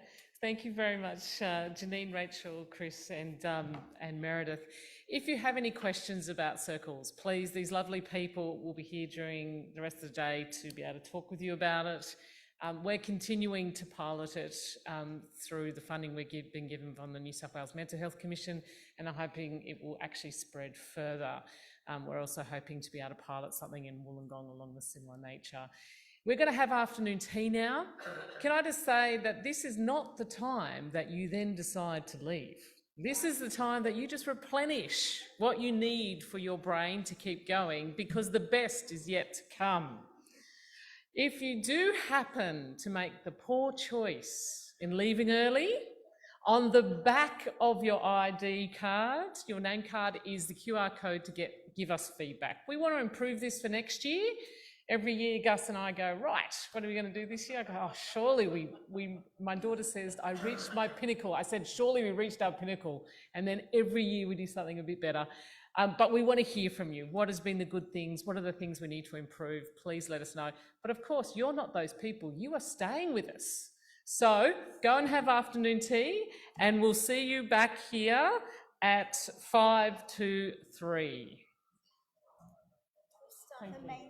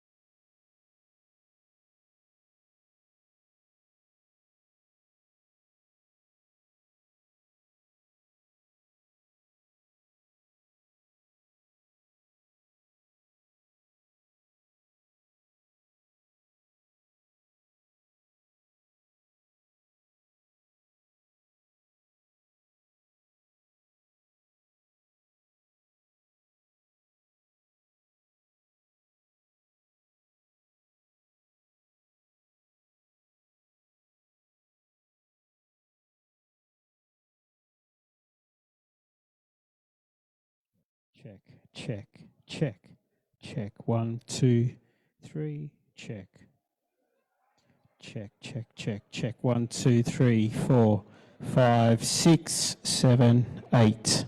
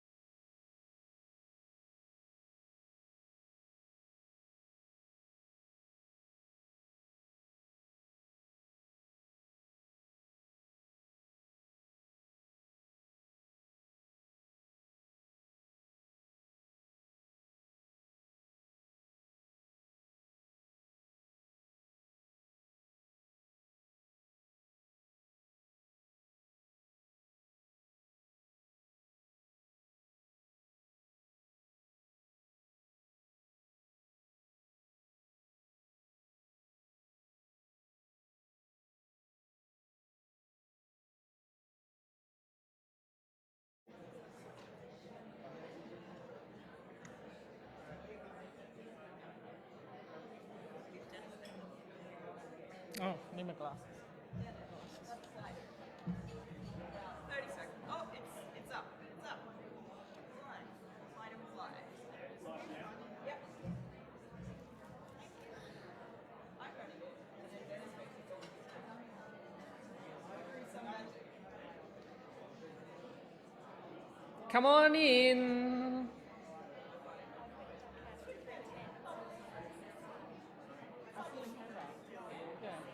All right.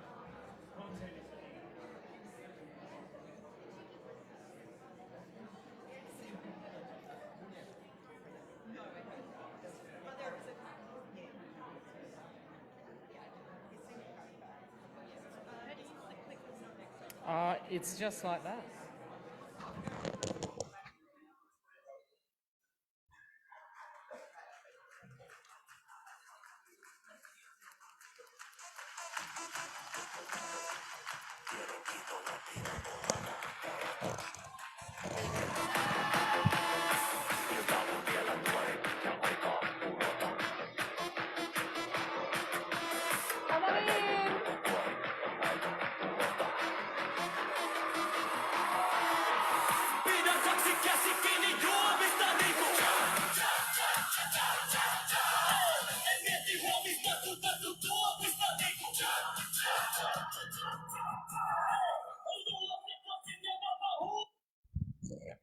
Have I not got your attention? Come on in. Cha-cha-cha. We've got the Slido out. We want to see one word. What are we asking, Louise? How have you found the day so far? One word, not two. We're going to populate a word cloud.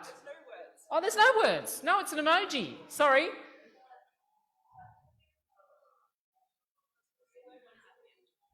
That's right at the end. Sorry, I was playing the Eurovision runner-up, Finland, who was robbed by the conspiracy of ABBA being 50 years in Eurovision next year and Sweden getting all the votes. Come on in. So how are we going? We're on the Slido. Some emojis. There's a big smiley face with the teeth. Then there's that next one down, which I'm not sure what that one is. Then there's the 13% of you. And then someone's asleep. Thank goodness no one's asleep.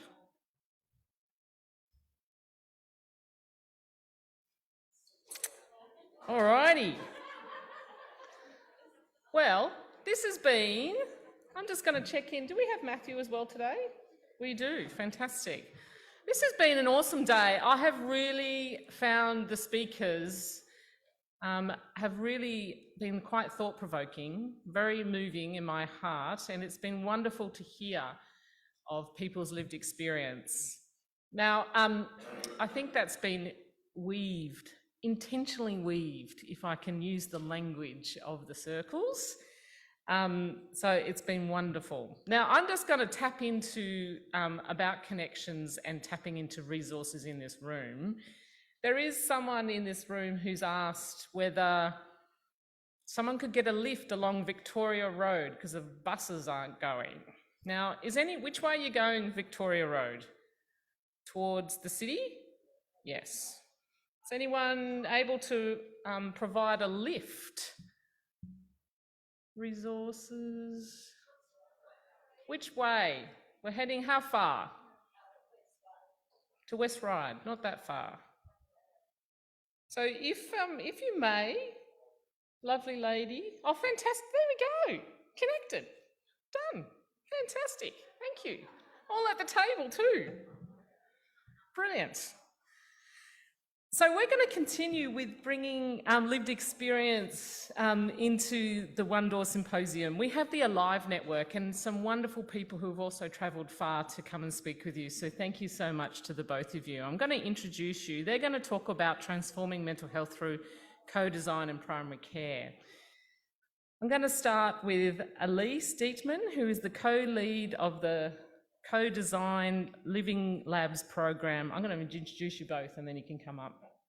Alive's National Centre for Mental Health Research Translation. She's a lived experience researcher in the Department of General Practice and Primary Care at the University of Melbourne. She's involved in the Assertive Cardiac Care Trial, which is called Healthy Hearts Study at the University of Melbourne, and is also co-lead of the Co-Design Living Labs program in the Alive National Centre for Mental Health Research Translation. She has a lived expertise of mental ill health for nearly 2 decades. She trained in computer science and arts and brings an expertise and lived experience of mental health, ill health, technology, and experience-based co-design. Welcome, Elise. And I also introduced Dr. Matthew Lewis. He's a research fellow for the Alive National Centre for Mental Health Research Translation. He's managing the Assertive Cardiac Care Trial and is a co-lead of the Primary Care Mental Health Research Program in the Department of General Practice and Primary Care at the University of Melbourne. And he's also a fellow in the Priority Populations Research Program at the Alive Centre. His research background is in the intersection between physical health, cognition, and mental health. Please welcome them to the stage.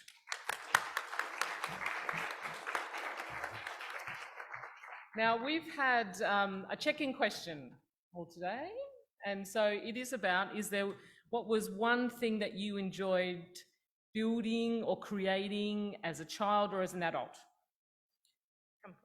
I have a sister and she's a little bit older than me.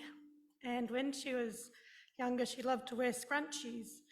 And through her life, she's always loved to wear scrunchies, even when it's fashionable or not so fashionable. So making the scrunchies for her is one way that I can do something for my sister. Oh, wonderful. Fantastic. And for you? I've got a 7-year-old, so it's very much about building Lego and building forts and building Lego inside of forts. Oh, fantastic. So is Lego Masters a show that gets watched in the household? It is, and there's quite a deep emotional investment. Oh, yeah. Fantastic. Well, I'll lead you to, there's a clicker and I'll lead you to it. Thank you very much for the invitation to speak today. We're really rapt to be able to talk about the Alive National Centre for Mental Health Research Translation and some of the work that's going on through our research program. Today, we're just going to present an overview of 3 key programs of work that we're conducting within our team. A common theme running through these is that all of this work embeds lived experience and co-design to improve systems and care for people living with mental health and for their families and carers. I'd like to start with an acknowledgement of country. I'd like to acknowledge the traditional owners of the land in which we find ourselves today and pay respect to the elders past and present. And we recognise the lived experience within the room today and that we speak honourably and respectfully about ongoing emotional distress, experience of trauma and mental ill health, and the work of caring and experiences of care within this context. And we'd also like to highlight the Lourey statement and that the Alive National Centre accepts the invitation within, and I highly recommend everyone have a read of that document. It's beautiful. So today I'm just going to give a bit of an overview of what Alive is. We'll provide an overview of the Co-Design Living Labs network and give some details about that, and then what we'll do is we'll lead on to present an illustration of the work that's going on in our team and how we're embedding lived experience and co-design in that work. One of the things I just wanted to mention is that we talk about lived experience, and I want to acknowledge that we're using it as a very broad term, and we acknowledge that there's different types of lived experience for carers and people living with mental ill health, but for the presentation today, if I'm referring to lived experience, it's encompassing of all of that, but we acknowledge that there's different experiences. So, on to the Alive National Centre. The Alive National Centre was funded by the National Health and Medical Research Council as a special initiative in mental health. It aims to embed lived experience across 4 key research priority areas that I'll outline, and aims to deliver holistic system improvement to improve the experience of care. The QR code there is our website, and that link also, I highly recommend checking it out. There's lots to see. Our program's led by 3 directors. One of them's here today. I was going to direct all queries to Michelle, so she's sitting in the front, so if you have any questions about Alive, feel free to speak to her. Professor Victoria Palmer, Michelle Banfield and Sandy Eads are our co-directors. We operate as a virtual centre. We have 16 university partners, and we're partnering also with psychosocial support services, and we're represented in all states and territories of Australia. The work we conduct is underpinned by these core values. Essentially, we're working to be brave, to be authentic and inclusive, and to be leading to meaningful outcomes built on lived experience and practice wisdom. To do this, we're embedding lived experience in our co-design through lived experience co-researchers and integrating lived experience co-leadership at all levels through our organisation. An illustration of how this works is here. What you see is 4 key research priorities that are bridged by a lived experience research collective, a next generation research network, and underpinned and supported by an implementation and translation network and a co-design living labs network program, which I'll go into more detail about. Our 4 key research focuses of the Alive National Centre, foci, not focuses, that's a hard word to say. Prevention across the life course, the Lived Experience Research Collective, which is to build lived experience research capacity and experience and leadership. Longer, healthier lives and priority populations, which is to explore holistic models, reducing stigma, increasing person-centred care and creating a more integrated mental and physical health care approach, and mental health care at scale.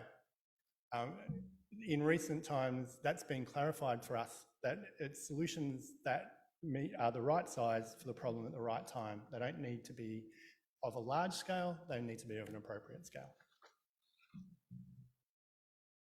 We operate a network within network model. We have a next generation research network to build capacity in the next generation of researchers made up of PhD students, early and mid-career researchers of 185 members.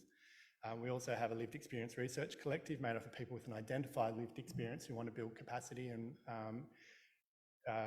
they can also be in the next generation network, and we're providing opportunities through our centre for them to be involved in research as co-researchers as well. We have an implementation and translation network, which is of a growing number of people. I couldn't pin that down. It's made up of a broad range of stakeholders to contribute to translation efforts, and a co-design living labs network made of close to 2,000 people with lived experience or carer. An early piece of work is to develop a roadmap of priorities. To achieve this, 88 people lived experience conducted an emotion mapping exercise to set the early research priorities. We're continuing to build this out with separate pieces of work looking at Aboriginal and Torres Strait Islander research priorities and priorities of children and families. Extending on this work, in a larger piece of work, the QR code there and the link also provides an avenue to this document, which I highly recommend you read. It's very important, and Michelle's very proud of it, so we need to emphasise that. We conducted a large open project where 366 people identified over 1,000 priorities for mental health research. This then was co-designed by 115 people with experience to develop implementation actions across key topic areas. Some key quotes are included from some of the participants that relate to one of the projects we're talking about here.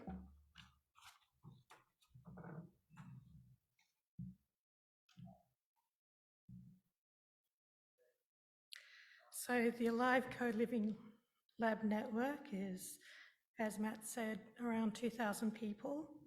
The network is mainly Victorian-based, but is going national through the work of the Alive Centre. People joined after participating in two different studies primarily, the CORE and DIAMOND studies, the DIAMOND study was a longitudinal 10-year study of depression, and the CORE study was a study of service improvement using co-design principles. Once people had completed either the CORE or DIAMOND study, they were invited to join the Co-Design Living Lab network. The membership have lived experience of mental ill health or are carers or both.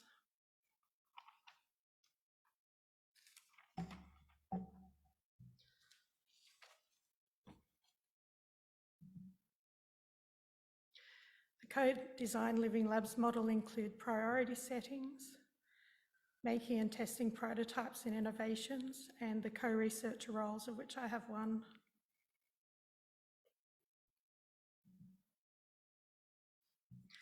And the Alive co-design approach is built from lived expertise. Built on the priorities from the priority setting mentioned earlier, co-design sessions go for an hour or two. They look at the background to the study at hand, discuss and co-design the materials, and it's an iterative process from priority settings to outcomes. So here we present the Healthy Heart study to illustrate how this can work. In this study, what we're doing is we're aiming to improve cardiovascular health outcomes in people with complex mental health conditions through primary care. Our approach is based around assertive community treatment, and that we want to meet people where they're at, and also the principles of motivational interviewing. Our intervention revolves around a few key components. One's called a Healthy Heart Action Plan, where we review cardiovascular health results and lifestyle, set some goals around modifiable risk factors, and then support the person and update the goals as needed over 12 months. This addresses directly the longer, healthier lives in priority populations and seeks to create a more integrated physical and mental health program. And through developing this work, we've leant very heavily on the Co-Design Living Labs network to inform our work. So to get here, we're just going to cover these 3 points: why investigate heart health in this group, co-design with community, and developing the approach.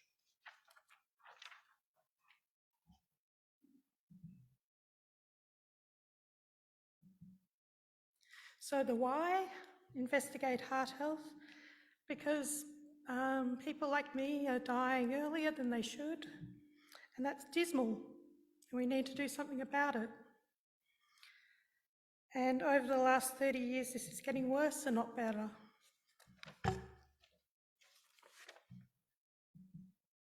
Sorry about hitting the microphone. Why primary care? Well, we know that screening rates are lower than they should be, and responsibility for people with mental health distress falls through the cracks, and primary care can have greater impact. That's the why. So given the above, we did some co-design with the community to hopefully start to turn these health outcomes around. The first step was to identify the topic using co-design, and over 8 years with iterative co-design, we developed the study resources and approach. In 2021, something really bad happened. So due to COVID, we needed to redesign the materials to an online virtual model of care.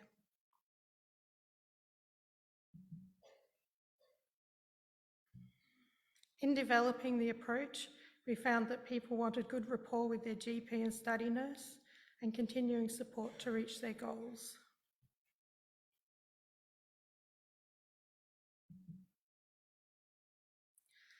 And developing the approach, co-designed information, simplified materials were also important, and knowing what to expect ahead of time for the sessions helped create a sense of security. And that's what the people asked for in the co-design sessions.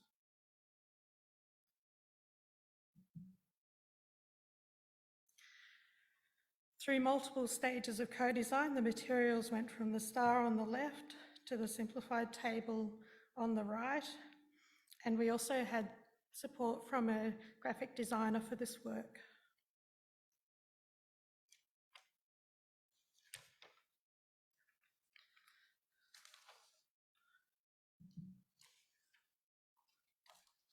So what are the benefits of co-design in the Healthy Heart study? Well, one is that the research focus emerged from early identified priorities. The study's materials were much improved over time, and we were able to go to a virtual care model of care through COVID-19.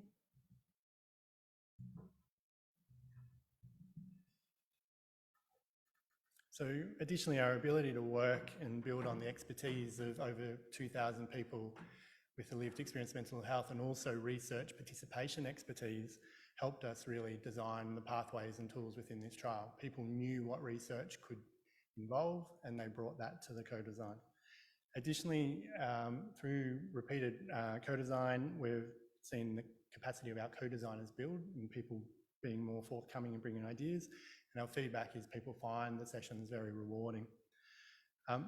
For us as researchers and developers of a research study, the co-design intervention is now meaningful and accessible, built on the priorities of people who have identified them, and meets the needs in a way that's meaningful and engaging. So reflecting critically on all of this work, we note that our co-production for this study didn't just include people with lived experience, we also included clinicians and nurses and researchers in these processes to kind of work out the processes that we're developing. Through this, we have seen genuine change coming out of the co-design. This isn't a token co-design effort, this is very meaningful, and we mean to embed the work that we're performing. And what we've really seen is the capacity of our co-designers increase. Alicia started off in co-design sessions, is now a co-researcher on the team. And importantly, people with lived experience in our research team are bringing important perspective to the work that we're conducting and developing. And this then leads to work that's more meaningful, more targeted to needs, and more relevant to the community. So this is our closing slide with all of our different ways of getting in touch, or some of them. I'd like to thank One Door for having us, and to you all for listening, and please reach out and get in touch.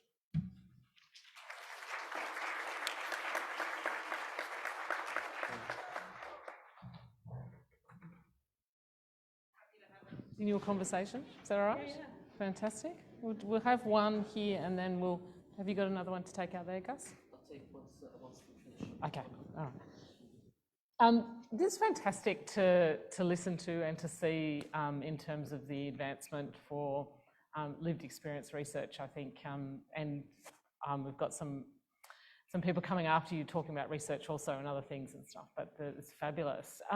Where do you hope to see the lived experience kind of go in terms of, I mean, this is just a great thing, but where are you hoping that we'll start to see some real, either real advancements in what we should be, really researching further in relation to mental health?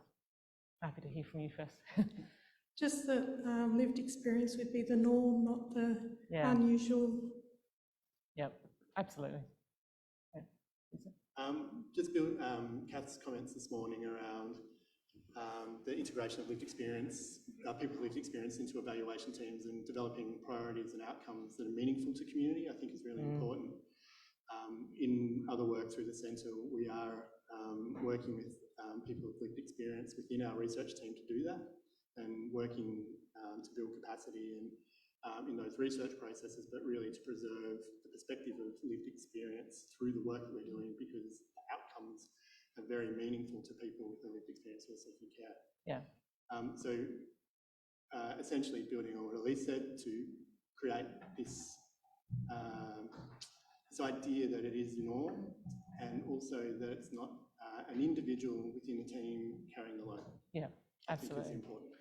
And it's just part of normal practice, and we don't need to think about this, just normal come through that way. Yeah, I agree.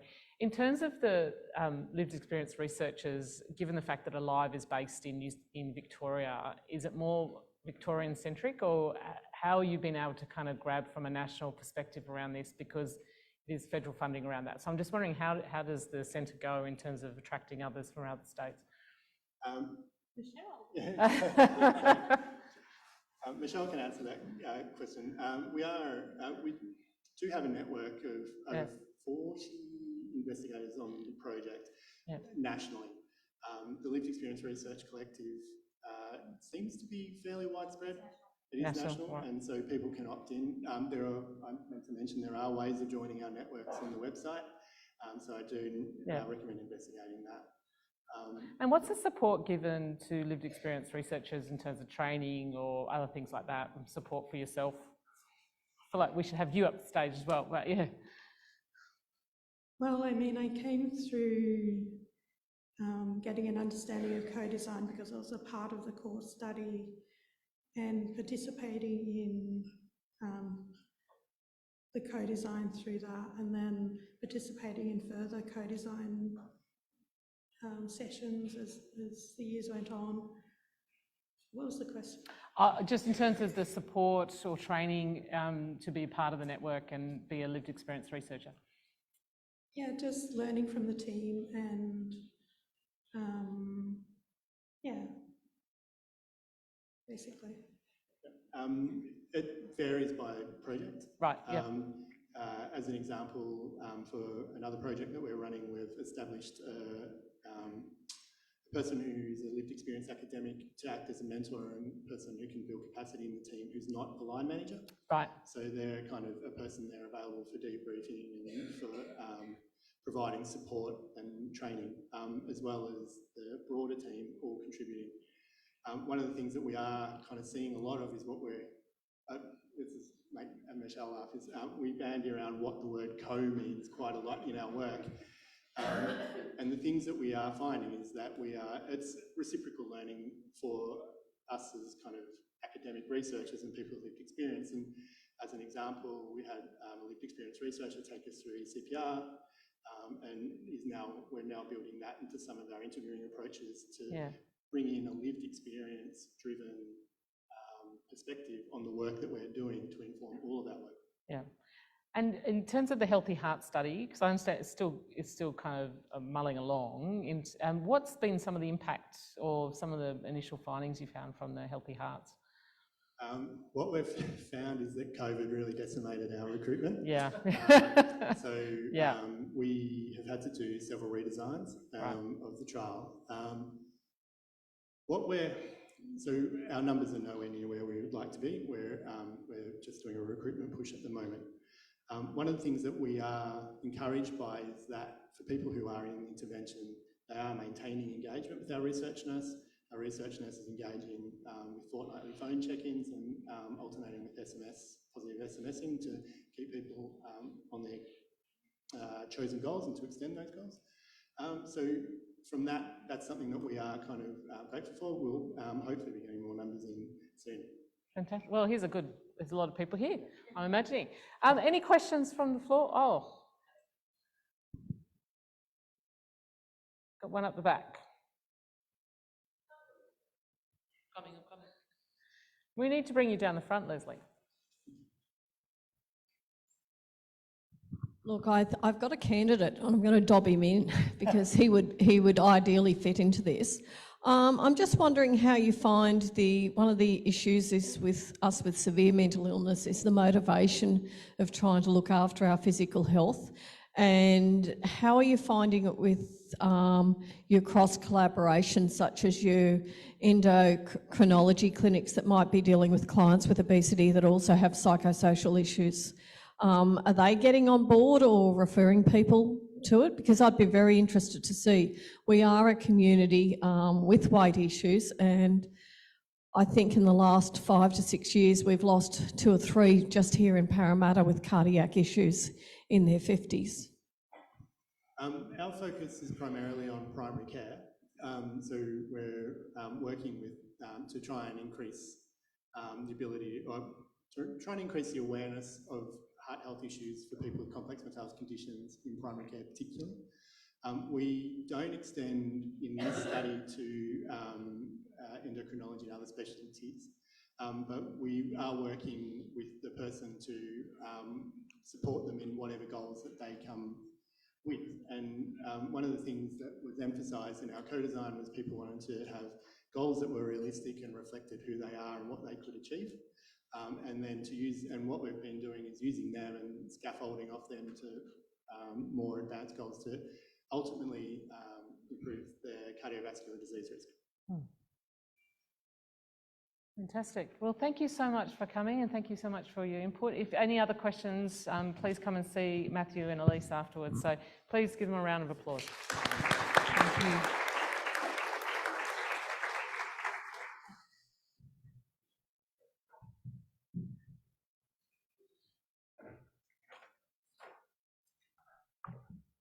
We've got an afternoon of researchers, which is fantastic. It's my pleasure to introduce Carla, and I'm not going to pronounce your name right, I'm terribly sorry. Harataran, I've got it wrong. How do you say your last name? Haratanian, that's beautiful. She's a researcher from the Western Institute of Medical Research, University of Sydney, just up across the road, and with the new tram that's going in, it's going to head straight past it. She's a researcher at the Westmead Institute of Medical Research and the University of Sydney.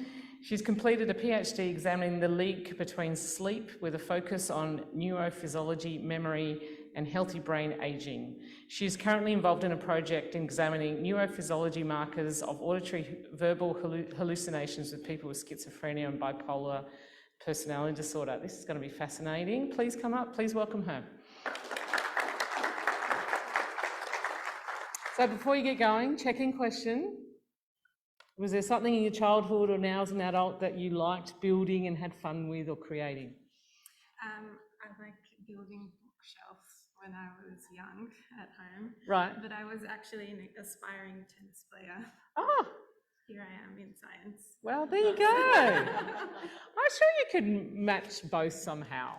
An aspiring tennis player, building bookshelves and becoming a researcher at the University of Sydney. I'm sure there's something. I actually think that sometimes to build IKEA furniture, you need some kind of, research and stuff and PhD. or at least some marriage counselling to happen after you and your partner have done it together. So welcome, I look forward to hearing it.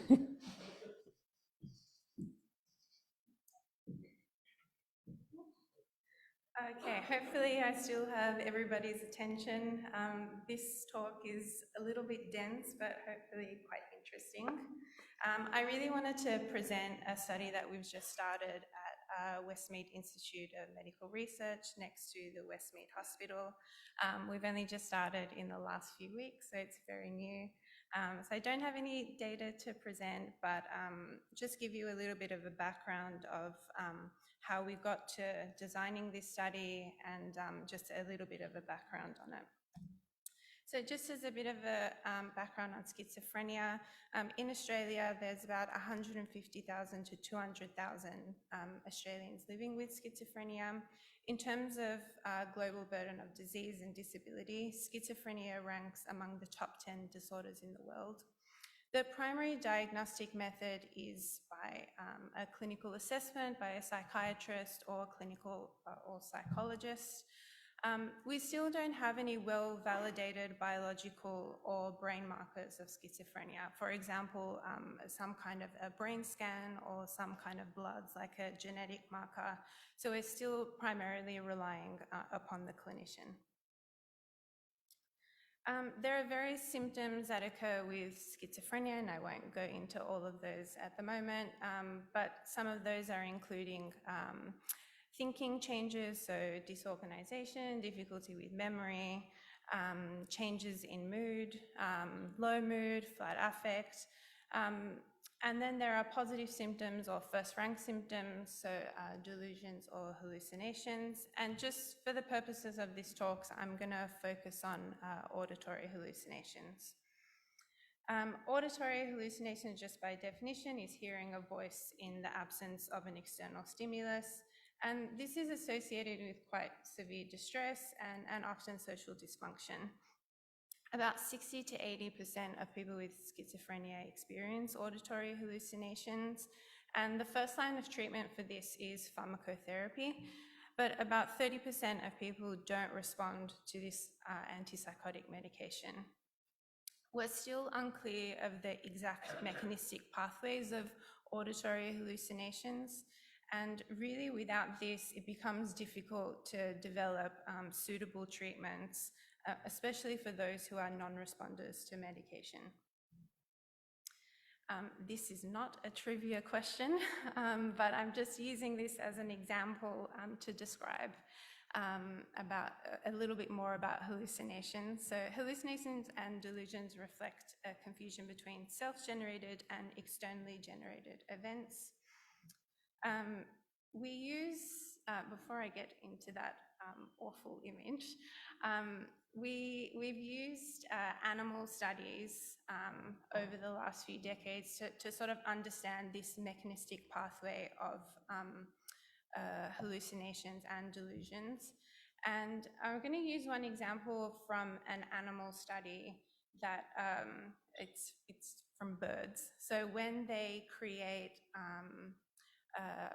noises themselves, one mechanism is corollary discharges. So in this image above here, so this is an extracellular recording of when a bird makes a noise or initiates a noise itself.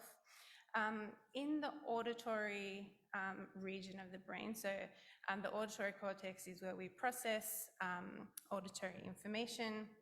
There is, when the animal makes a noise itself, there's a suppression in this brain region.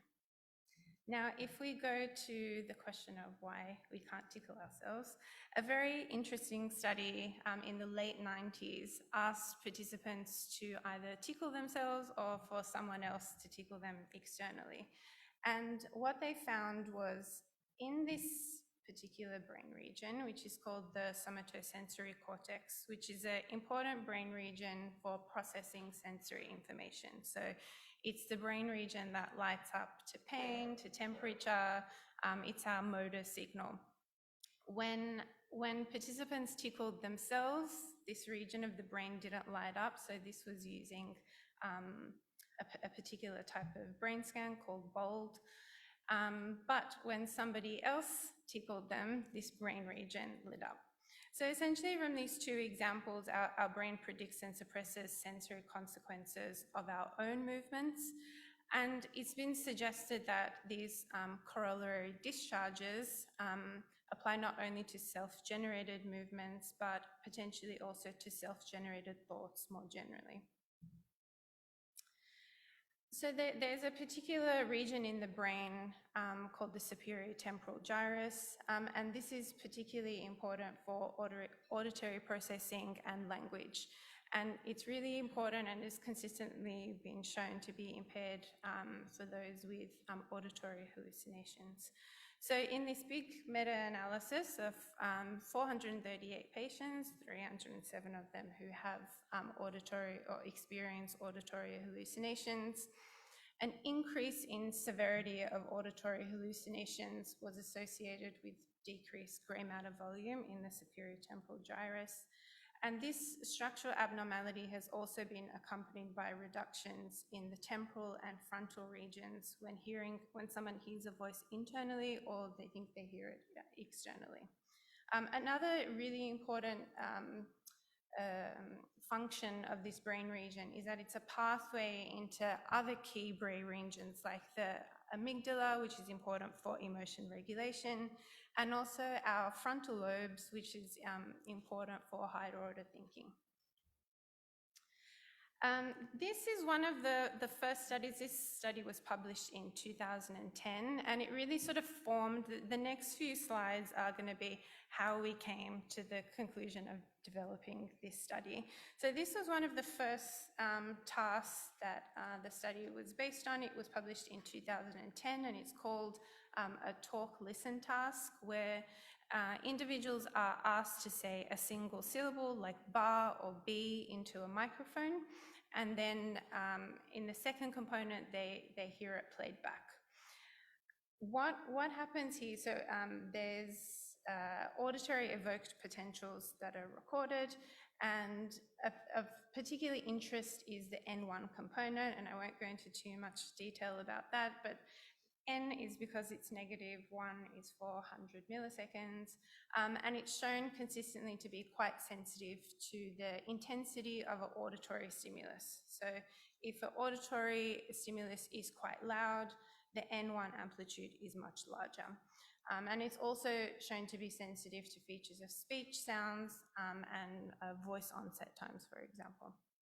And in this study, so participants had to say a single syllable like ba, and then they heard it back. In healthy people, from here you can see that there's a difference between when they said the word and when they heard the single syllable, but there's a suppression in the N1. In patients with schizophrenia, there was no suppression to N1. So this sort of formed one of the first studies that used this task to identify this potential brain marker of auditory hallucinations. This suggests that patients with schizophrenia, that their brains don't make this distinction between self-generated and externally generated sounds. One of the lead researcher of this study, Tom Whitford, published this study in 2017, and again, this forms the basis of our current study at the moment. Similarly to the previous one, participants were asked to produce a phoneme, this time in inner speech, so they're asked to say it in their head, so it could be ba or b, and at the point where two lines meet, they would hear that sound, so it would be ba, but they'd either hear the sound that they were asked to hear or it'd be a mismatch. And similarly to the previous study, a reduction in N1 suppression was found in controls, but those with schizophrenia who experienced auditory hallucinations actually showed the opposite effect, so there was anti-suppression. There was actually a third group in this study, which was patients with schizophrenia who didn't experience auditory hallucinations who showed no suppression. So this was even in a relatively small sample size of about 22 people per groups, and we were able to see that distinction. Now, this study was published this year, again, by Tom Whitford, and our current study, which we're sort of calling Voices 2, this is the original Voices study, again with a relatively smaller sample size, was able to find a similar finding.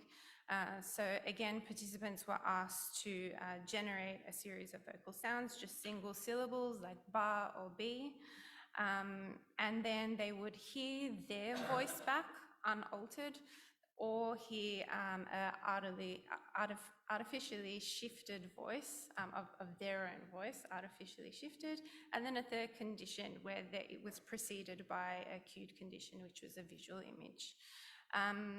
And again, similarly to the two studies before, there was N1 suppression evident in both groups, but it was quite larger in the unaltered voice, so when they heard their own voice back. And again, this is a little bit hard to see, but in the green bar on the image on the right-hand side, in the control group, the green bar sits further up. So listen is where they heard their own voice back, and in the group with schizophrenia, the green bar, the N1 dropped quite low, which means there was no suppression.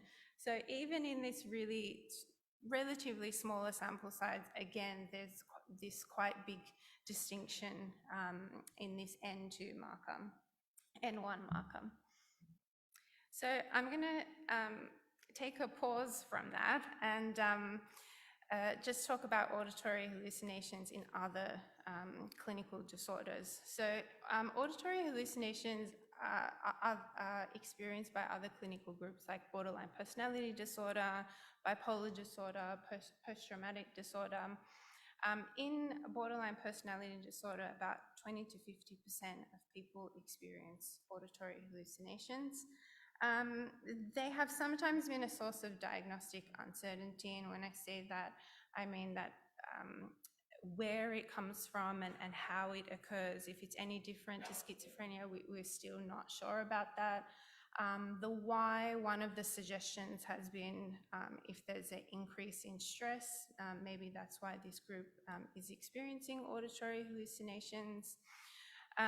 There has been evidence suggesting that auditory hallucinations in borderline personality disorder is actually comparable in the frequency and severity to those with schizophrenia. Some studies suggesting that it might be greater compared to those with schizophrenia, but still at this stage, we're not sure and we don't have that much information to say anything conclusively. So our study is looking to now recruit in large numbers.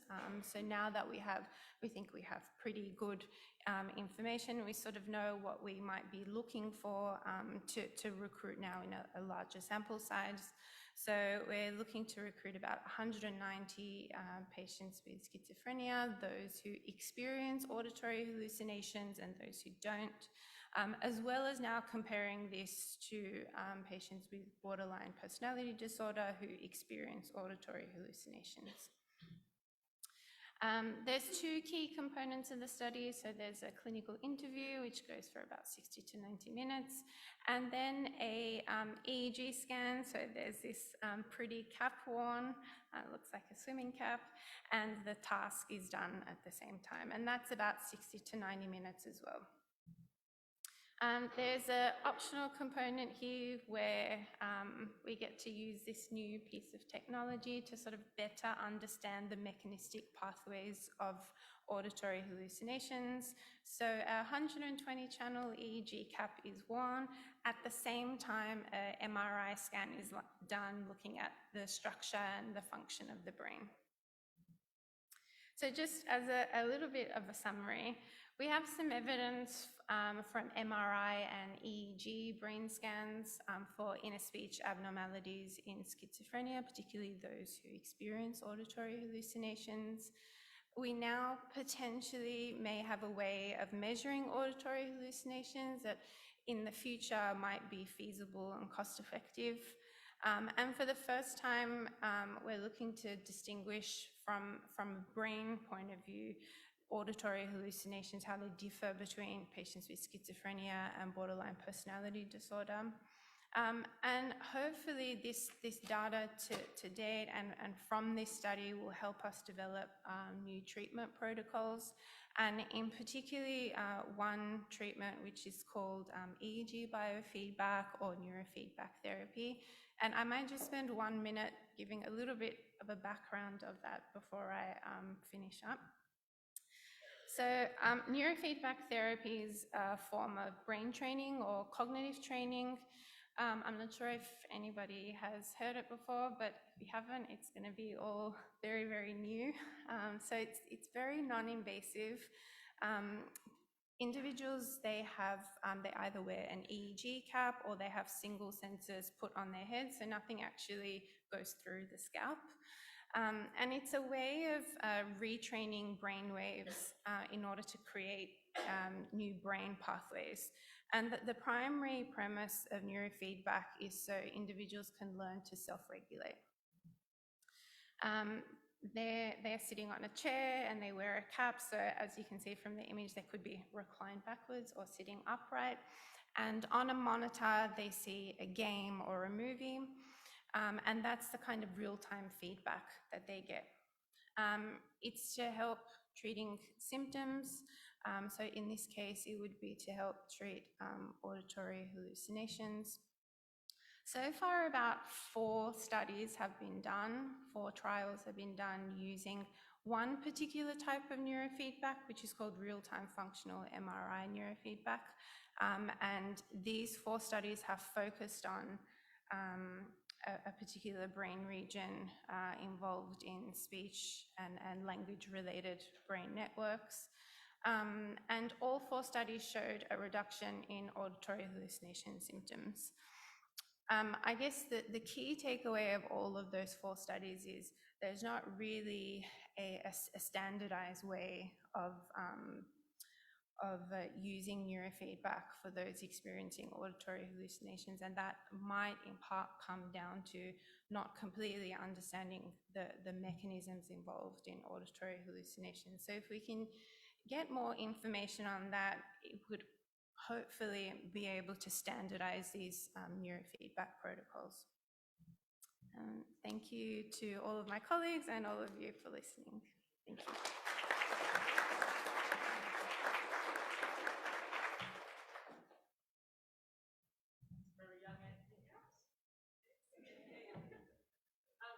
Thanks for that.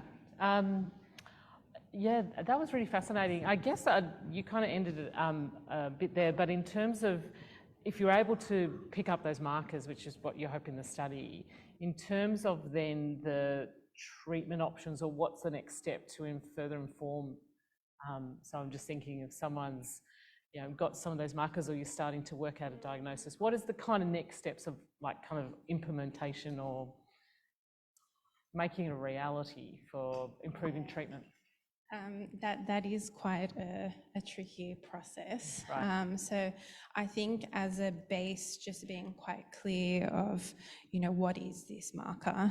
So there's no confusion about it. And before then going to the next steps of, okay, how would we implement this in a public or private system? And at what point would we do it? And what ethical issues are there with that? We need to be quite clear as to what that marker is. And so that there's sort of enough evidence, there's some evidence to date, but we're hoping if we can do this in a large enough sample size that we can be more certain about that before taking it to the next step. Yeah, okay. Questions from the audience? Oh, can you see? The researchers always bring in the large amount of hands. Sorry, there was someone on this table here. Is there someone on this table here? Oh, sorry, Louise. Yeah, I was fascinated with what you had to say, but I'm going to ask you, drew an analogy between the borderline personality disorder and those suffering from schizophrenia or schizoaffective disorder, wouldn't you be able to come to some conclusion on the basis that certain medication is suitable for borderline personality disorder and draw conclusions from that, as opposed to the similar medication being used on schizophrenia or schizoaffective disorder? Would the same medication still apply? Could you come to some conclusions that those with schizoaffective disorder require more medication than borderline, or they require equivalent amounts? Or have you done any testings in relation to responses to the different medications for psychosis? Well, I have to preface this answer with, I'm not a psychiatrist, so I have to be, sort of careful as to how I answer that. I'm not actually quite sure of your answer as to, does one group require more medications than the other? Are they similar? Are they not? I guess, as not a psychiatrist, but both groups are quite heterogeneous in their symptoms. So I guess it would really be what are the key symptoms for that individual. So borderline can be quite broad as well. And a lot of that is, I guess, stemming from trauma. So, would their medications be equivalent to schizophrenia? I guess it depends. Are they having the psychosis symptoms?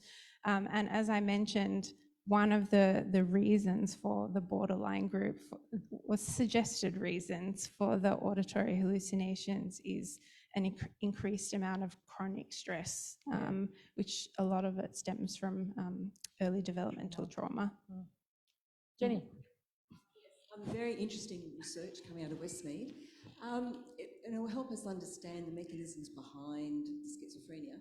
Are you able to provide any thoughts on what's happening with the neural pathways, where people with schizophrenia are not able to suppress their own internal sort of thoughts? Yes. So one of the brain regions, which I mentioned, was a superior-temporal gyrus, but I guess that's kind of, relatively simplistic to just say it is one brain region, but it's actually quite a network, particularly from the temporal lobe to the frontal region and that pathway there. And hopefully a little bit of the fMRI studies can hone in on that, and we get enough people coming in with auditory hallucinations and those that don't. But ultimately it is the pathways, it's never really sort of one brain region. So it would really be that temporal to frontal communication. Thank you. Up the back. Hi, my name is Jaron. I got a question about the research that you did. So with the NI and N1, so is there no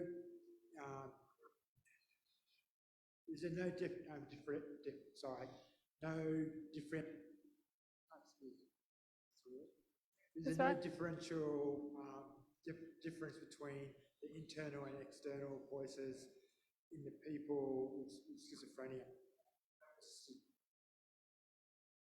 Like the how do I say this? With the N1 study, like the people with schizophrenia didn't have that difference between where normal people, so-called normal people, were dipped, that buffer. People with schizophrenia didn't have that. So does that translate to when they hear audio externally and internally, it's hard for them to differentiate which one's which? Yeah, you nailed it. Yeah, that is why N1 is being measured when an EEG cap is worn, and the fact that they don't have that suppression of the N1 when they hear their voice. Now, it actually showed it didn't really matter too much if it was their voice or a pre-recorded voice of somebody else. When there isn't that suppression where they hear just a single syllable, they're not able, they show difficulty in distinguishing something that's coming internally versus externally. Thank you. Last question. Thank you. I was lucky enough to attend the symposium last year and heard Professor Gurr talk about QEEG, and it's very interesting hearing you talk about now the 128 point. So is there a big difference between the 128 and the QEEG? As in last year's symposium we heard about the TMS and what he had done and how he did come into Medicare. I'm very interested, you know, when you're talking about doing these studies, is there a chance where you'll be able to access those rather than be in a study? Is that what you're talking? You know, that's what I'm interested in. How do you access that, you know, outside possibly either the public system? Because I know my son at the moment is going to go and have an EEG down that path. When I talked about the QEEG, it was all about where he was going to have that QEEG to be able to quantify what was happening within his brain due to auditory hallucinations. So I'm very interested about what you put forward today. I don't know whether you can answer my couple of questions. How do you access that? You know, where does it happen? You know, does it happen in Sydney? I live on the Central Coast. I'm so happy you asked that question because I devoted 5 years of my PhD to using high-density EEG. So I think it's a really sensible question. I guess first, what does high density offer beyond a standard QEEG? From a technical perspective, it has more superior temporal and spatial resolution. So I guess what that means is we can, if there are EEG abnormalities, we can hone in on particular regions a little bit more precisely than with a standard QEEG. And the technical abilities that it allows us to, you know, really localize, is there a particular brain region that's acting completely differently to all the others? Now, the second question of how accessible is it? Now, QEEGs are accessible in Sydney. So they are the 19-channel QEEGs that can be done privately. I don't think, and this is quite anecdotal, but I don't think high density is very far off from being used. When I was at the sleep lab at Woolcock in Glebe, this equipment started being used in 2016, and we used it for as part of a research study, but there were still patients coming in with referrals, so they still got information back on that. And at that time, it was starting to be used with particular patients who had very rare conditions, like a rare type of narcolepsy, for example. And one of the senior physicians there was the person who kind of made that decision. So that's kind of the stepping stones of, you know, that was quite apparent that there was a need for it. Because a standard polysonography, which has EEG leads, just standard, I think there's 10 or 12, depending on what you get, can only provide so much. So there was a need to use it on these kind of rare conditions where a sleep study was coming out completely normal, the EEG looked completely normal, but the symptoms were quite debilitating. So I'm not sure when it would be, but I think that in the future, there'll be a need for it. And I think this is the piece around that lobbying and advocacy and pushing your local members to, you know, make this accessible. So please bring your hands together. Thank you, Carla. Thank you.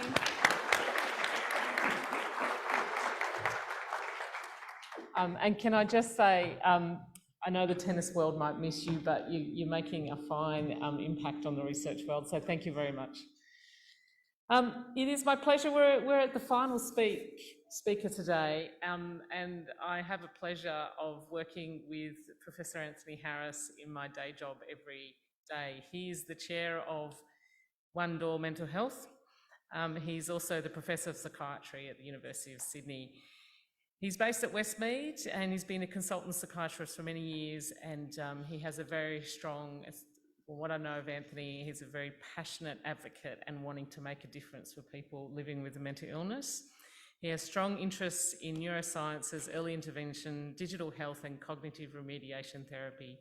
He's also a trustee with the Research Trust Fund, and he's been a board member for Door Mental Health for 21 years, and he's a great man, so please welcome him up.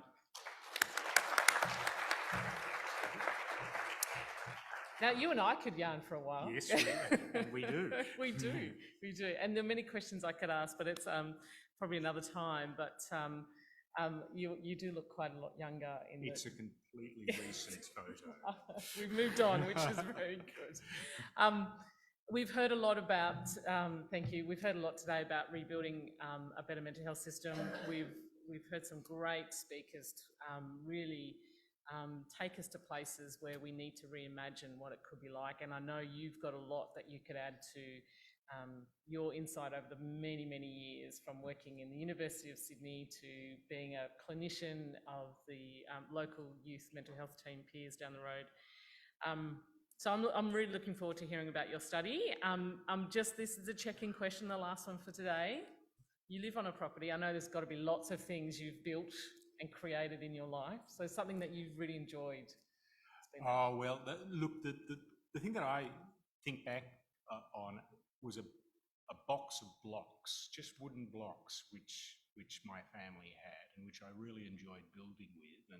And when my mother passed away, my children all used to go over to her house and use the same box of blocks. And I pinched the box when my mother passed away, and now my grandchildren use the same box of blocks to build any number of things, and I help them build those things. So that's the building that I like. The rest of my real building falls apart reasonably quickly, so it's not a bad. Well, welcome, Anthony, and we look forward to hearing about your study. Thank you very much, Kathy. And thank you, everybody, for staying around for so long.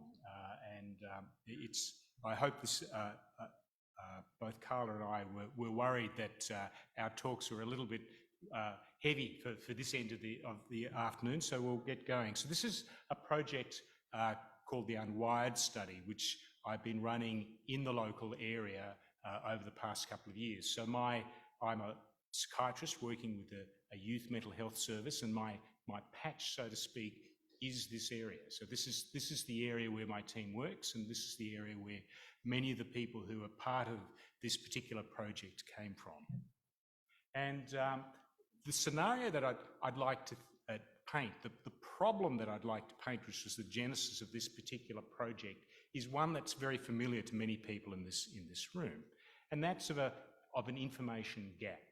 So a young person such as Sarah, who's there on the screen, is somebody who has a psychotic illness and is living with their family, and they're finding that they're becoming cut off from their family. They present to the emergency department with the voices, but that's been preceded by weeks of things falling apart bit by bit, of the family not really knowing what's happening, them withdrawing from the family, sometimes fearfully, sometimes involving the family in that particular illness, and often, usually, sleep's been disrupted, they've been very anxious over a period of time, and the case manager, the case managers who I work with, who work very hard, haven't a clue that this is happening. It's just happening in the background. They haven't a clue, and that's because of a range of things. For the young person, it's because they see somebody like me. They see somebody like me. They're a psychiatrist every 4 weeks, if they're lucky, 8 weeks, and I might start off with a question like, "How have you been?" Now, how do you sensibly compress 8 weeks of experience, of emotional experience, into a sensible answer? It's a very tall order. It's very hard to do. Even with the case managers, the contact is infrequent. So it might be once a week if we're lucky, in all truth. It might be less than that. And the case managers unfortunately change. So the relationship which people build up with one case manager breaks when that case manager leaves. It's difficult, but it's what happens. And of course, Sarah mightn't really agree with my idea that some of those things that she's experiencing are a symptom. So often they're particularly early on in the course of the illness, they're very real.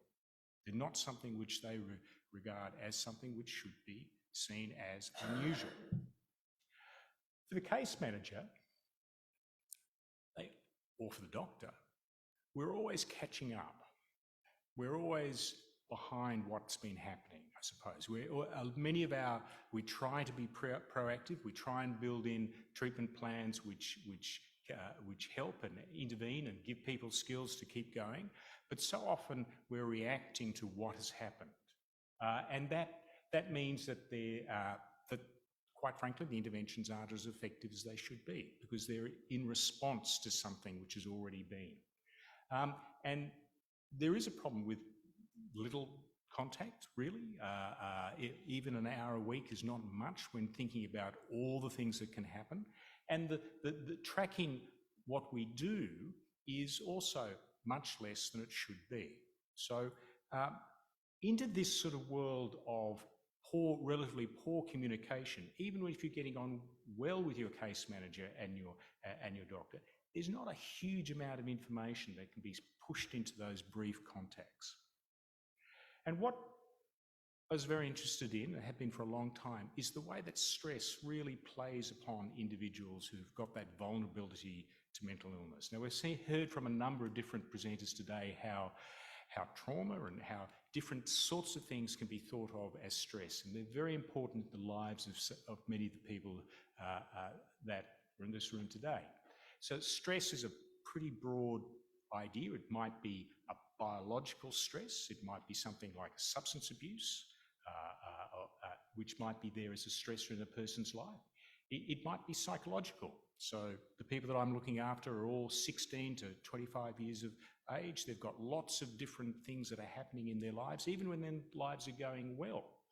Exams, fights with people, relationship breakups, and things like that. They're part and parcel of life. But many of them also have real social stresses of homelessness or meaning they're couch surfing and really not knowing where they're going to be. So these sort of stresses build up for the individuals and interact with their own vulnerability. And the vulnerability is often genetically set for those people, and we have to think about how for some people they might have very low vulnerability and be able to tolerate a great deal of stress before it comes out as anxiety or depression. But many of the people that I'm looking at really have very high levels of vulnerability, and it doesn't take much stress to push them into some sort of illness of some sort. And when that happens, of course, most people don't say, I'm going to call my case manager, unfortunately. I wish more of them did.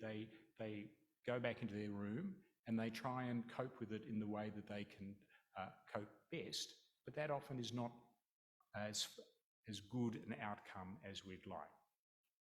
Now, into this world and giving many means of recasting this problem is this growing plethora of wearable devices. Now, some of you might be wearing one. Some of you might have an Apple Watch or a Fitbit or something like that on at the moment. And they're the sort of devices that we're talking about. Others will know somebody with diabetes who have a wearable device that measures their blood sugar level on an ongoing way. And these sort of devices allow for real-time feedback of really important measures of people's physiology, and from that, their stress levels. And that data can be beamed back to the individual, usually, on a minute-to-minute basis. Now, the device that we used in our study was this device. It was we'll be moving on from this, but it was what we could get, what was useful at the time when we set this up. It's called an Embrace device. It's made by an American firm called Empatica, and it allowed us to measure activity, how much people were walking around, and how much they were moving, and from that, their sleep as well.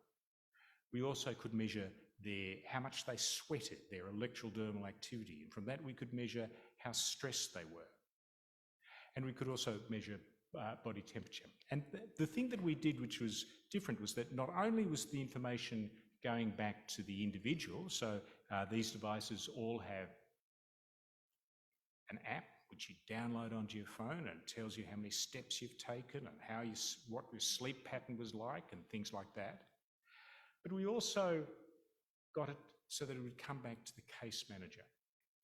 And with the Sydney Informatics Hub from the University of Sydney, we built a dashboard, I suppose you'd say, which was able to show the case managers a whole lot of information on a real, not quite real time, unfortunately, for various reasons, but on a very quick feedback. So they're able to see whether people were wearing the device, how they were sleeping, how regular that sleep was from day to day. So if you have a very irregular pattern, that is a marker of things going wrong, but also having very little sleep is not particularly good for you. We could also see how many steps, people were having. That's back again. How many steps, I better not push that button again. How many steps people were taking a day, and also lower down how sweaty and how anxious they were feeling. And this is all really useful information for the day-to-day care of people. Now, what we'll talk about today, where the study has come to an end, and so we're analysing, but I'll talk a little bit about how we could use it for predicting relapse, how the case managers used it for tailoring their interventions, and how we could understand treatment effects for individuals.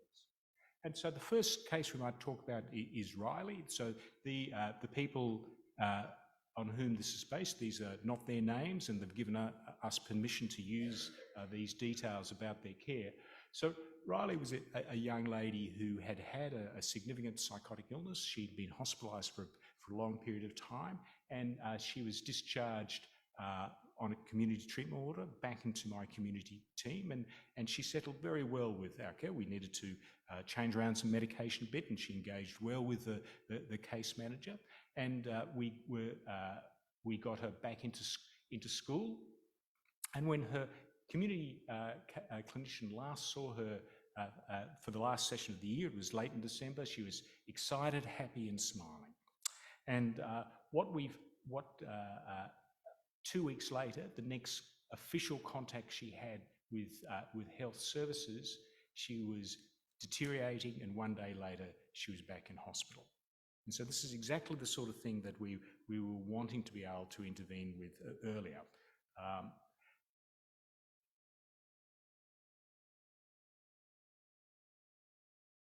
So what we noticed on her sleep pattern was in the days before she rang us up, this was a randomised trial, and she was unfortunately randomised to the non-intervention arm of this, which was frustrating for us.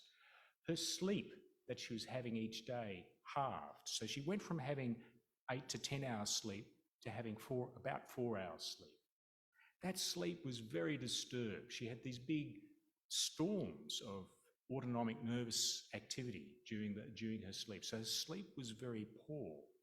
And so the pattern for her of her relapse was very much the signature of suddenly her sleep fell out a bit. Now, the intention of this project is that we can pick this up and intervene and help reinstate that sleep with some added medication at an early stage. Another way that the team has been using this is exemplified by Sienna. Sienna is a young lady with bipolar disorder who was discharged to our care after admission to Blacktown Hospital. She was on a lot of medication. She didn't settle. It took a long time to settle her. She'd been in and out of hospital a number of times before she came to my team. And the case manager who's enrolled her into the study, and they'd been talking about how things were, and Sienna was saying things are okay, and we got the information back, and she was walking about 350 steps a day, which meant she was going from her bedroom to the toilet to the kitchen and back again about 3 times. That was all she was moving. Hadn't told the case manager that at all. She was also sleeping, this is a little bit unclear, she was going to sleep at about 4 a.m. and waking up at about 4 p.m. So she's obviously also going to the desk to play computer games as well as going to the kitchen and to the bathroom. That was all she was doing. And so what the case manager did was that she used the step count as a way of developing a behavioural program to encourage Sienna to get back into some sort of regular activity.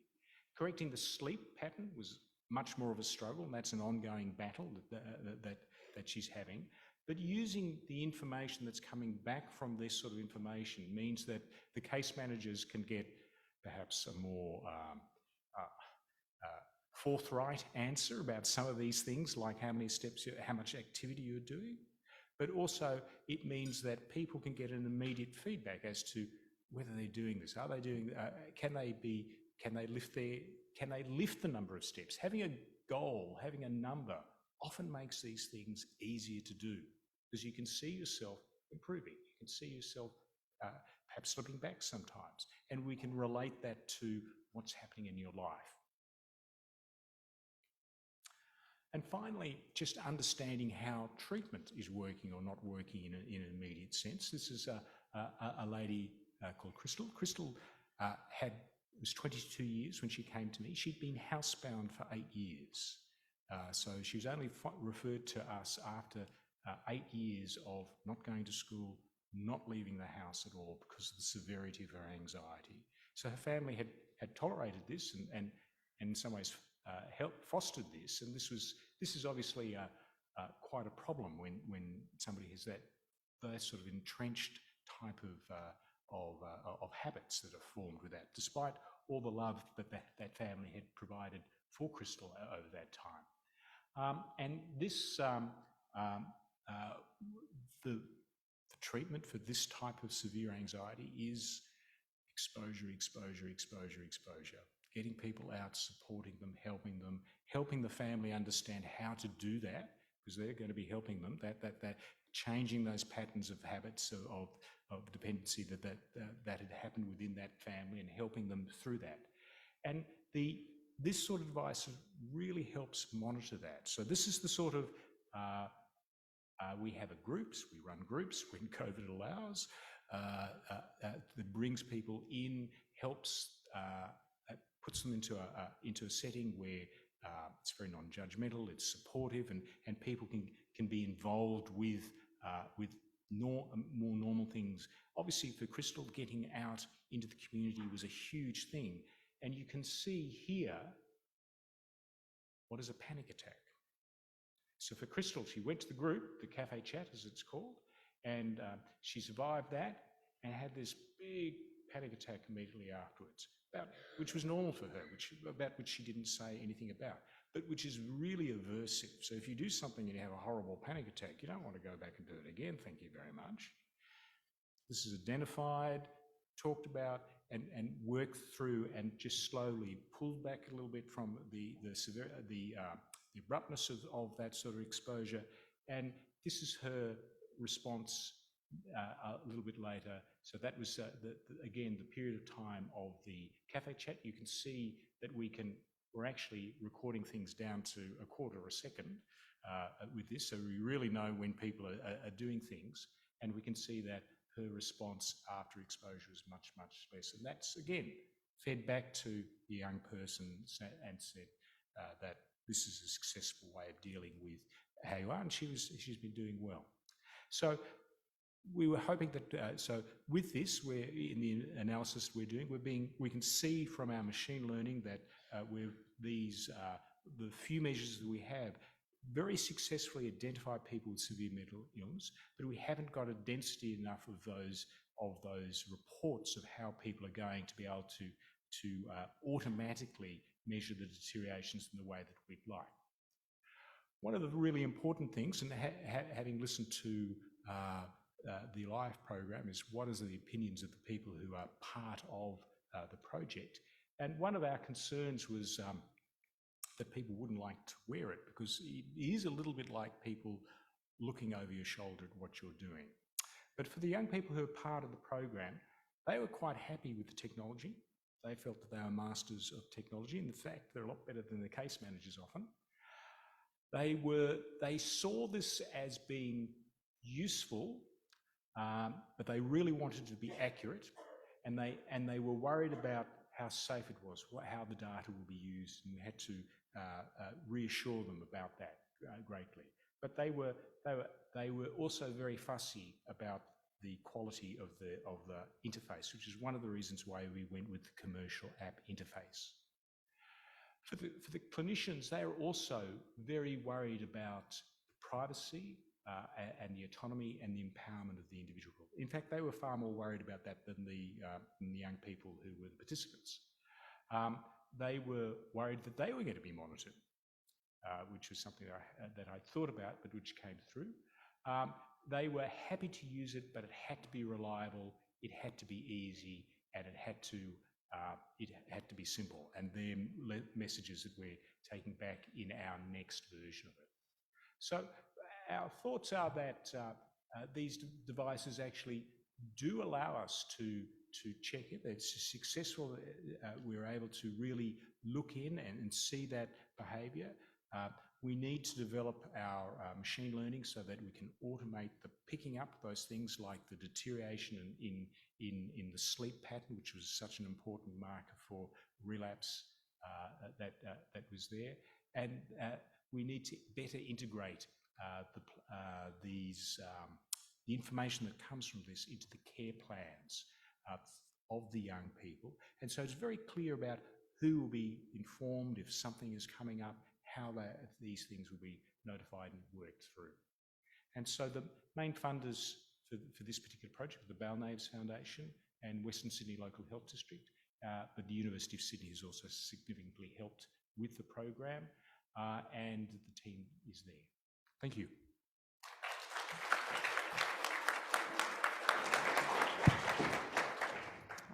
You can sit next to my beautiful sunflowers that I made. Is it going to be expanded, Anthony?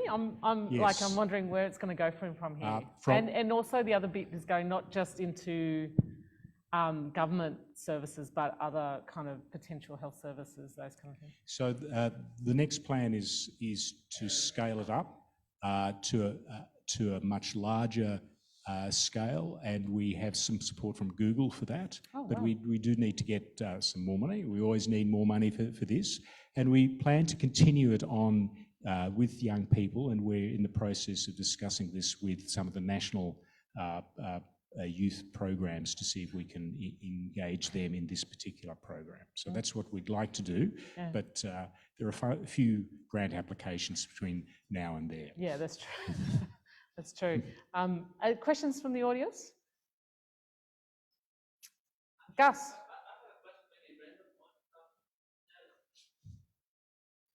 Hello? Yes. Anthony, one of the slides you say the person went to the cafe and then have an anxiety attack. She went back to the same cafe. Yep. I'm just wondering. So one of the things that, so that young lady had a severe anxiety disorder with panic attacks. And one of the primary treatment strategies for somebody with anxiety is to expose them to the thing that they're feared with, and to do that in a graded way, I suppose. And so the panic attack that she was having the first time round to that group gave us a couple of pieces of information that we were trying to expose her to quickly. We were doing it in too rapid a way, and we pulled back and used that information and demonstrated to her, firstly, what this panic attack looked like for her in the physiology, pulled back and exposed her more slowly, and we were able to manage her, measure her modulated anxiety response to the slower approach to that whole exposure to sitting around and talking to people in a cafe in Parramatta. And so we're able to use it to modulate the speed with which she went through this exposure routine, but also demonstrate to her that, yes, she really was doing a much better job in keeping control of her anxiety. There's a question from someone online is, it's hard hard one to answer, but how can we get such brilliant clinical work more widely used, and also then working hand in hand with NDIS providers for NDIS clients? Okay. So I think that this is just the beginning of a large number of similar sorts of projects. So the hardware, the ability to buy the watches has only really started in the last couple of years. So this sort of approach to care, I'm sure, will become much more common in years to come, as it becomes just a routine part of care. Now, that is a little way down the line, and these projects are like this one are exploring, firstly, how to do it properly, how to do it appropriately, how to involve people in their own care so that they're using it in a way which helps them, but also to figure out important areas like data privacy and which we need to get right so that people are secure in the use of these sort of devices. Absolutely. Well, put your hands together and thank you. Thanks to Anthony House. Hello. Not sure what that was. Was that? Oh, okay. Sorry about that. We're going to finish up because I'm just aware, and I think this is the hard time of the day because people are looking at their clocks and going, okay, we're finishing up. Can I just say it's been a wonderful day. We started the day listening about the power of love. I won't sing, but we heard about the power of love. We spent a lot of time talking about what makes good supports, reflecting on the NDIS review. We took a journey to expressive therapy, and I'm sure everyone here is going to get up and do a bit of dancing and music and get out the old paints and Play-Doh. It was wonderful. We also then heard about some wonderful housing that's coming to New South Wales. We spoke strongly about connection, and we've seen a lot of that today. And what a great way to end about the future of research, the future of what is there for innovation for the various treatments that are coming. I'd like to say thank you all for coming, and thank you for those online. And thanks to all the speakers and everybody who was here participating in whatever way you were. I have a wonderful amount of colleagues who are the backbone of One Door Mental Health, and I'd like to thank those that have been part of pulling this together today. And you know who you are. Thank you so much for pulling it all together and doing all the stuff. And I must say, it's not just Gus and I who have the brains behind this, there's a lot of people. And I know I'd like to say thanks to Nina, Loris and Valerie, who assisted in the First Brains Trust to get this going. That was great to have you here. You'll notice on the back of your name tags, there's a QR code. We really would love feedback. And it's on the back of the brochure also. If you don't get a chance to do it today, can you do it next day, today, tonight? You're on the bus, you're in the car, whatever you're doing, because we want to make this better for next year and improve. And we'd also like to see, have we got it? Did we get the right amount of speakers? Were they exciting enough? Did you like the depth? What can we do? What can we do differently? So please take the time to do that. I just ask you all to go well.